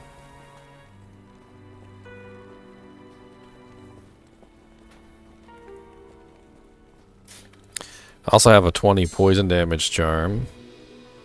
And a 10% enhanced ED with negative 15% requirements, as well as a 9% ED gem, a 6% max damage with 10 to poison,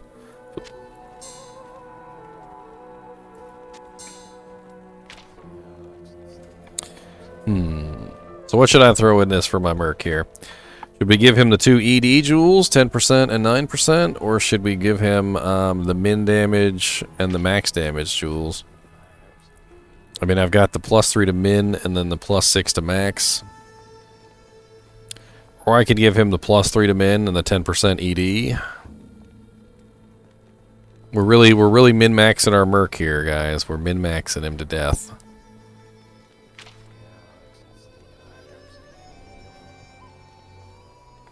Min-maxing the mercenary, min-max him hard. You know what? Let's go with the 10% ED. Well, actually, how much would even 10% be off of what his weapon is? His weapon is what? 36? So 10% of 36 is pretty low. Resistances? I don't want to give him resistances. I want him to beat stuff up. Tholrune is gonna be resistances. I don't want to do resistances. No, I'm doing a helmet for him. This is gonna be his little min-max helmet. So I'm thinking probably the min damage and the 10% enhanced ED jewel. I mean, I could also do the 6 max 10% poison, but I find min damage to be more effective than max damage.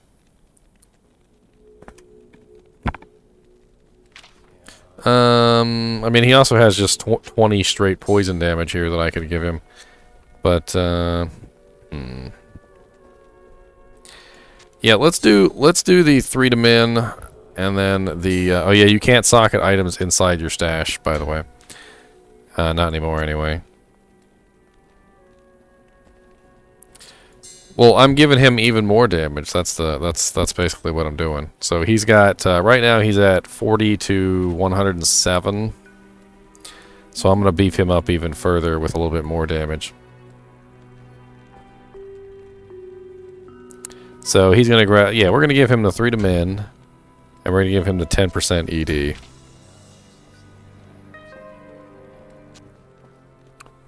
I'll put that to good use. Now he's got even more damage. 3 to min, 20 to poison. Oh man, I should have done the 20 to poison one.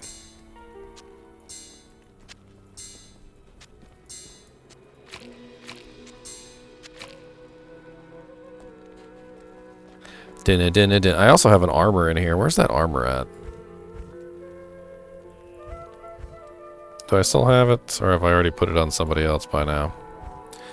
I must have already put it on somebody else by now.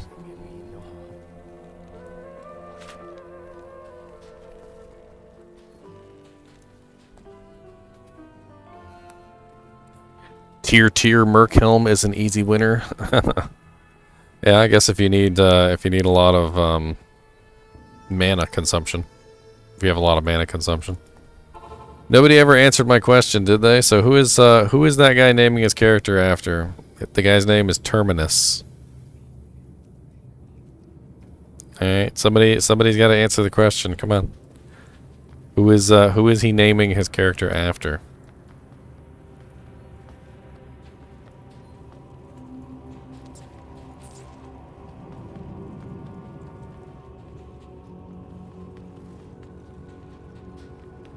And on top of that, the mercenary doesn't need mana either, so tier is absolutely useless for him. Your mercenary needs nothing. I guess they've already cleared this entire thing. In normal, like when there's nobody in here, by the way, my rabies just absolutely destroys.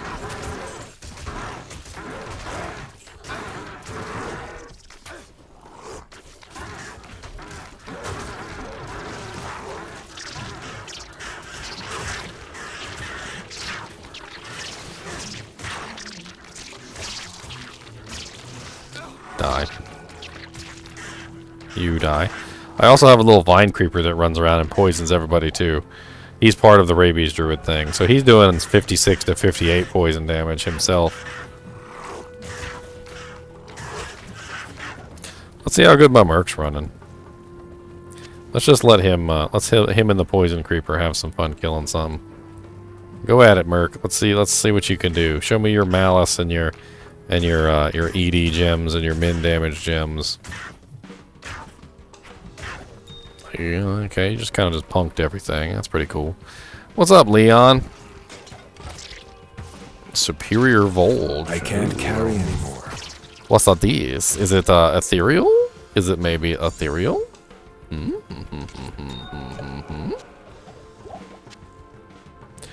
Oh, ethereal 2 sockets, but it's 14% ED. Man. Can you put steel in Volges? I can't even remember if you can put steel in. I don't think you can put steel in Volges. I'm pretty sure it's like swords, maces, and axes, right? Dang. Had to find an ethereal 2-socket. It couldn't be. And it's 14% ED. 14% ED with attack rating. And it's ethereal. Would have made an absolutely perfect Malice. But no. Hellraiser? What's about Hellraiser? Oh, the new killer on Dead by Daylight is Pinhead? Sweet. You want to play? 11? My girlfriend's super excited. They announced the new killer for Dead by Daylight. It's Pinhead. Huh?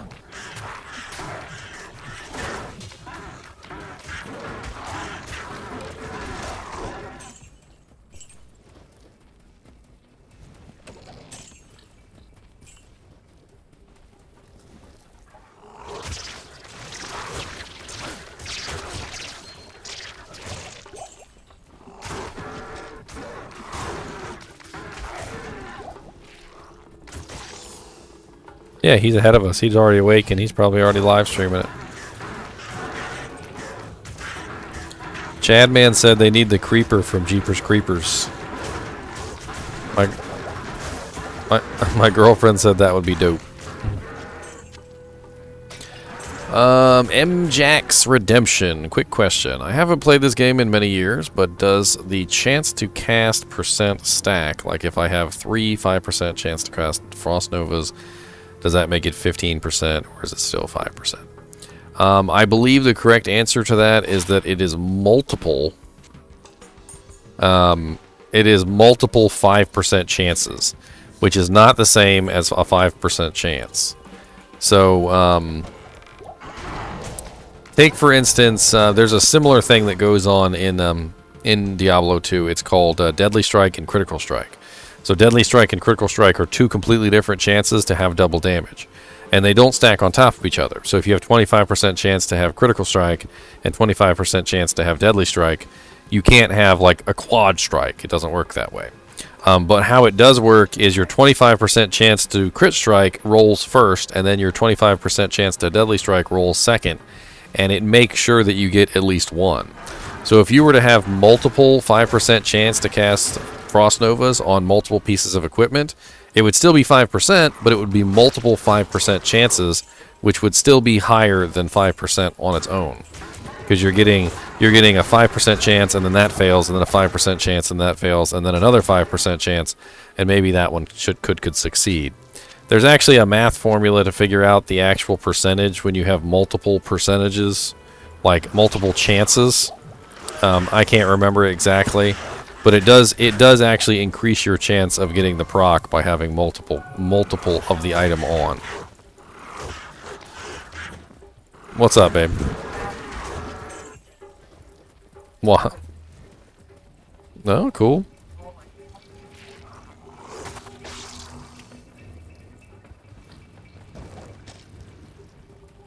By the way, if you're really interested in learning, I know you said you're coming back after many years. I do have a Diablo 2 Resurrected refresher playlist just for people like you. I go over tons and tons of stuff in that. Oh yeah, the swords. Oh, don't kill my sword. Look at my. Oh, how dare you murder my sword. Bad Merc. Bad Merc. I was trying to look at the sword. Speaking of the Merc, look at the Merc. He looks pretty awesome looking, doesn't he? That's pretty cool. Come back here. I'm trying to look at you. Stop running away.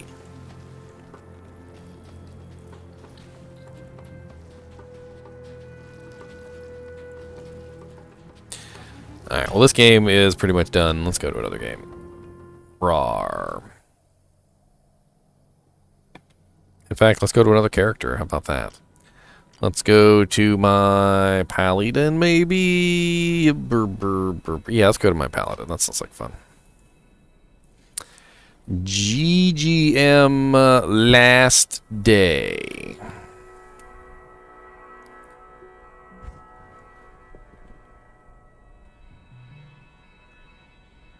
Yo mama.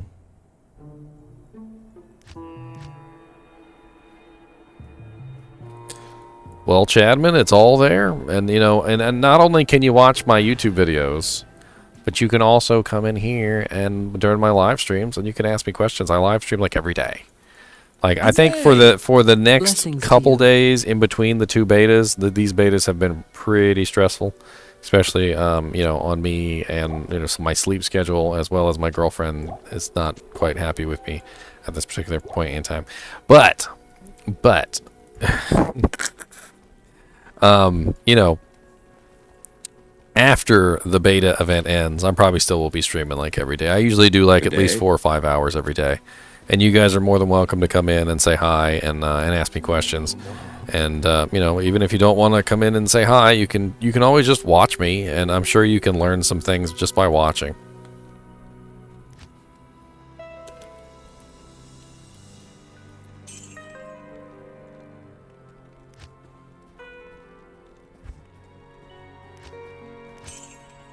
Let's see what this merc is running. I got so many characters and so many different mercs now. I don't know what all of them are running.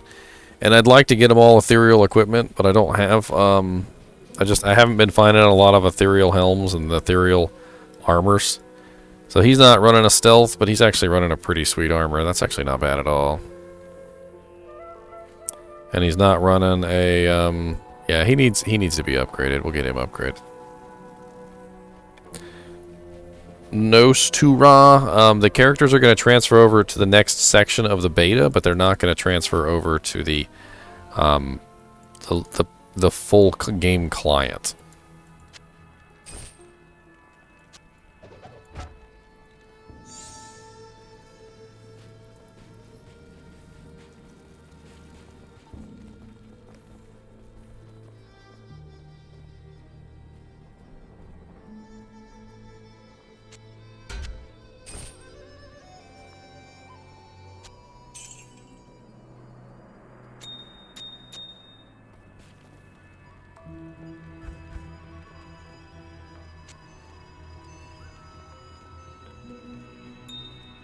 Well, you're coming back at a good time, Chad.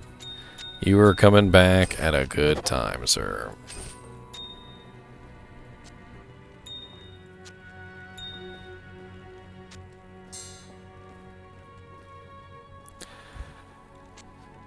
Alright, we got another malice we can give him. I thought we had one more malice laying around somewhere. Yes, we do. Okay.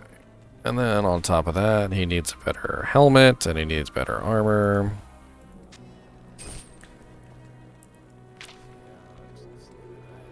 I mean, honestly, this armor he was using was actually pretty darn good. I'll be honest. That one was actually pretty sweet. Do you have a decent 2-socket helmet? We don't have a full helm. I'd prefer a full helm. I'm min-maxing my dudes. I need a full helm, sir. Alright, so I'm a Holy Freeze Paladin, and, which mercenary would go best for me? I mean, I don't really have a problem with attack rating, so Blessed Aim is out. I'm not really having too much trouble with my health problem. So probably just Defiance again. Let's just go with Defiance. Let's go with Fazel. Fazel. Let's go with Fazel. Come on, Fazel. Let's go. I have a weapon for you, Fazel. I'll put that to good use. I have an armor for you, Fazel. Take this, sir. I'll put that to good use. And we are going to get you a nice helmet. By the way, I've got a Coif of Glory. I know you're jealous of that. Holy Freeze is totally bugged, by the way.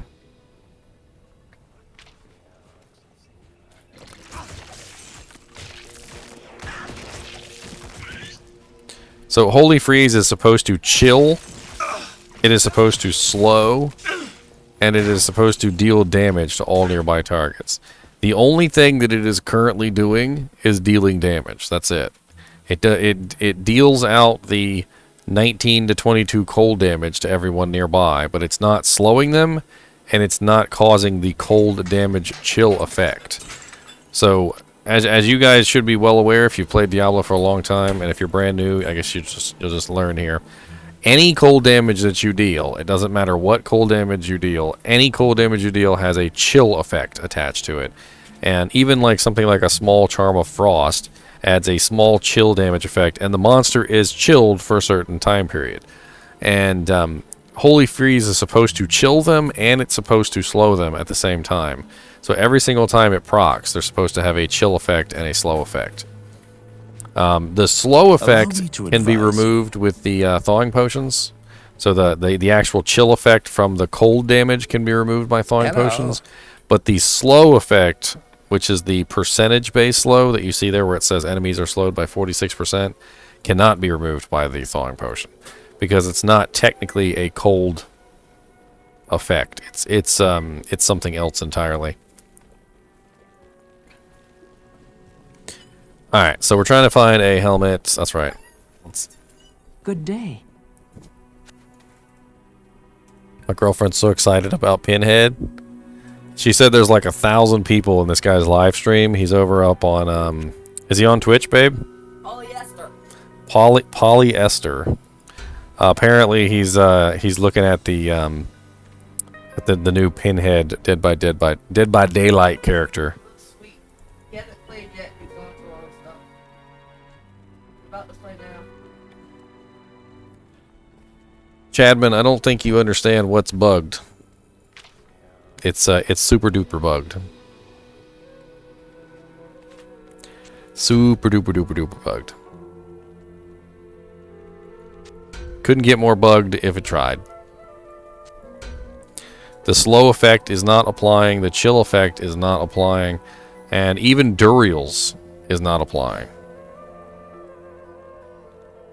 And no, the damage on Holy Freeze that applies during my Zeal is the 98 to 110. The damage 19 to 22 is the application of the damage that applies to everything nearby in the radial effect. So when Holy Freeze activates, it has like I guess like every 3 seconds or something, or like every 2.5 seconds. It does like a pulse, and everything around it is supposed to be chilled and slowed. And it's not working at all. Alright, so this guy, he needs a nice helmet too. So we're gonna, you know what, we're gonna give him the 20 poison damage. And the 6 to max might be okay. I also have the 5 to max with 14 attack rating.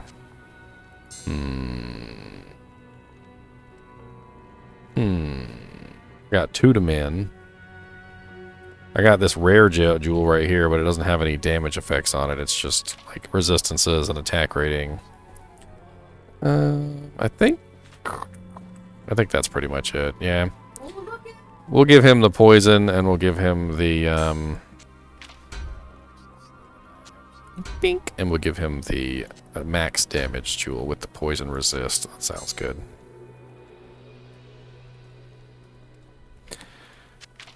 I'll put that to good use.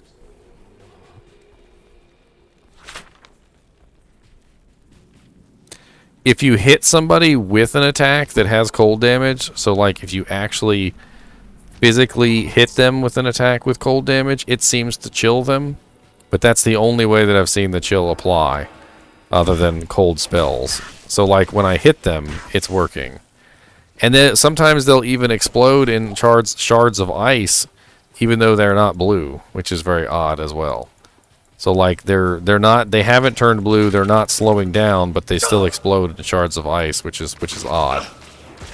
And if you watch, like if I switch to the old graphics, you can see the Holy Freeze hitting them with the cold damage. So you can see the cold damage effect hitting them.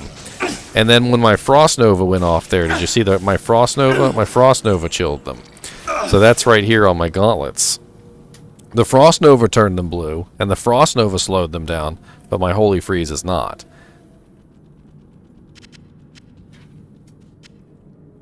Man, these old graphics, I switch back, and like, and I hate to say it, but I really just don't even, like, it's just seamless. Like, I switch to the old graphics, and I switch back to the new ones, and there's like hardly any difference between the two in my head.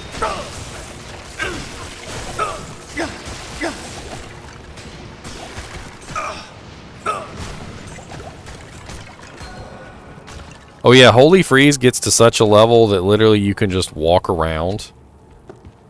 And you'll just do massive... Ooh, 1 to 5 cold damage. Oh, that would have been great for my Merc. No! And I already made his helmet. I'll save it for another Merc. It'll be alright.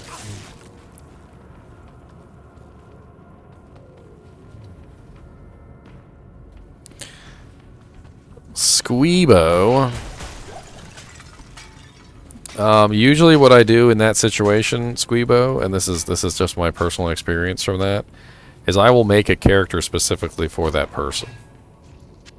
I can't carry anymore. And then I won't level that character without that person. But then I will go and make another character, and I will level that character without that person. And that way, whenever that character logs in, I still have a character to play with them. But I'm not gonna sit there and just not play because they don't want to hop on. So I just keep 2 different characters, one for them and one for me. And then that character that I play with them, that's my character. I mean, make yourself another Amazon. It doesn't really matter. Just keep that Amazon to play with him. I mean, if you haven't played with him yet, you can always just make a character to play with him. It's not a big deal.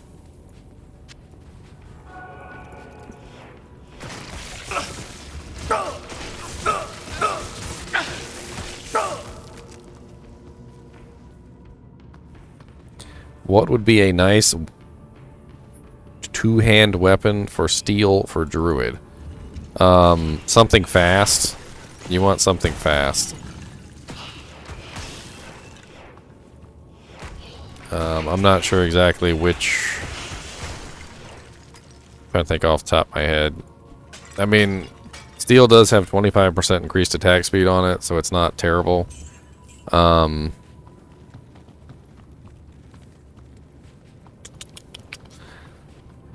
have to think about it for a minute here. I can't remember all the weapon speeds right off the top of my head. I'm like running through all the weapons in my head too, like thinking about like the maul and the great axe and the 2-handed swords and the claymores and the flambergés and I'm trying to remember which one is the fastest one of the lot.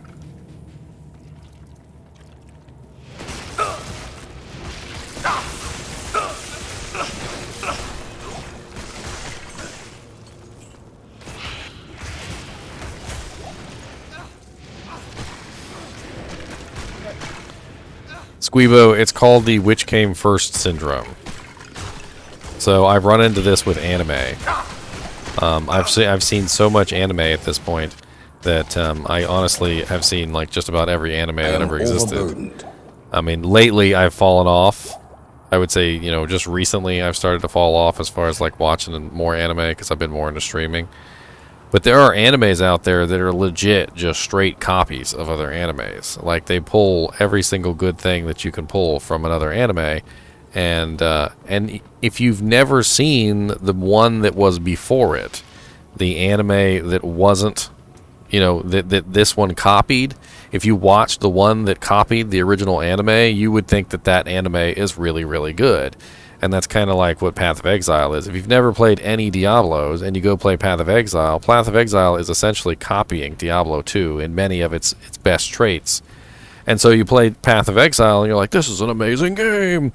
And then someone goes, well, if you like this, you should try Diablo. And then they're like, well, Diablo's just copying Path of Exile. And then your jaw just like drops off and hits the floor.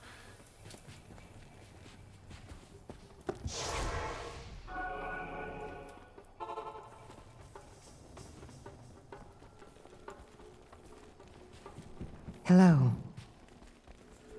I don't know. I've seen a It is lot of an honor animes to actually serve you. where literally it was just like straight up copies of each other.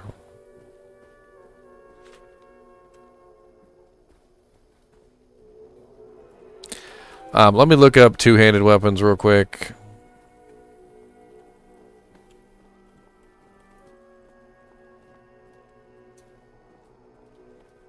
So the fastest 2-handed weapon is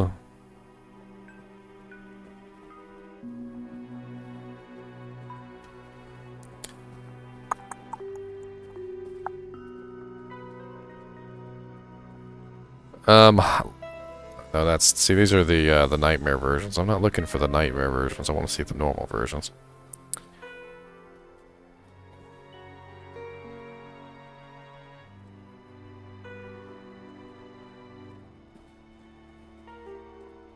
See, it also depends on what class you are for some of these weapons.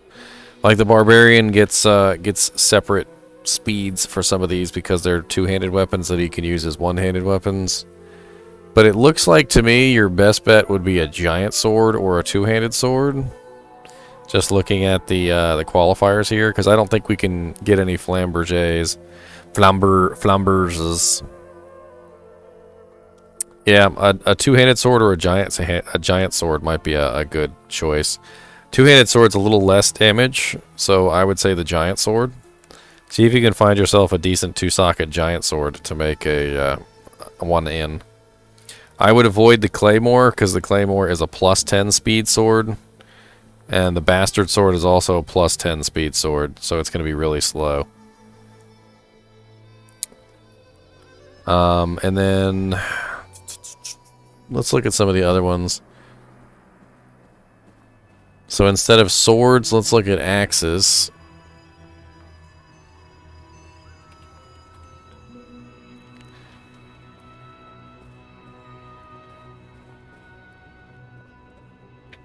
By the way, you're gonna laugh, but for a druid, what? Yes. For a druid, one of the fastest, the best weapons you can use, believe it or not, in Act 2. You can't kill Duriel, by the way. So this is a limiter here. You can't kill Duriel, but it's the staff. So the Herodric staff is a 50% increased attack speed staff, and it attacks like super duper fast on a druid, like broken fast. I'm not sure you can even find another 50% increased attack speed weapon on a druid. As far as Act 2 is concerned. The Gore Shovel is 30% increased attack speed. It's an axe.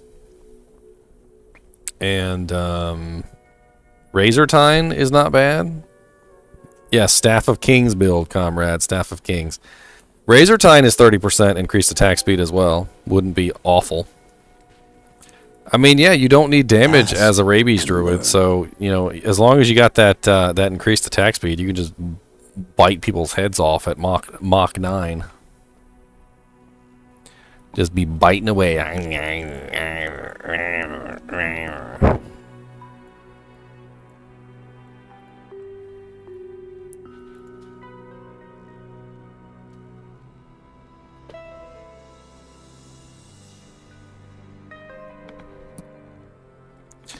Dude, I hit 1,000 yesterday, Squeebo. I don't know what's going on. I was just talking about this.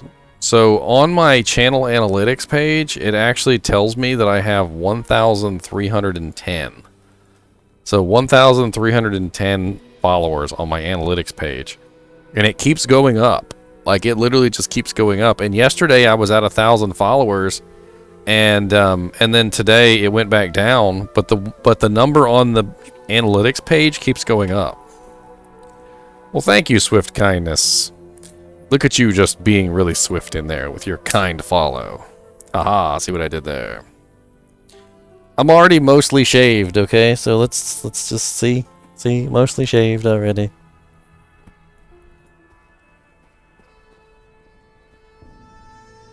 I see you there. And you always like to pee on stuff up there.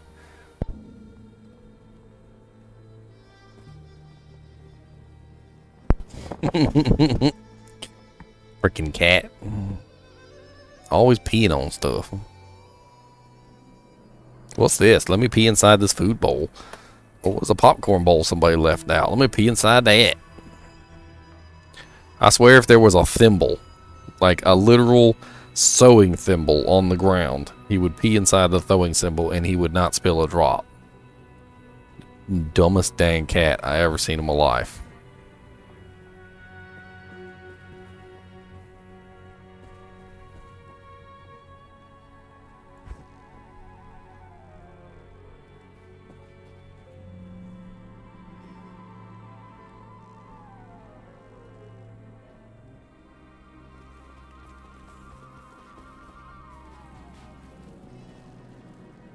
But yeah, checking how broken Holy Freeze is though when you walk around noob areas. I always love this.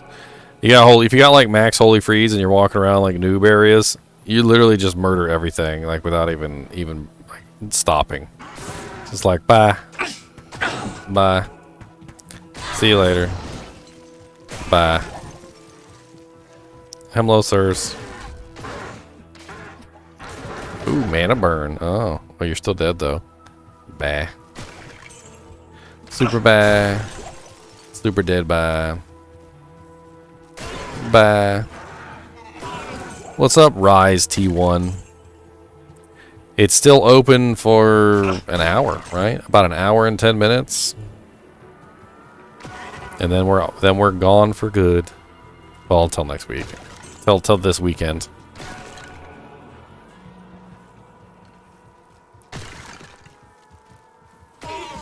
Slobs? What's SLOBS? Oh. Streamlabs. Streamlabs. I gotcha. I recognized Squeebo.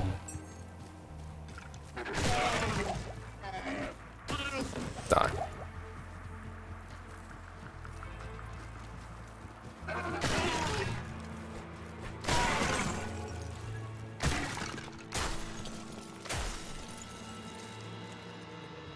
I mean, the game has crashed tons of times for me, Frank Squinatra. But, I mean, you just keep on keeping on. It's a beta version of a game. It's going to be buggy and crashy and all sorts of stupid stuff. In fact, you know what? I need to add a bunch of bug reports in real quick, so if you guys don't mind. I need to do this before the game closes. User interface. Game will often crash to desktop when starting or receiving a trade.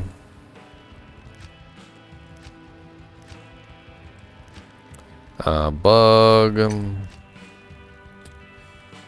User interface. Unable to trade rune word items at all. Will not let you put them in the window. I'm gonna keep bug reporting too. We're gonna bug everything. Hold on. Stability and performance. Bug.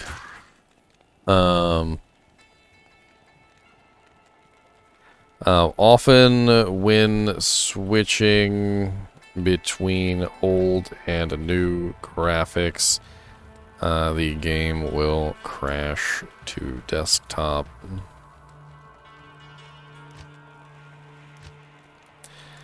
Trying to remember all the bugs that I've encountered so far, and there's been quite a lot.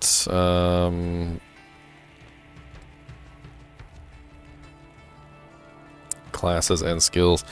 Some of the Druid summons have weird graphical glitches that occur when they teleport to catch up. Bink. I mean, right now in the beta, Holy Fire is better because Holy Freeze isn't doing any of the cool things that it has. Holy Freeze has a slow effect and a chill effect that are supposed to be applied with the damage, and which makes it really freaking awesome. But without those extra effects, Holy Freeze is kind of pointless. It does add a huge amount of cold damage, though, still, so...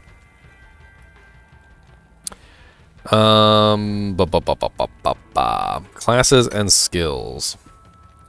Double swing on Barbarian is very slow and does not seem to accurately attack like it did in the original game.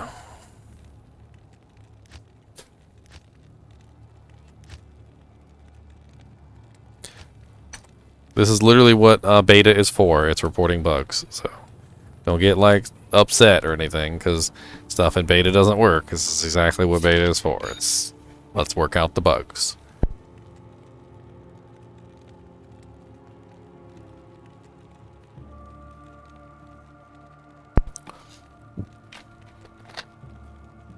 What other bugs have I come across? I've come across some more bugs, and I just can't remember them all.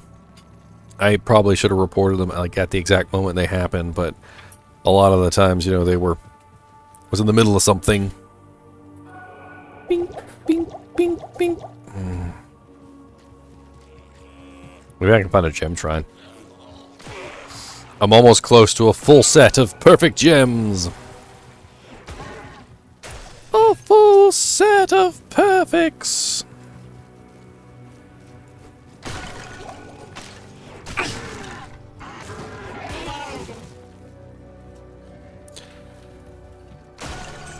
Holy Fire is generally easy to build early on because it's a very low level aura.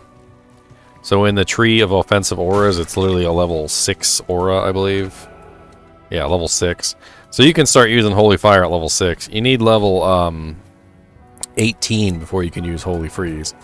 So definitely an interesting thing there. But once you get to level 18, you can actually swap over the Holy Freeze, and it works pretty well. Usually what I would do is if I wanted to build a Holy Freeze Paladin, instead of building into the auras, I would just put one in Might for the time being and one in Holy Fire. And then I would use Holy Fire at level 1, and then I would work on Zeal instead. So I would start beefing up Sacrifice and Zeal. And then once I hit level 18, then I would start putting points into Holy Freeze.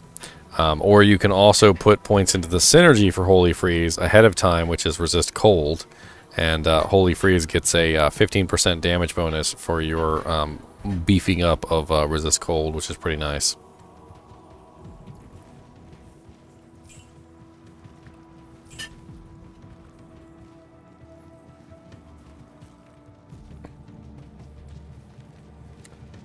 Well, if wishes were kisses, Squeebo, if wishes were kisses.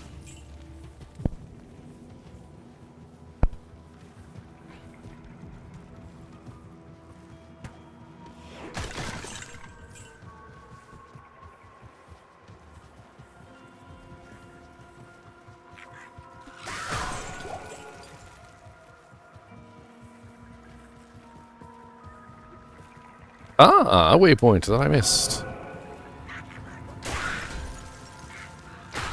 Yes, die. Yep, super die. Super die. So as you can see, the pulses of Holy Freeze have a space in between them. So it's like, well, let me see if I can find a big group of monsters to actually show this off on. So 1, 2, 3, 1, 2. It's like 1, 2, 3, 4.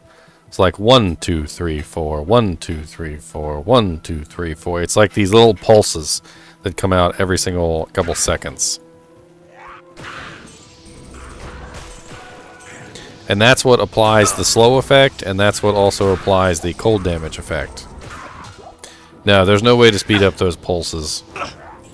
There is a way to increase the radius, though, which is, as you level it up, the radius of the effect gets larger and larger to the point where you're hitting more and more on the screen at any given time, which is pretty sweet.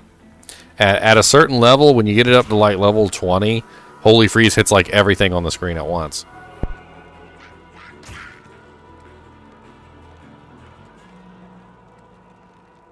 I actually really wanted to make a Holy Freeze Zealer and give my mercenary a Fanaticism bow, so Faith bow.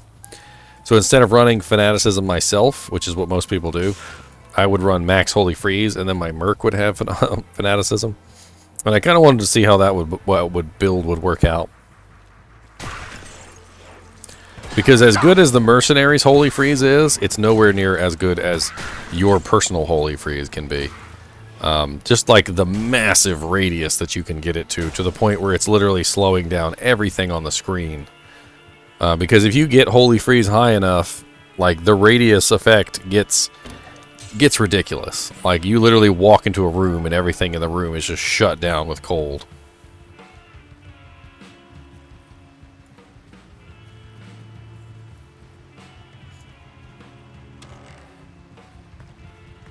You know what? Let's do something interesting here. I don't see why I can't do this. Let's give it a try. I want to show you guys what Holy Freeze is actually supposed to be like, so that you guys get an accurate idea of what Holy Freeze is really supposed to be like. So let me go ahead and pull up original Diablo here.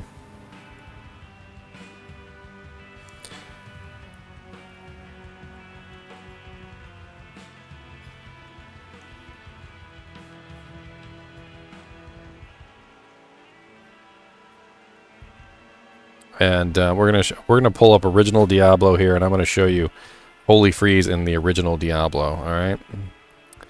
So bink, bink, bink, and that should do it. Yep, there you are, Diablo. This is original Diablo. This is the Diablo 2 Lord of Destruction, and in here I have a Holy Freeze Paladin. I'm gonna bring him out just for you guys. Where's my test pally?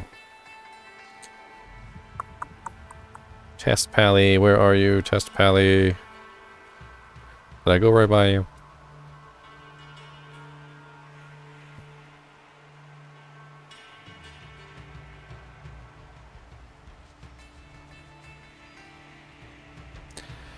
Test Barbarian, Test Paladin. There we go. Alright. So this is max level Holy Freeze at level 20 with a slow percentage of 54% and a damage of 199 to 205. And that's not the highest you can get it. It has a radius of 16.6 yards at this level. And I'd like to show you the difference between a Holy Freeze Paladin and like at max level and the one that I'm currently at right now. So let's just go somewhere where there's a lot of monsters. So Stonyfield has a ton of monsters.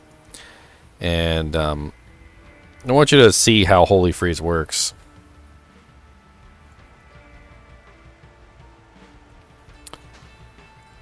Notice that everything on the screen, just about, is being hit by Holy Freeze. And they're all extremely slow.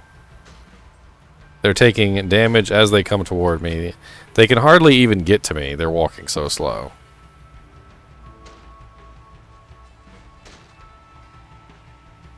And this slow effect can be doubled. So if you happen to have an item on you which causes slows damage, slows target by, like there's a whole lot of different items in the game that have slows target by effects. They will stack on top of each other, and you can get really nice damage that way. But as you can see, it's giving me 998 to 1025 to my attack at level 20.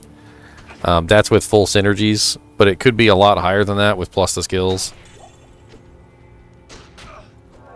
But you can see clearly, like in this thing, you can clearly see that in the beta version, it's not applying the slow to the target. I mean, look at how slow they are moving when they're trying to get to me, with the slow's target effect on them. Like they can barely even move half of them. And not only that, but the damage, the chill effect is also being applied to them as well. That's why they're turning blue. So they're being slowed and they're being chilled at the same time. Anyway, I just thought I'd show that off. I thought it was pretty cool. I don't think my computer liked me having both Diablos open at the same time.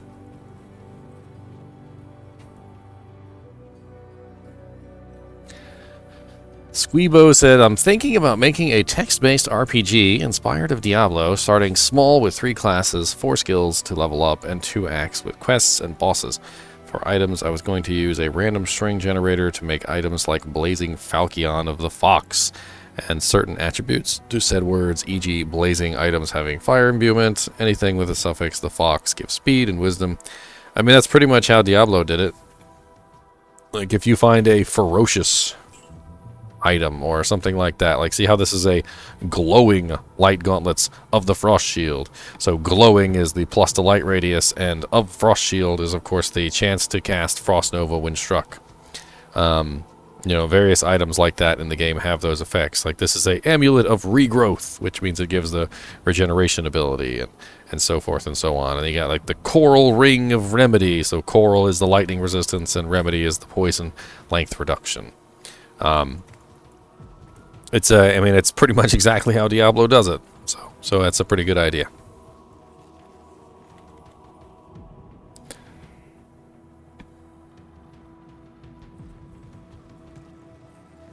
In fact, I'm pretty sure there's a whole list you can pull up, Squeebo, where you can just take all those modifiers and you could literally copy them straight from Diablo.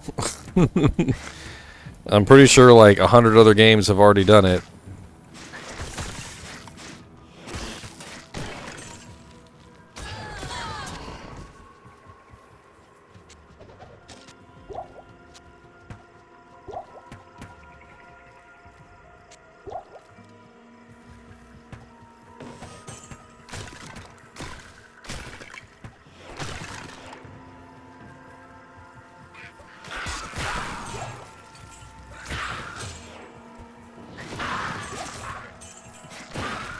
Yeah, I remember back in Lord of the Rings Online, there was this skill that the captain had. It was called let's see, there was Telling Mark, Revealing Mark, and God, I can't remember the third mark's name. Noble Mark. Noble Mark would apply a very small damage over time effect on the target, and it was a way for you to gain aggro. And in PvP, I actually used it to hold monsters in combat. So I would cast this little small damage over time effect on people, and it would prevent them from being able to leave combat with me. So as long as I had this effect on them, no matter how far they ran away from me, they wouldn't start regenerating their health as if they were out of combat. They would just simply maintain the combat stance, and so their health would only regenerate extremely slowly. And I think in a way Holy Freeze actually also achieves that, because as long as you're holding the monsters in combat and you are attacking them constantly with some form of damage, it almost works as a sort of negation to the natural regeneration that most of the monsters have in this game. So it kind of helps you keep their health down.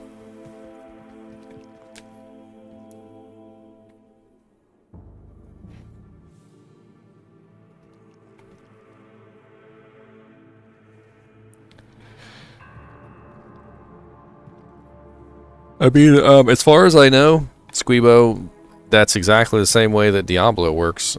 Diablo has a whole back end to it that a lot of people are unaware of, and it's pretty much a whole bunch of dice rolls and things like that.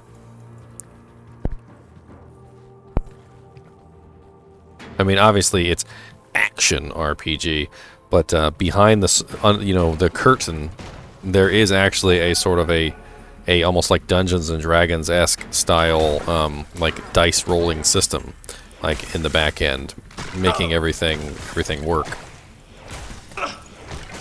Much kind of the same way that Baldur's Gate did things. Although in Baldur's Gate you could actually toggle to turn on the dice rolls, which I thought was kind of cool.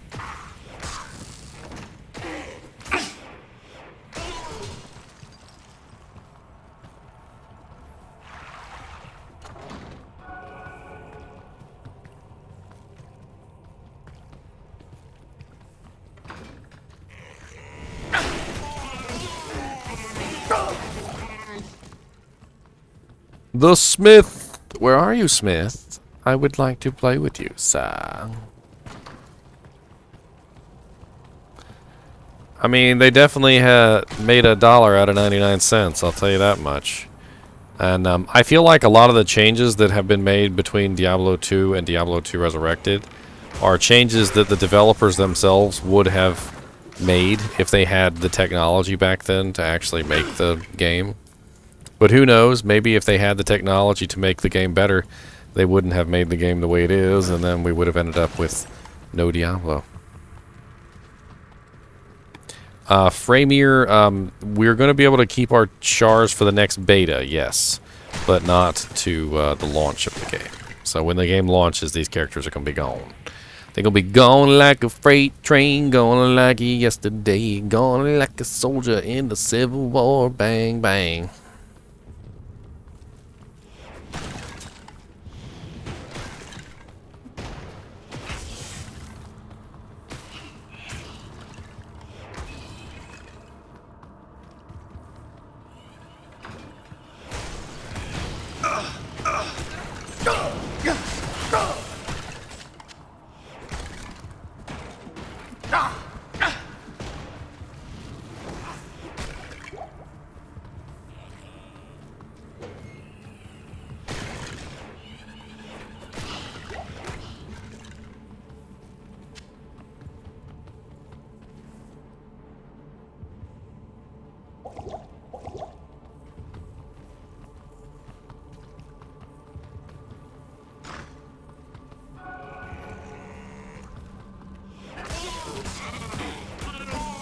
Why does it feel like he's punching people? Like, I swear something's wrong with the zeal.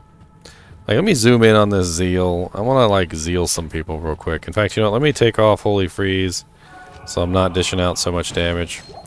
And, because I want something to actually stay alive a couple seconds.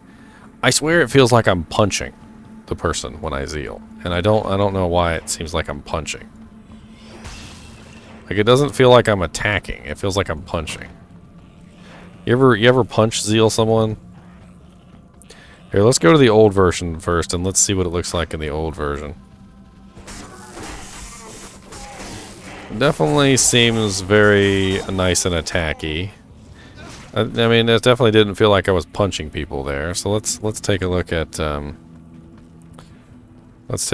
new one. So we can also do the shift thing, but we don't really get the same feeling.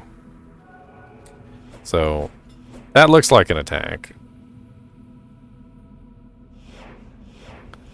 I don't know, this one looks more like a punch. I mean, maybe from some angles it looks kind of like an attack, but I swear it feels like more like a punch. And the regular attack is different than Zeal. Zeal has a different swing.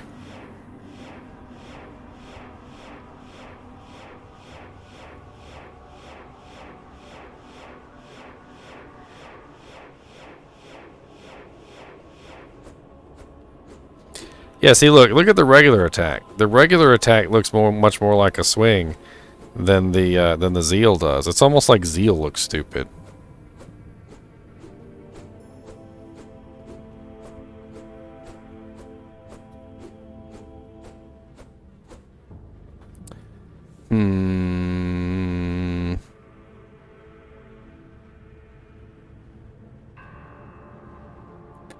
You talking about with the controller, Laundry Ninja? Yeah, I can't figure out what the move without attack, the attack without moving button is on the controller.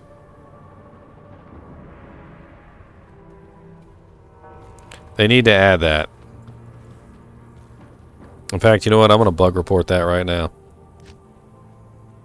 Bug report. Let's do skills first. Hold on. Classes and skills. Zeal looks like I am punching people instead of attacking them with a weapon. Not sure if this is... No, let's just leave it at that. That's fine.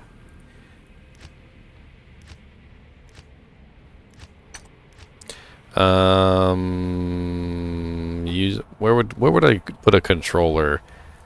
Feedback other. Let's do it here. The controller lacks an option to make the character stand still and attack, like the shift button on PC.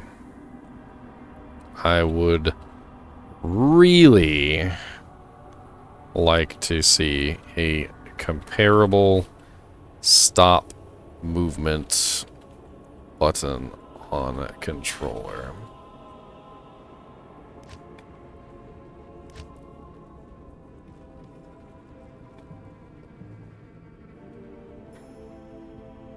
Shift button is the mouse and keyboard button. Always has been.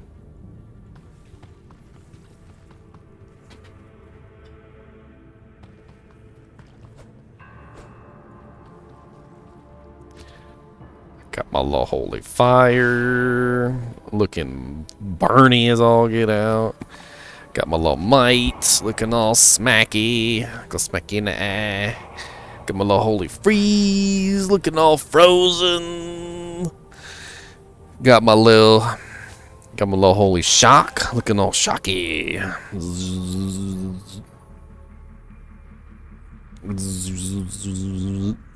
I'm dumb. And then we've got Sanctuary.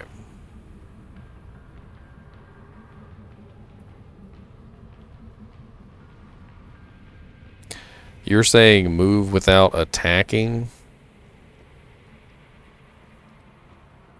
I'm not really sure what you mean, move without attacking. I mean, you move without attacking by just simply moving without attacking. And that's how you move without attacking right there.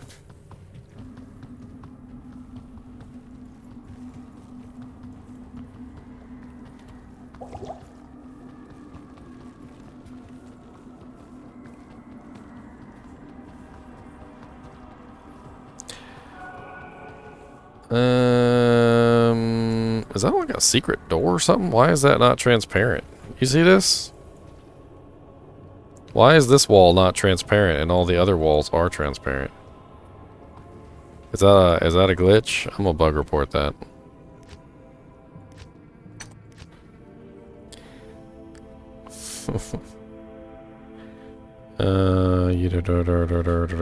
World. Certain walls in areas like the jail level 1 are not transparent in chunks where all the walls around them are transparent.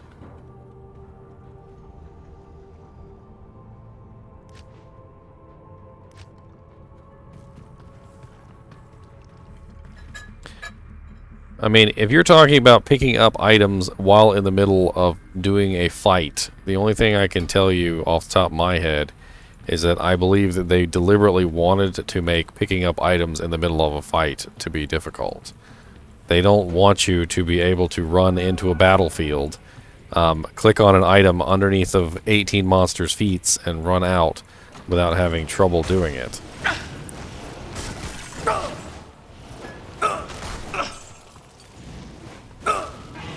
However, I've always known that if you hold the click button down, so if you hold the mouse button down, you will not attack anything. The attack portion of clicking and moving comes from clicking on the monster. So if you click on an empty space and hold that button down, you will not attack anything, no matter how many times your mouse goes over top of the monsters. However, you're still going to have to let go of the click button, and you're still going to have to click on an item that drops. So if you want to pick up that item, you're still going to have to let go of the click button and click on it. There's not going to be any other alternative.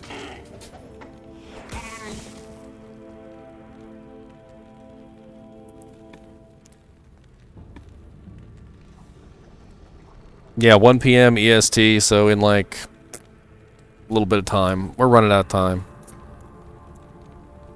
We're running out of time, and I can't think of a rhyme.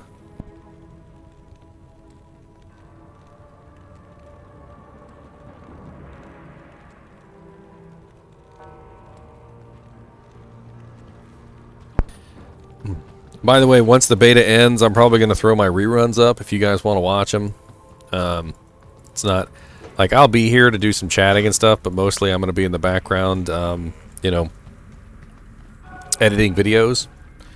But I figured, so you know, you can go watch my VODs if you want to, and you can pay attention. You know, you can watch there, but there's no chat there. All right. And one of the things that I've really liked about the reruns is that we can chat. So, like, while I'm editing my videos today, which I'm going to be probably editing my videos all day today, I'll be in chat. I'll have the chat up, like, on the right-hand side, and I'll be talking with you guys. So if you guys want to hop in while I'm running my reruns after beta is over, we can do that.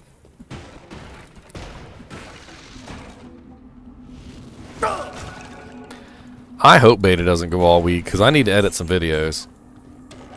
I need to edit some videos, Deviant Brutes.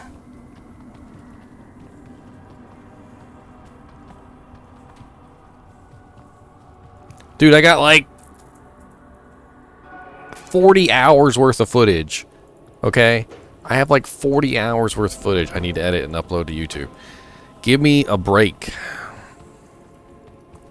Give me just a little bit of time.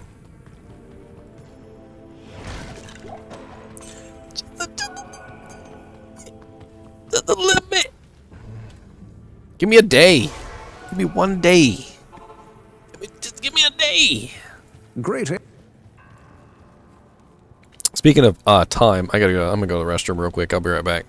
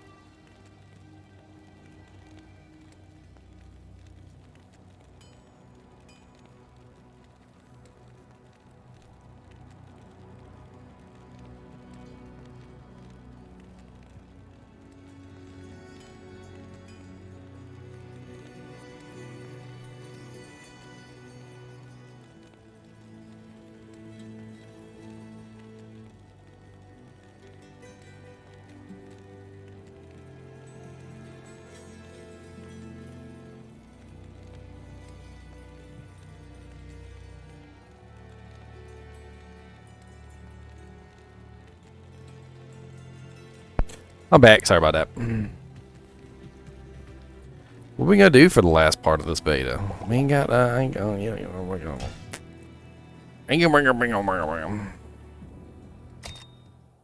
Click the chat gem for like a half an hour. Is that what we're gonna do?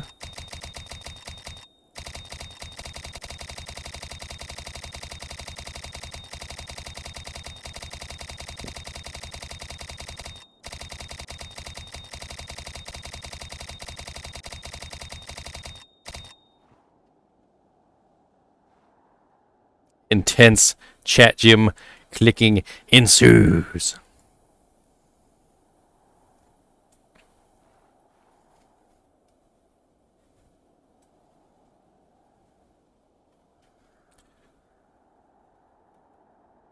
What's up, War Wizard Gymnast? I'm pretty sure it ends in 30 minutes. I guess we'll know in 30 minutes, so. One way or another, we're gonna find out. We're gonna get you. Look at my freaking fireman, my firewoman sorceress.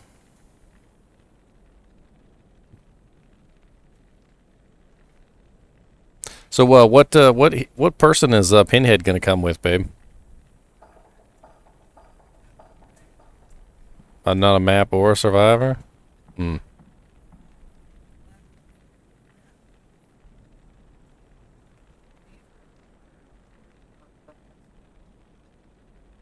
Who's a gymnast? What are we talking about gymnasts for?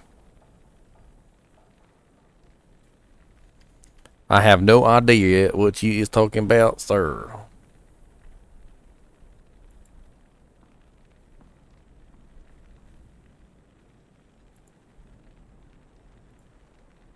Moo moo moo moo moo moo moo moo moo moo moo moo moo moo moo moo moo.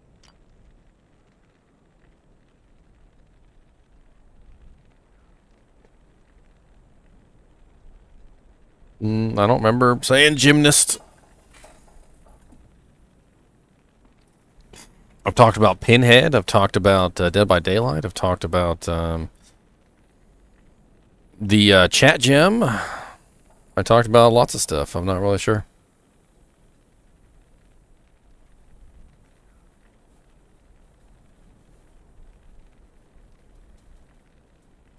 Oh, you're talking about your name. Oh, your name. War Wizard Grims. I don't know. It looks like gymnast.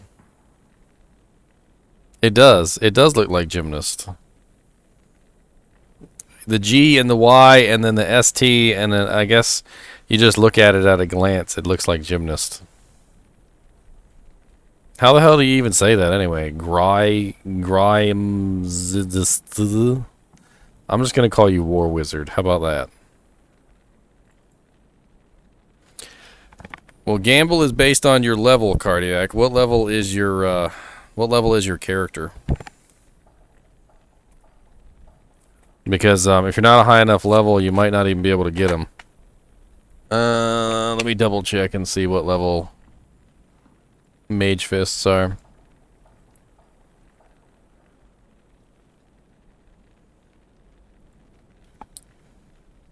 I need to go to the treasure class. Treasure class D2.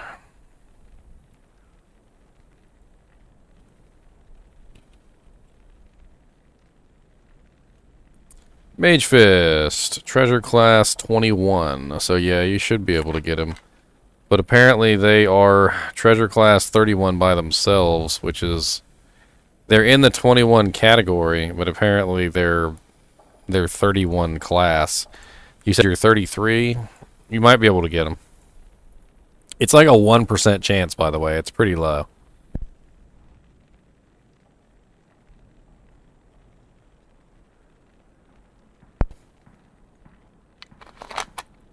Guess let's go play on our little bow girl. She's the only one we don't have in her 20s. And she's like, she is not ready for anything yet. Like, she's so not ready.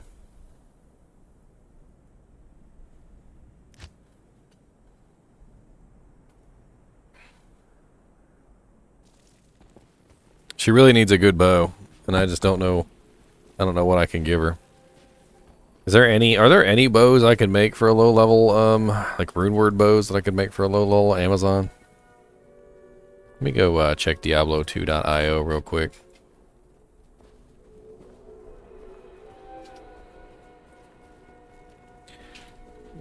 I mean, for a bunch of my characters, I didn't have anybody to group up with either, but I did have a bunch of you nice, nice people who popped up here and there.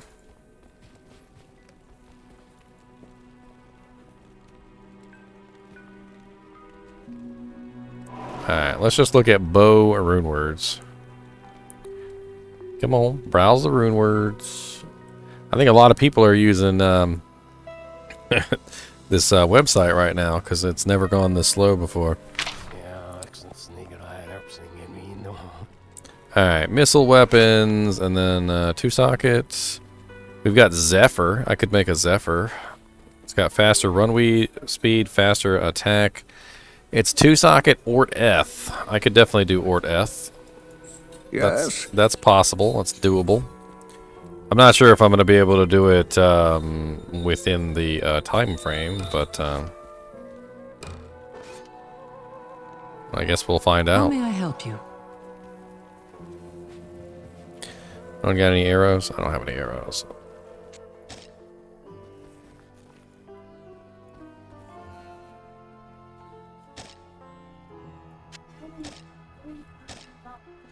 Huh. I'm gonna report that as a bug too. Bug, user interface. Arrow count on skills does not include arrows located in inventory.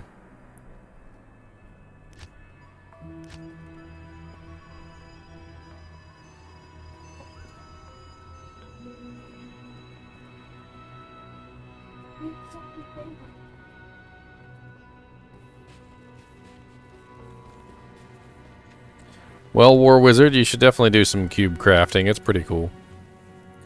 Alright, let me see if I can join this group in the maggot lair.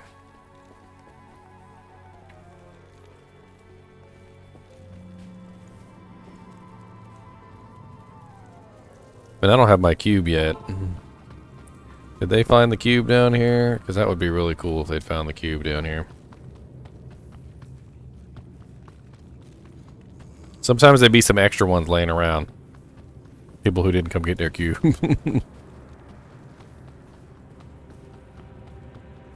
Yep, beta's still up.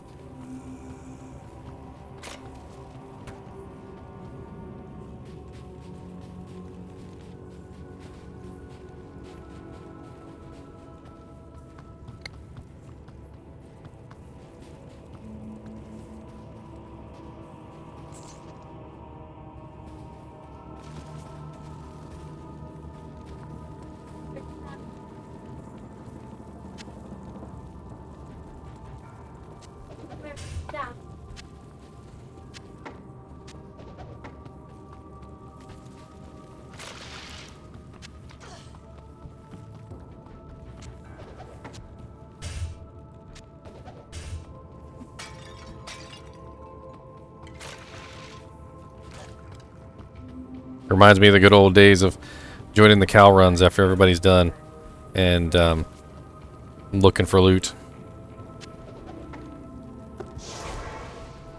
Well, I already have the amulet apparently, but I need the staff. So they're in the maggot lair, I believe. Yep, here we go.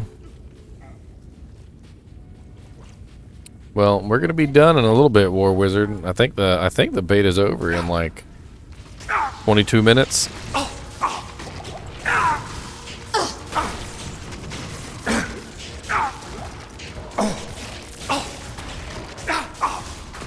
I need mana. Not enough mana.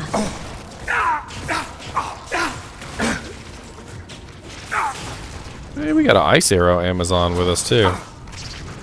Not enough mana.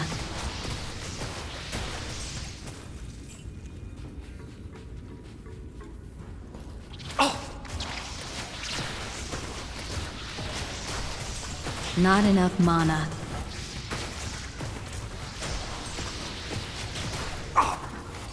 satisfactory.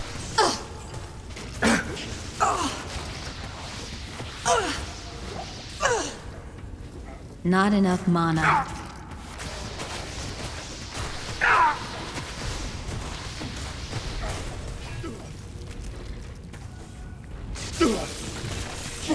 Not enough mana.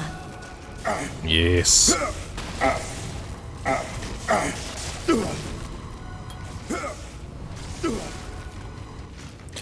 Oh, I know what to do for this Amazon. I totally just derped. I need 3 Ral runes and a bow. Not enough mana. So, Exploding Arrow is a very unique ability that works by adding in all of the fire damage from all of the abilities that you currently have. So, so if I have any fire damage from like charms or any kind of effects like Ral runes, I think my best bet for an Exploding Arrow Amazon would be to throw 3 Ral runes and a bow, and just let that fire damage work for me. Not enough mana. What's better though? Is it a Ral runes better, or is a perfect ruby better? Because I actually have a perfect ruby. I need a good bow base to put it in though. If I could find like a 3-socket stag bow, that would be great.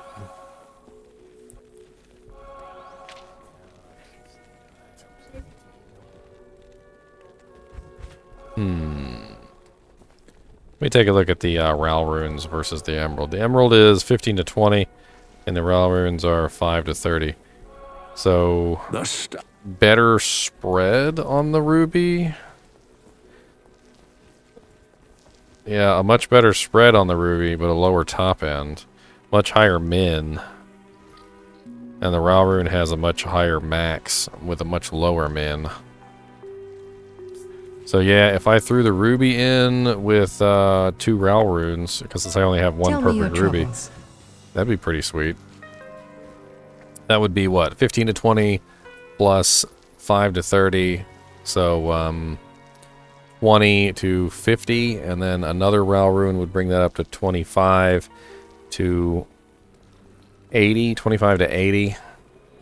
And that would get added to my explosion, which is already 37 to 44 at level 5, so it's going to keep rising. Explode, explode.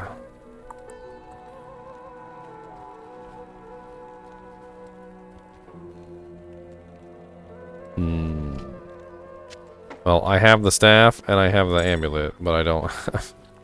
But I don't actually have a cube to transmute them with. Stay a while and listen. I'm not even sure if I can progress without the cube. I think I might be stuck.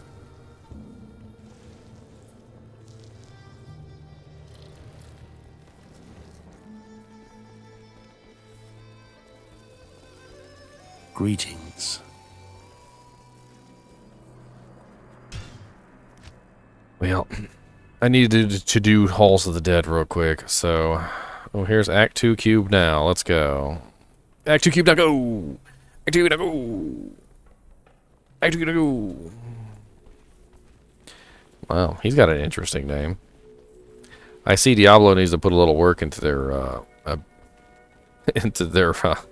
their filter for bad names.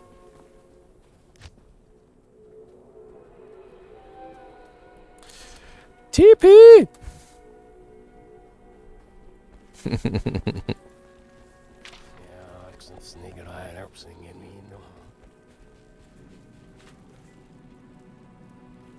Yeah, definitely TP, because I ain't got nothing.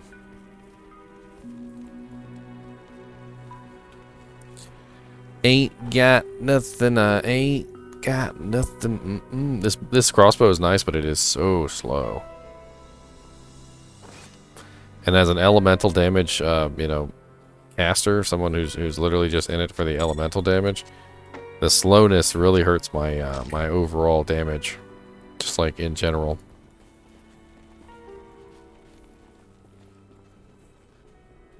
Just the graphics. I mean, Not in town.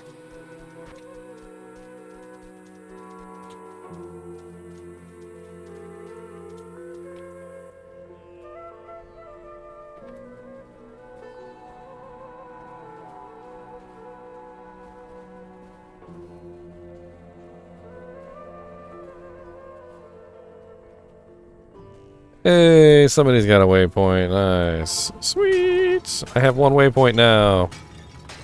Kicking earns is our business. Gotta kick all them earns. Kicking earns, kicking earns, kicking earns. I need to gather up all the fire damage charms that I have and give them to her as well.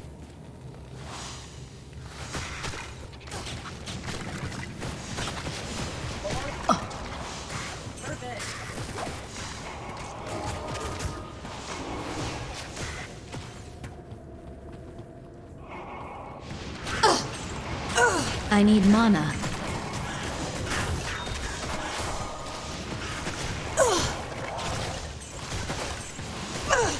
What's up, Rot Killer the Unholy? Not enough mana.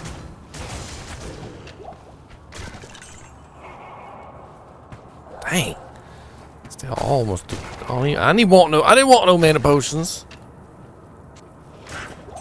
Cause I didn't want none.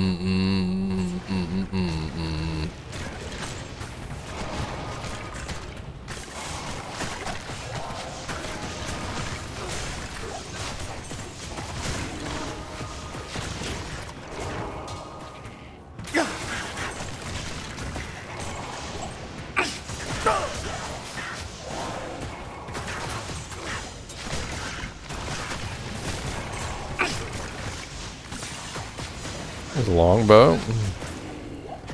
2 socket only, not any good. I'd prefer a stag bow if I could find one because it has +1 to bow and crossbow skills on it.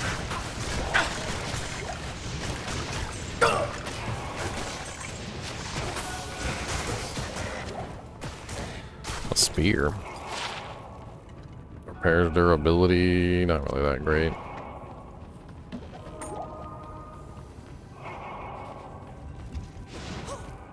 I need mana. Not enough mana. 6 poison damage, I'll take it, I suppose.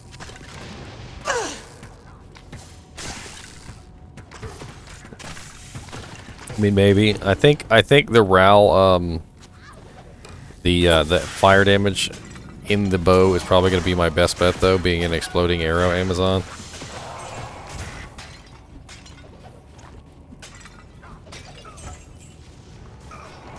I just need to stack fire damage, and I'll have it. It'll be good.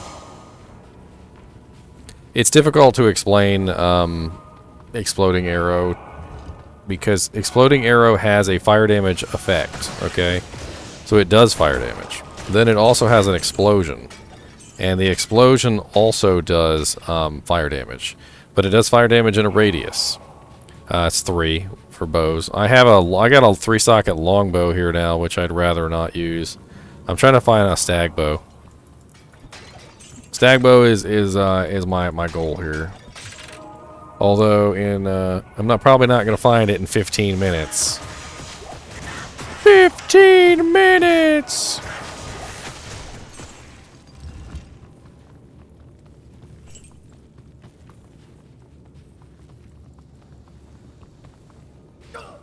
Yeah, the stag bow gives you plus skills. Stag bow is +1.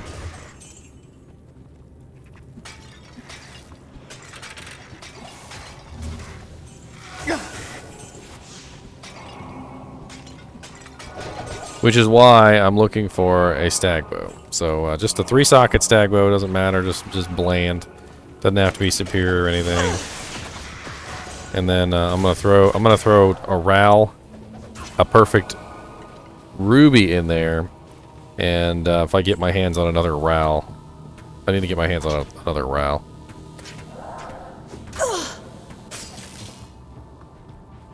I'm sure I can find one.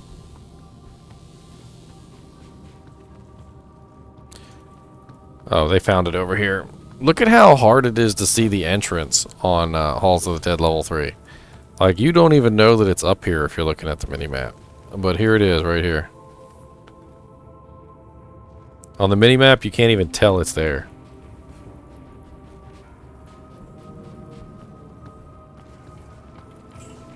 That's definitely a bug. I can't carry anymore. Superior jawbone cap.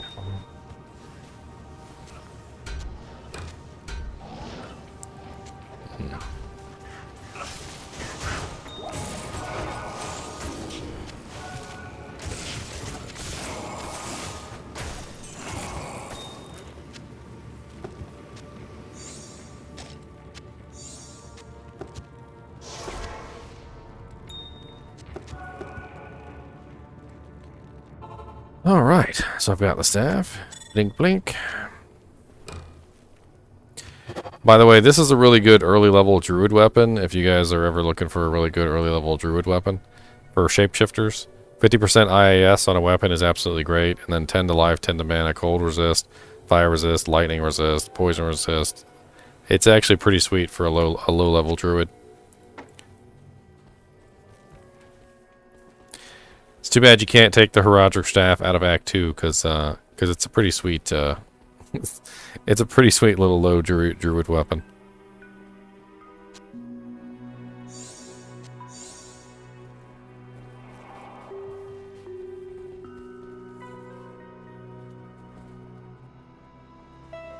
Yes, superior weapons, you can put it in those, and that's why you can get some really nice stuff, Cobra.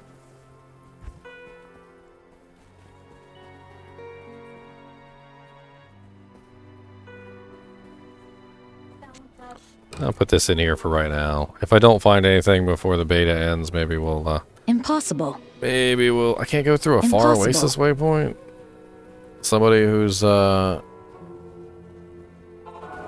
aggressive on us?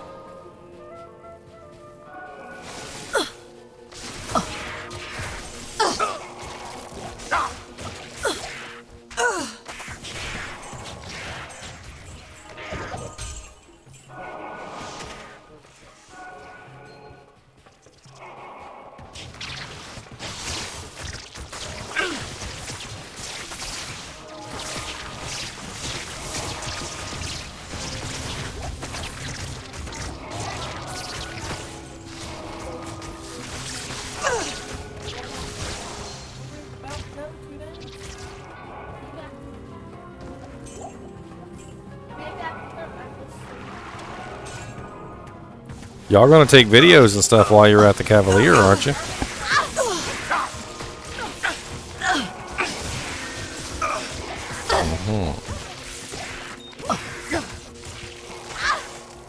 Oh, I need one Ral Rune War Wizard.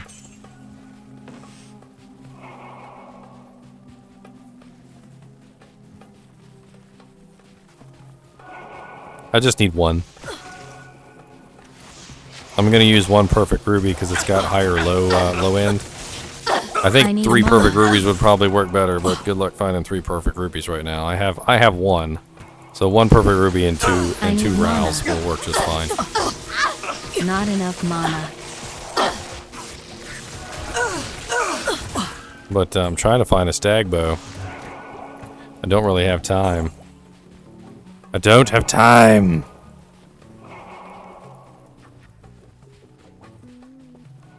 Man, I've been making rune words left and right, War Wizard, like crazy, and I don't really know what to tell you otherwise.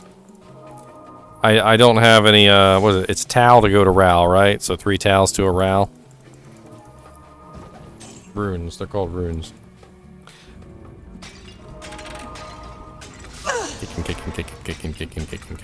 Kicking.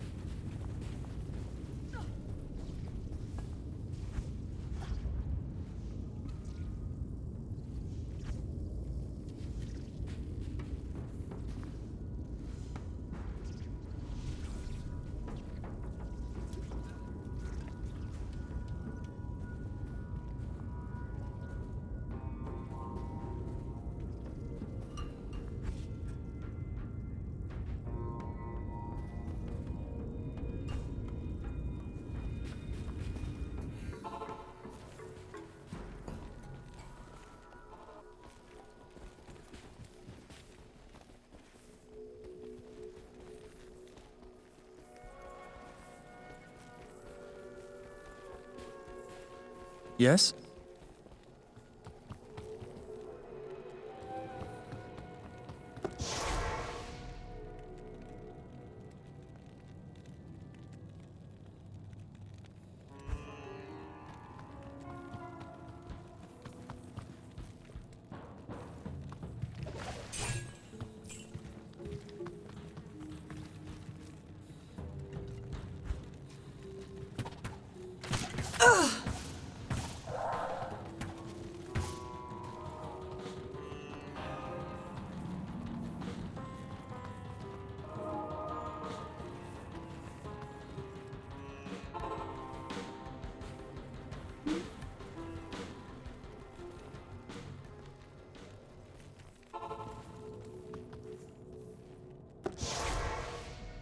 Werebear kick animation?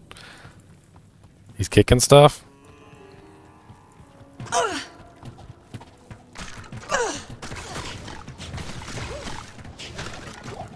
I need mana. I wonder if I'm just gonna get booted. What do you think? What do you guys think's gonna happen? Do you think I'm just gonna get booted straight out, or do you think we're going to? They're gonna put some sort of shutdown message up, and be like, "Thank you for choosing the beta."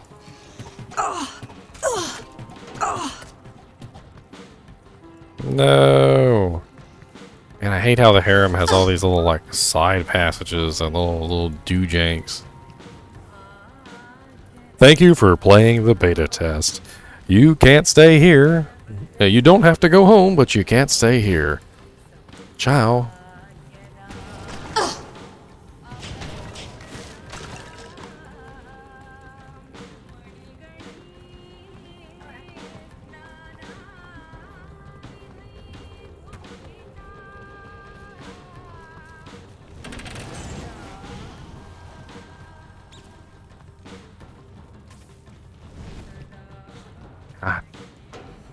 I need to bug report that, by the way. Like, trying to go through entrances, you got to click on the entrances like 6 or 7 times to actually get through the things. Deviant Brute was me and Deviant Brute were talking about that earlier. Like Talrosh's tomb, to get into the Duriel's tomb, like you got to like spam click the door to get in.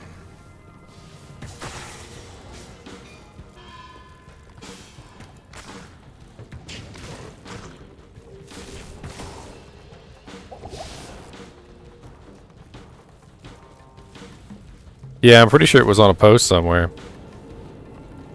Am I the first to find this arcane fortress?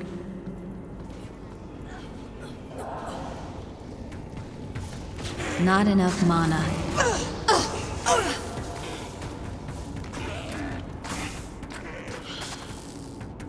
I need mana.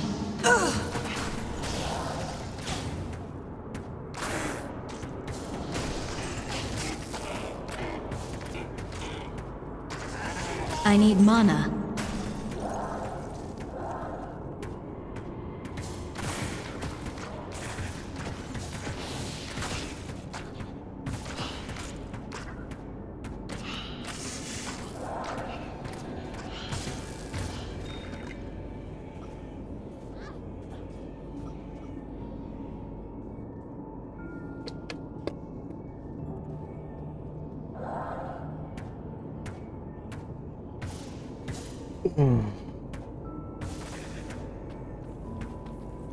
Hey, you don't have a chat feature either.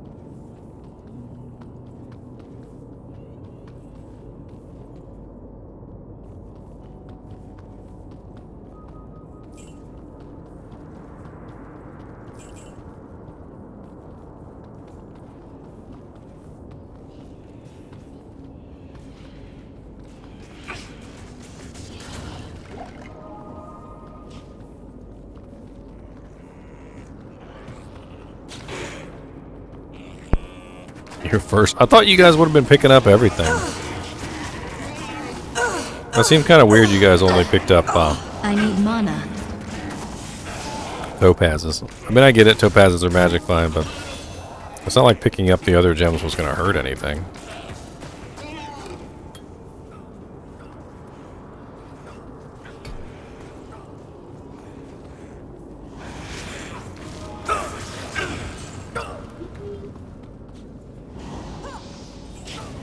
One minute. Good riddance, freak. Hey, Summoner's dead. Sweet. Unfortunately, I do have to actually go, hey, look, a main spear. I do have to actually go click on the thingy jig.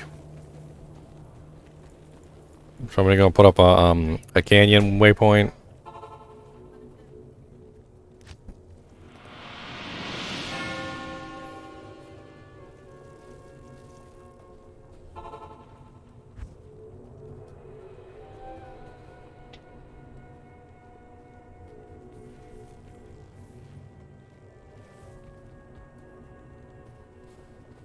impossible. No, gotta go through Arcane. Rolling gold shirt. Gotta go through Arcane, never mind.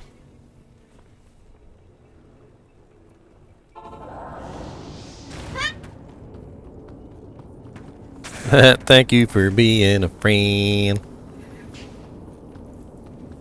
Just in time for Halloween.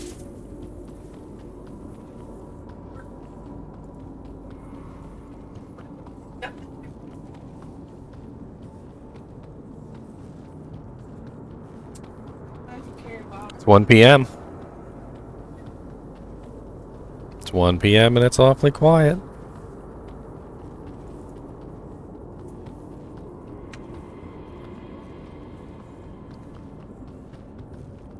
It's 1:01 p.m.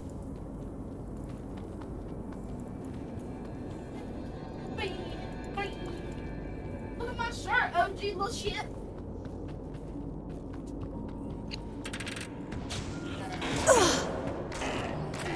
Okay, it must not have been this way. Oh, little Chinchillas. Must not have been this way. Which way did he go then?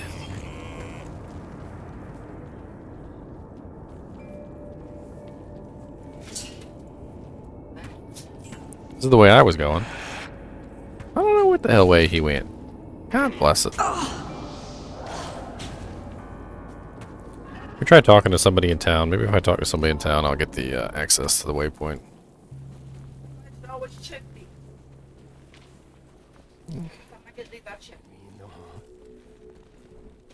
You $100 bill will get you somebody. They do that. Well, they don't put money in it.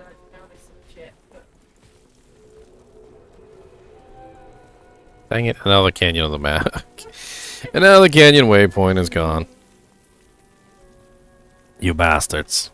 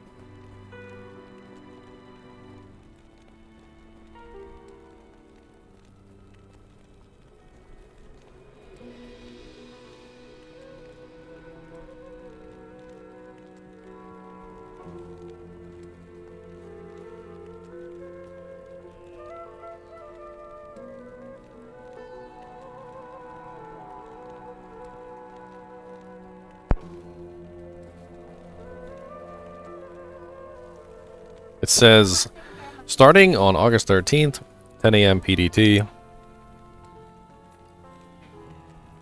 And has nothing else.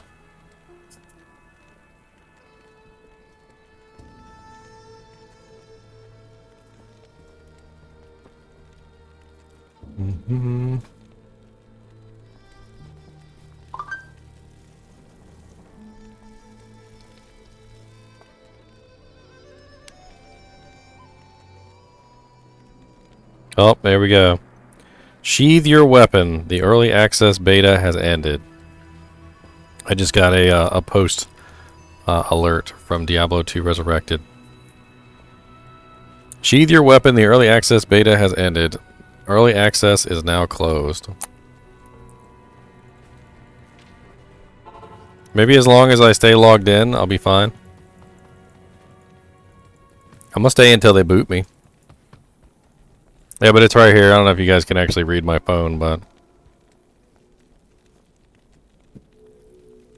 Nope, can't read it. That's too bright. That's way too bright.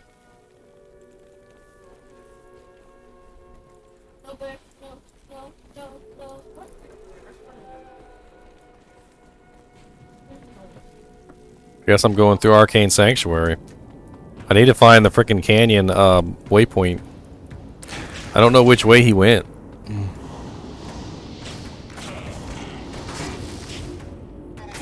It had to be this character I'm stuck on, the one that's not ready for anything yet. You know what? let's go put my Ral runes in this longbow. It may not be a stag bow, but it'll at least be the fire damage that I need to make this build work.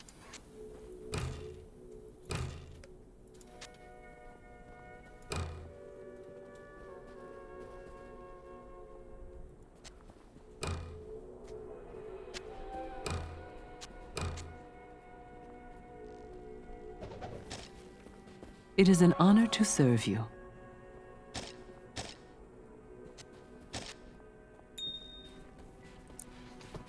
Boot me out.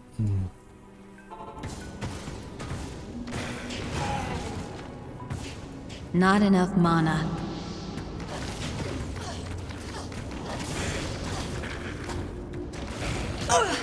I need mana. Could have bought some mana potions while I was in town. Ooh, a flawed skull.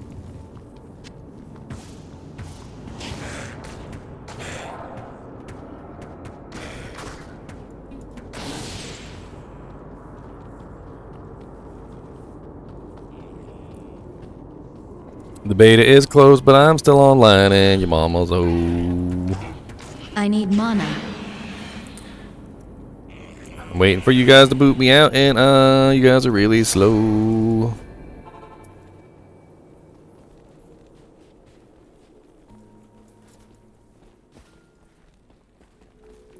Welcome to my shop.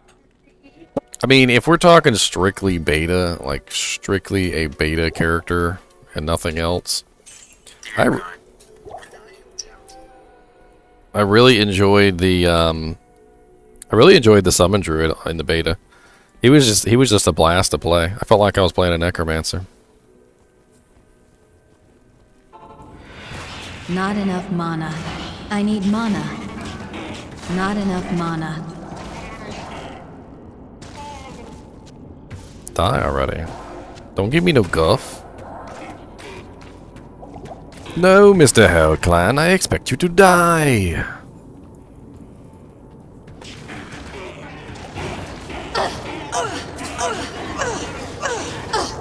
See, just with a perfect diamond and a Ral rune in my bow, I'm already hitting massively harder with my exploding damage. And it's not just my single target, it's the AoE damage. I need that other Ral rune. Unfortunately, I don't have another Ral rune just hanging around. It's because the damage on exploding arrow applies twice. So even though it says 66 to 103 here, it's actually applying 2 times. It's applying once for the initial hit, and it's applying a second time for the explosion.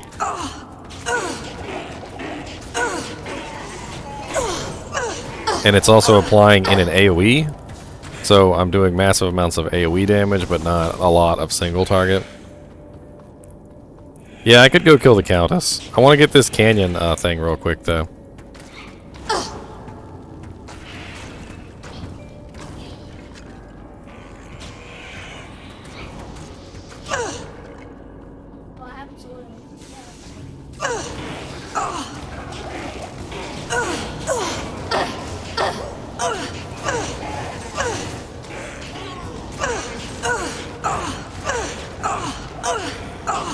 Is it 3 ith to a Ral?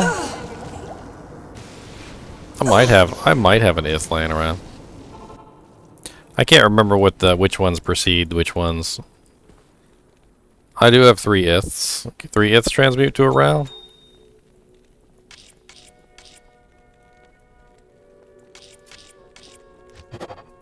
No, that's a Tal. No. I don't think I can transmute up. I've got orts for lightning damage, but lightning damage isn't going to help me. I need fire. Fire is, I think, the only thing that transfers over to the exploding arrow, which is how this mechanic works. So all fire damage transfers over.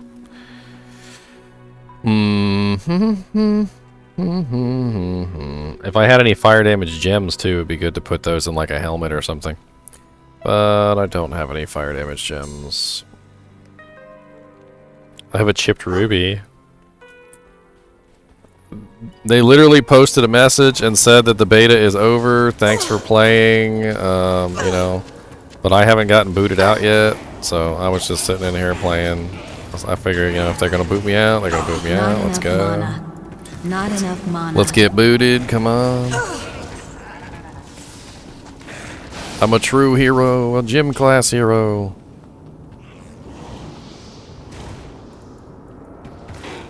I need mana.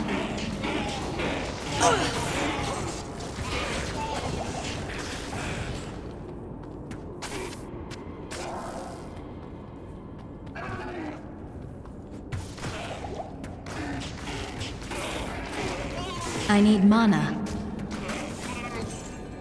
I mean, I fully expect them to boot me out. Don't get me wrong. I expect to be booted any second. Booty, booty, boot. Not enough mana. I need mana. Just stay logged in until next beta. Not enough mana. Just be the hero that no one needs.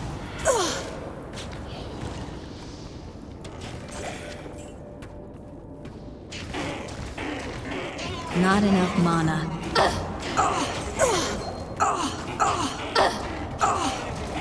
Not enough mana. This build is a little mana intensive, I'm noticing. I don't know if you guys have noticed this. It's a tiny bit mana intensive. Not enough mana. Lord, I need some more mantra potions already. Atma, balm of my wounds. There's no trouble a mug can't cure. Lycander. Nothing the right portion can't cure. Lycander, fill the belt. Who needs healing potions? All mana, let's go. Don't you shoot fireballs at me. I have roundabout fireball, okay? I need mana. You guys are just jealous that you don't have roundabout fireball. That's right, I called it roundabout fireball. Ooh, a heraldic shield. An ethereal heraldic shield, boo. Not enough mana. What's up, Escalon? I haven't gotten booted out yet. I'm waiting. I'm waiting for the hammer to come down. Ah, yes, I chose wisely. Seekers. Yes, okay. Let's go do some quick countess. See if we can get a Ral rune to finish off this bow.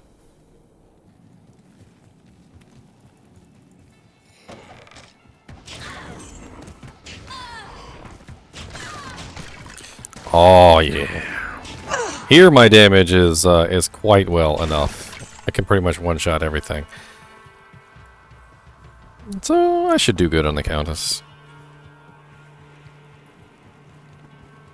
There should be hotkeys for you to buy multiple scrolls. I mean potions, that would be silly. If they forced you guys to do that. Maybe they're still work in progress, I don't know. Ah, with your little Frost Nova. Thanks. Chilling.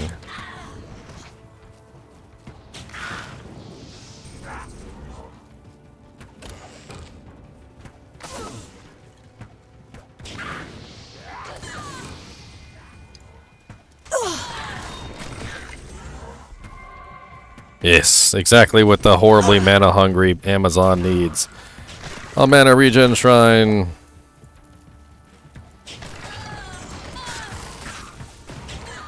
Die.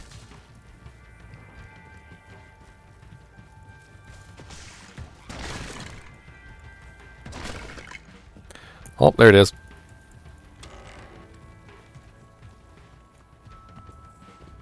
One more Ral rune will really finish this off. It'll really top off the fire damage.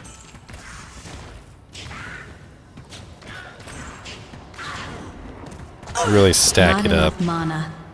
No! The end of beta! Your connection has been interrupted. Booted me right out. Well, I guess we can get one last look at our characters. Fury Mark, the Exploding Arrow Amazon. Salute. Holy Freeze Paladin, salute. Evil Rabid Rabies Barbarian, salute. Leaping barbarian with full berserker set. Salute. Shocking hunt with the very inappropriate name because he's a firewall sorceress. Salute. And Dr. Doolittle, the master of the ravens and wolves. Salute.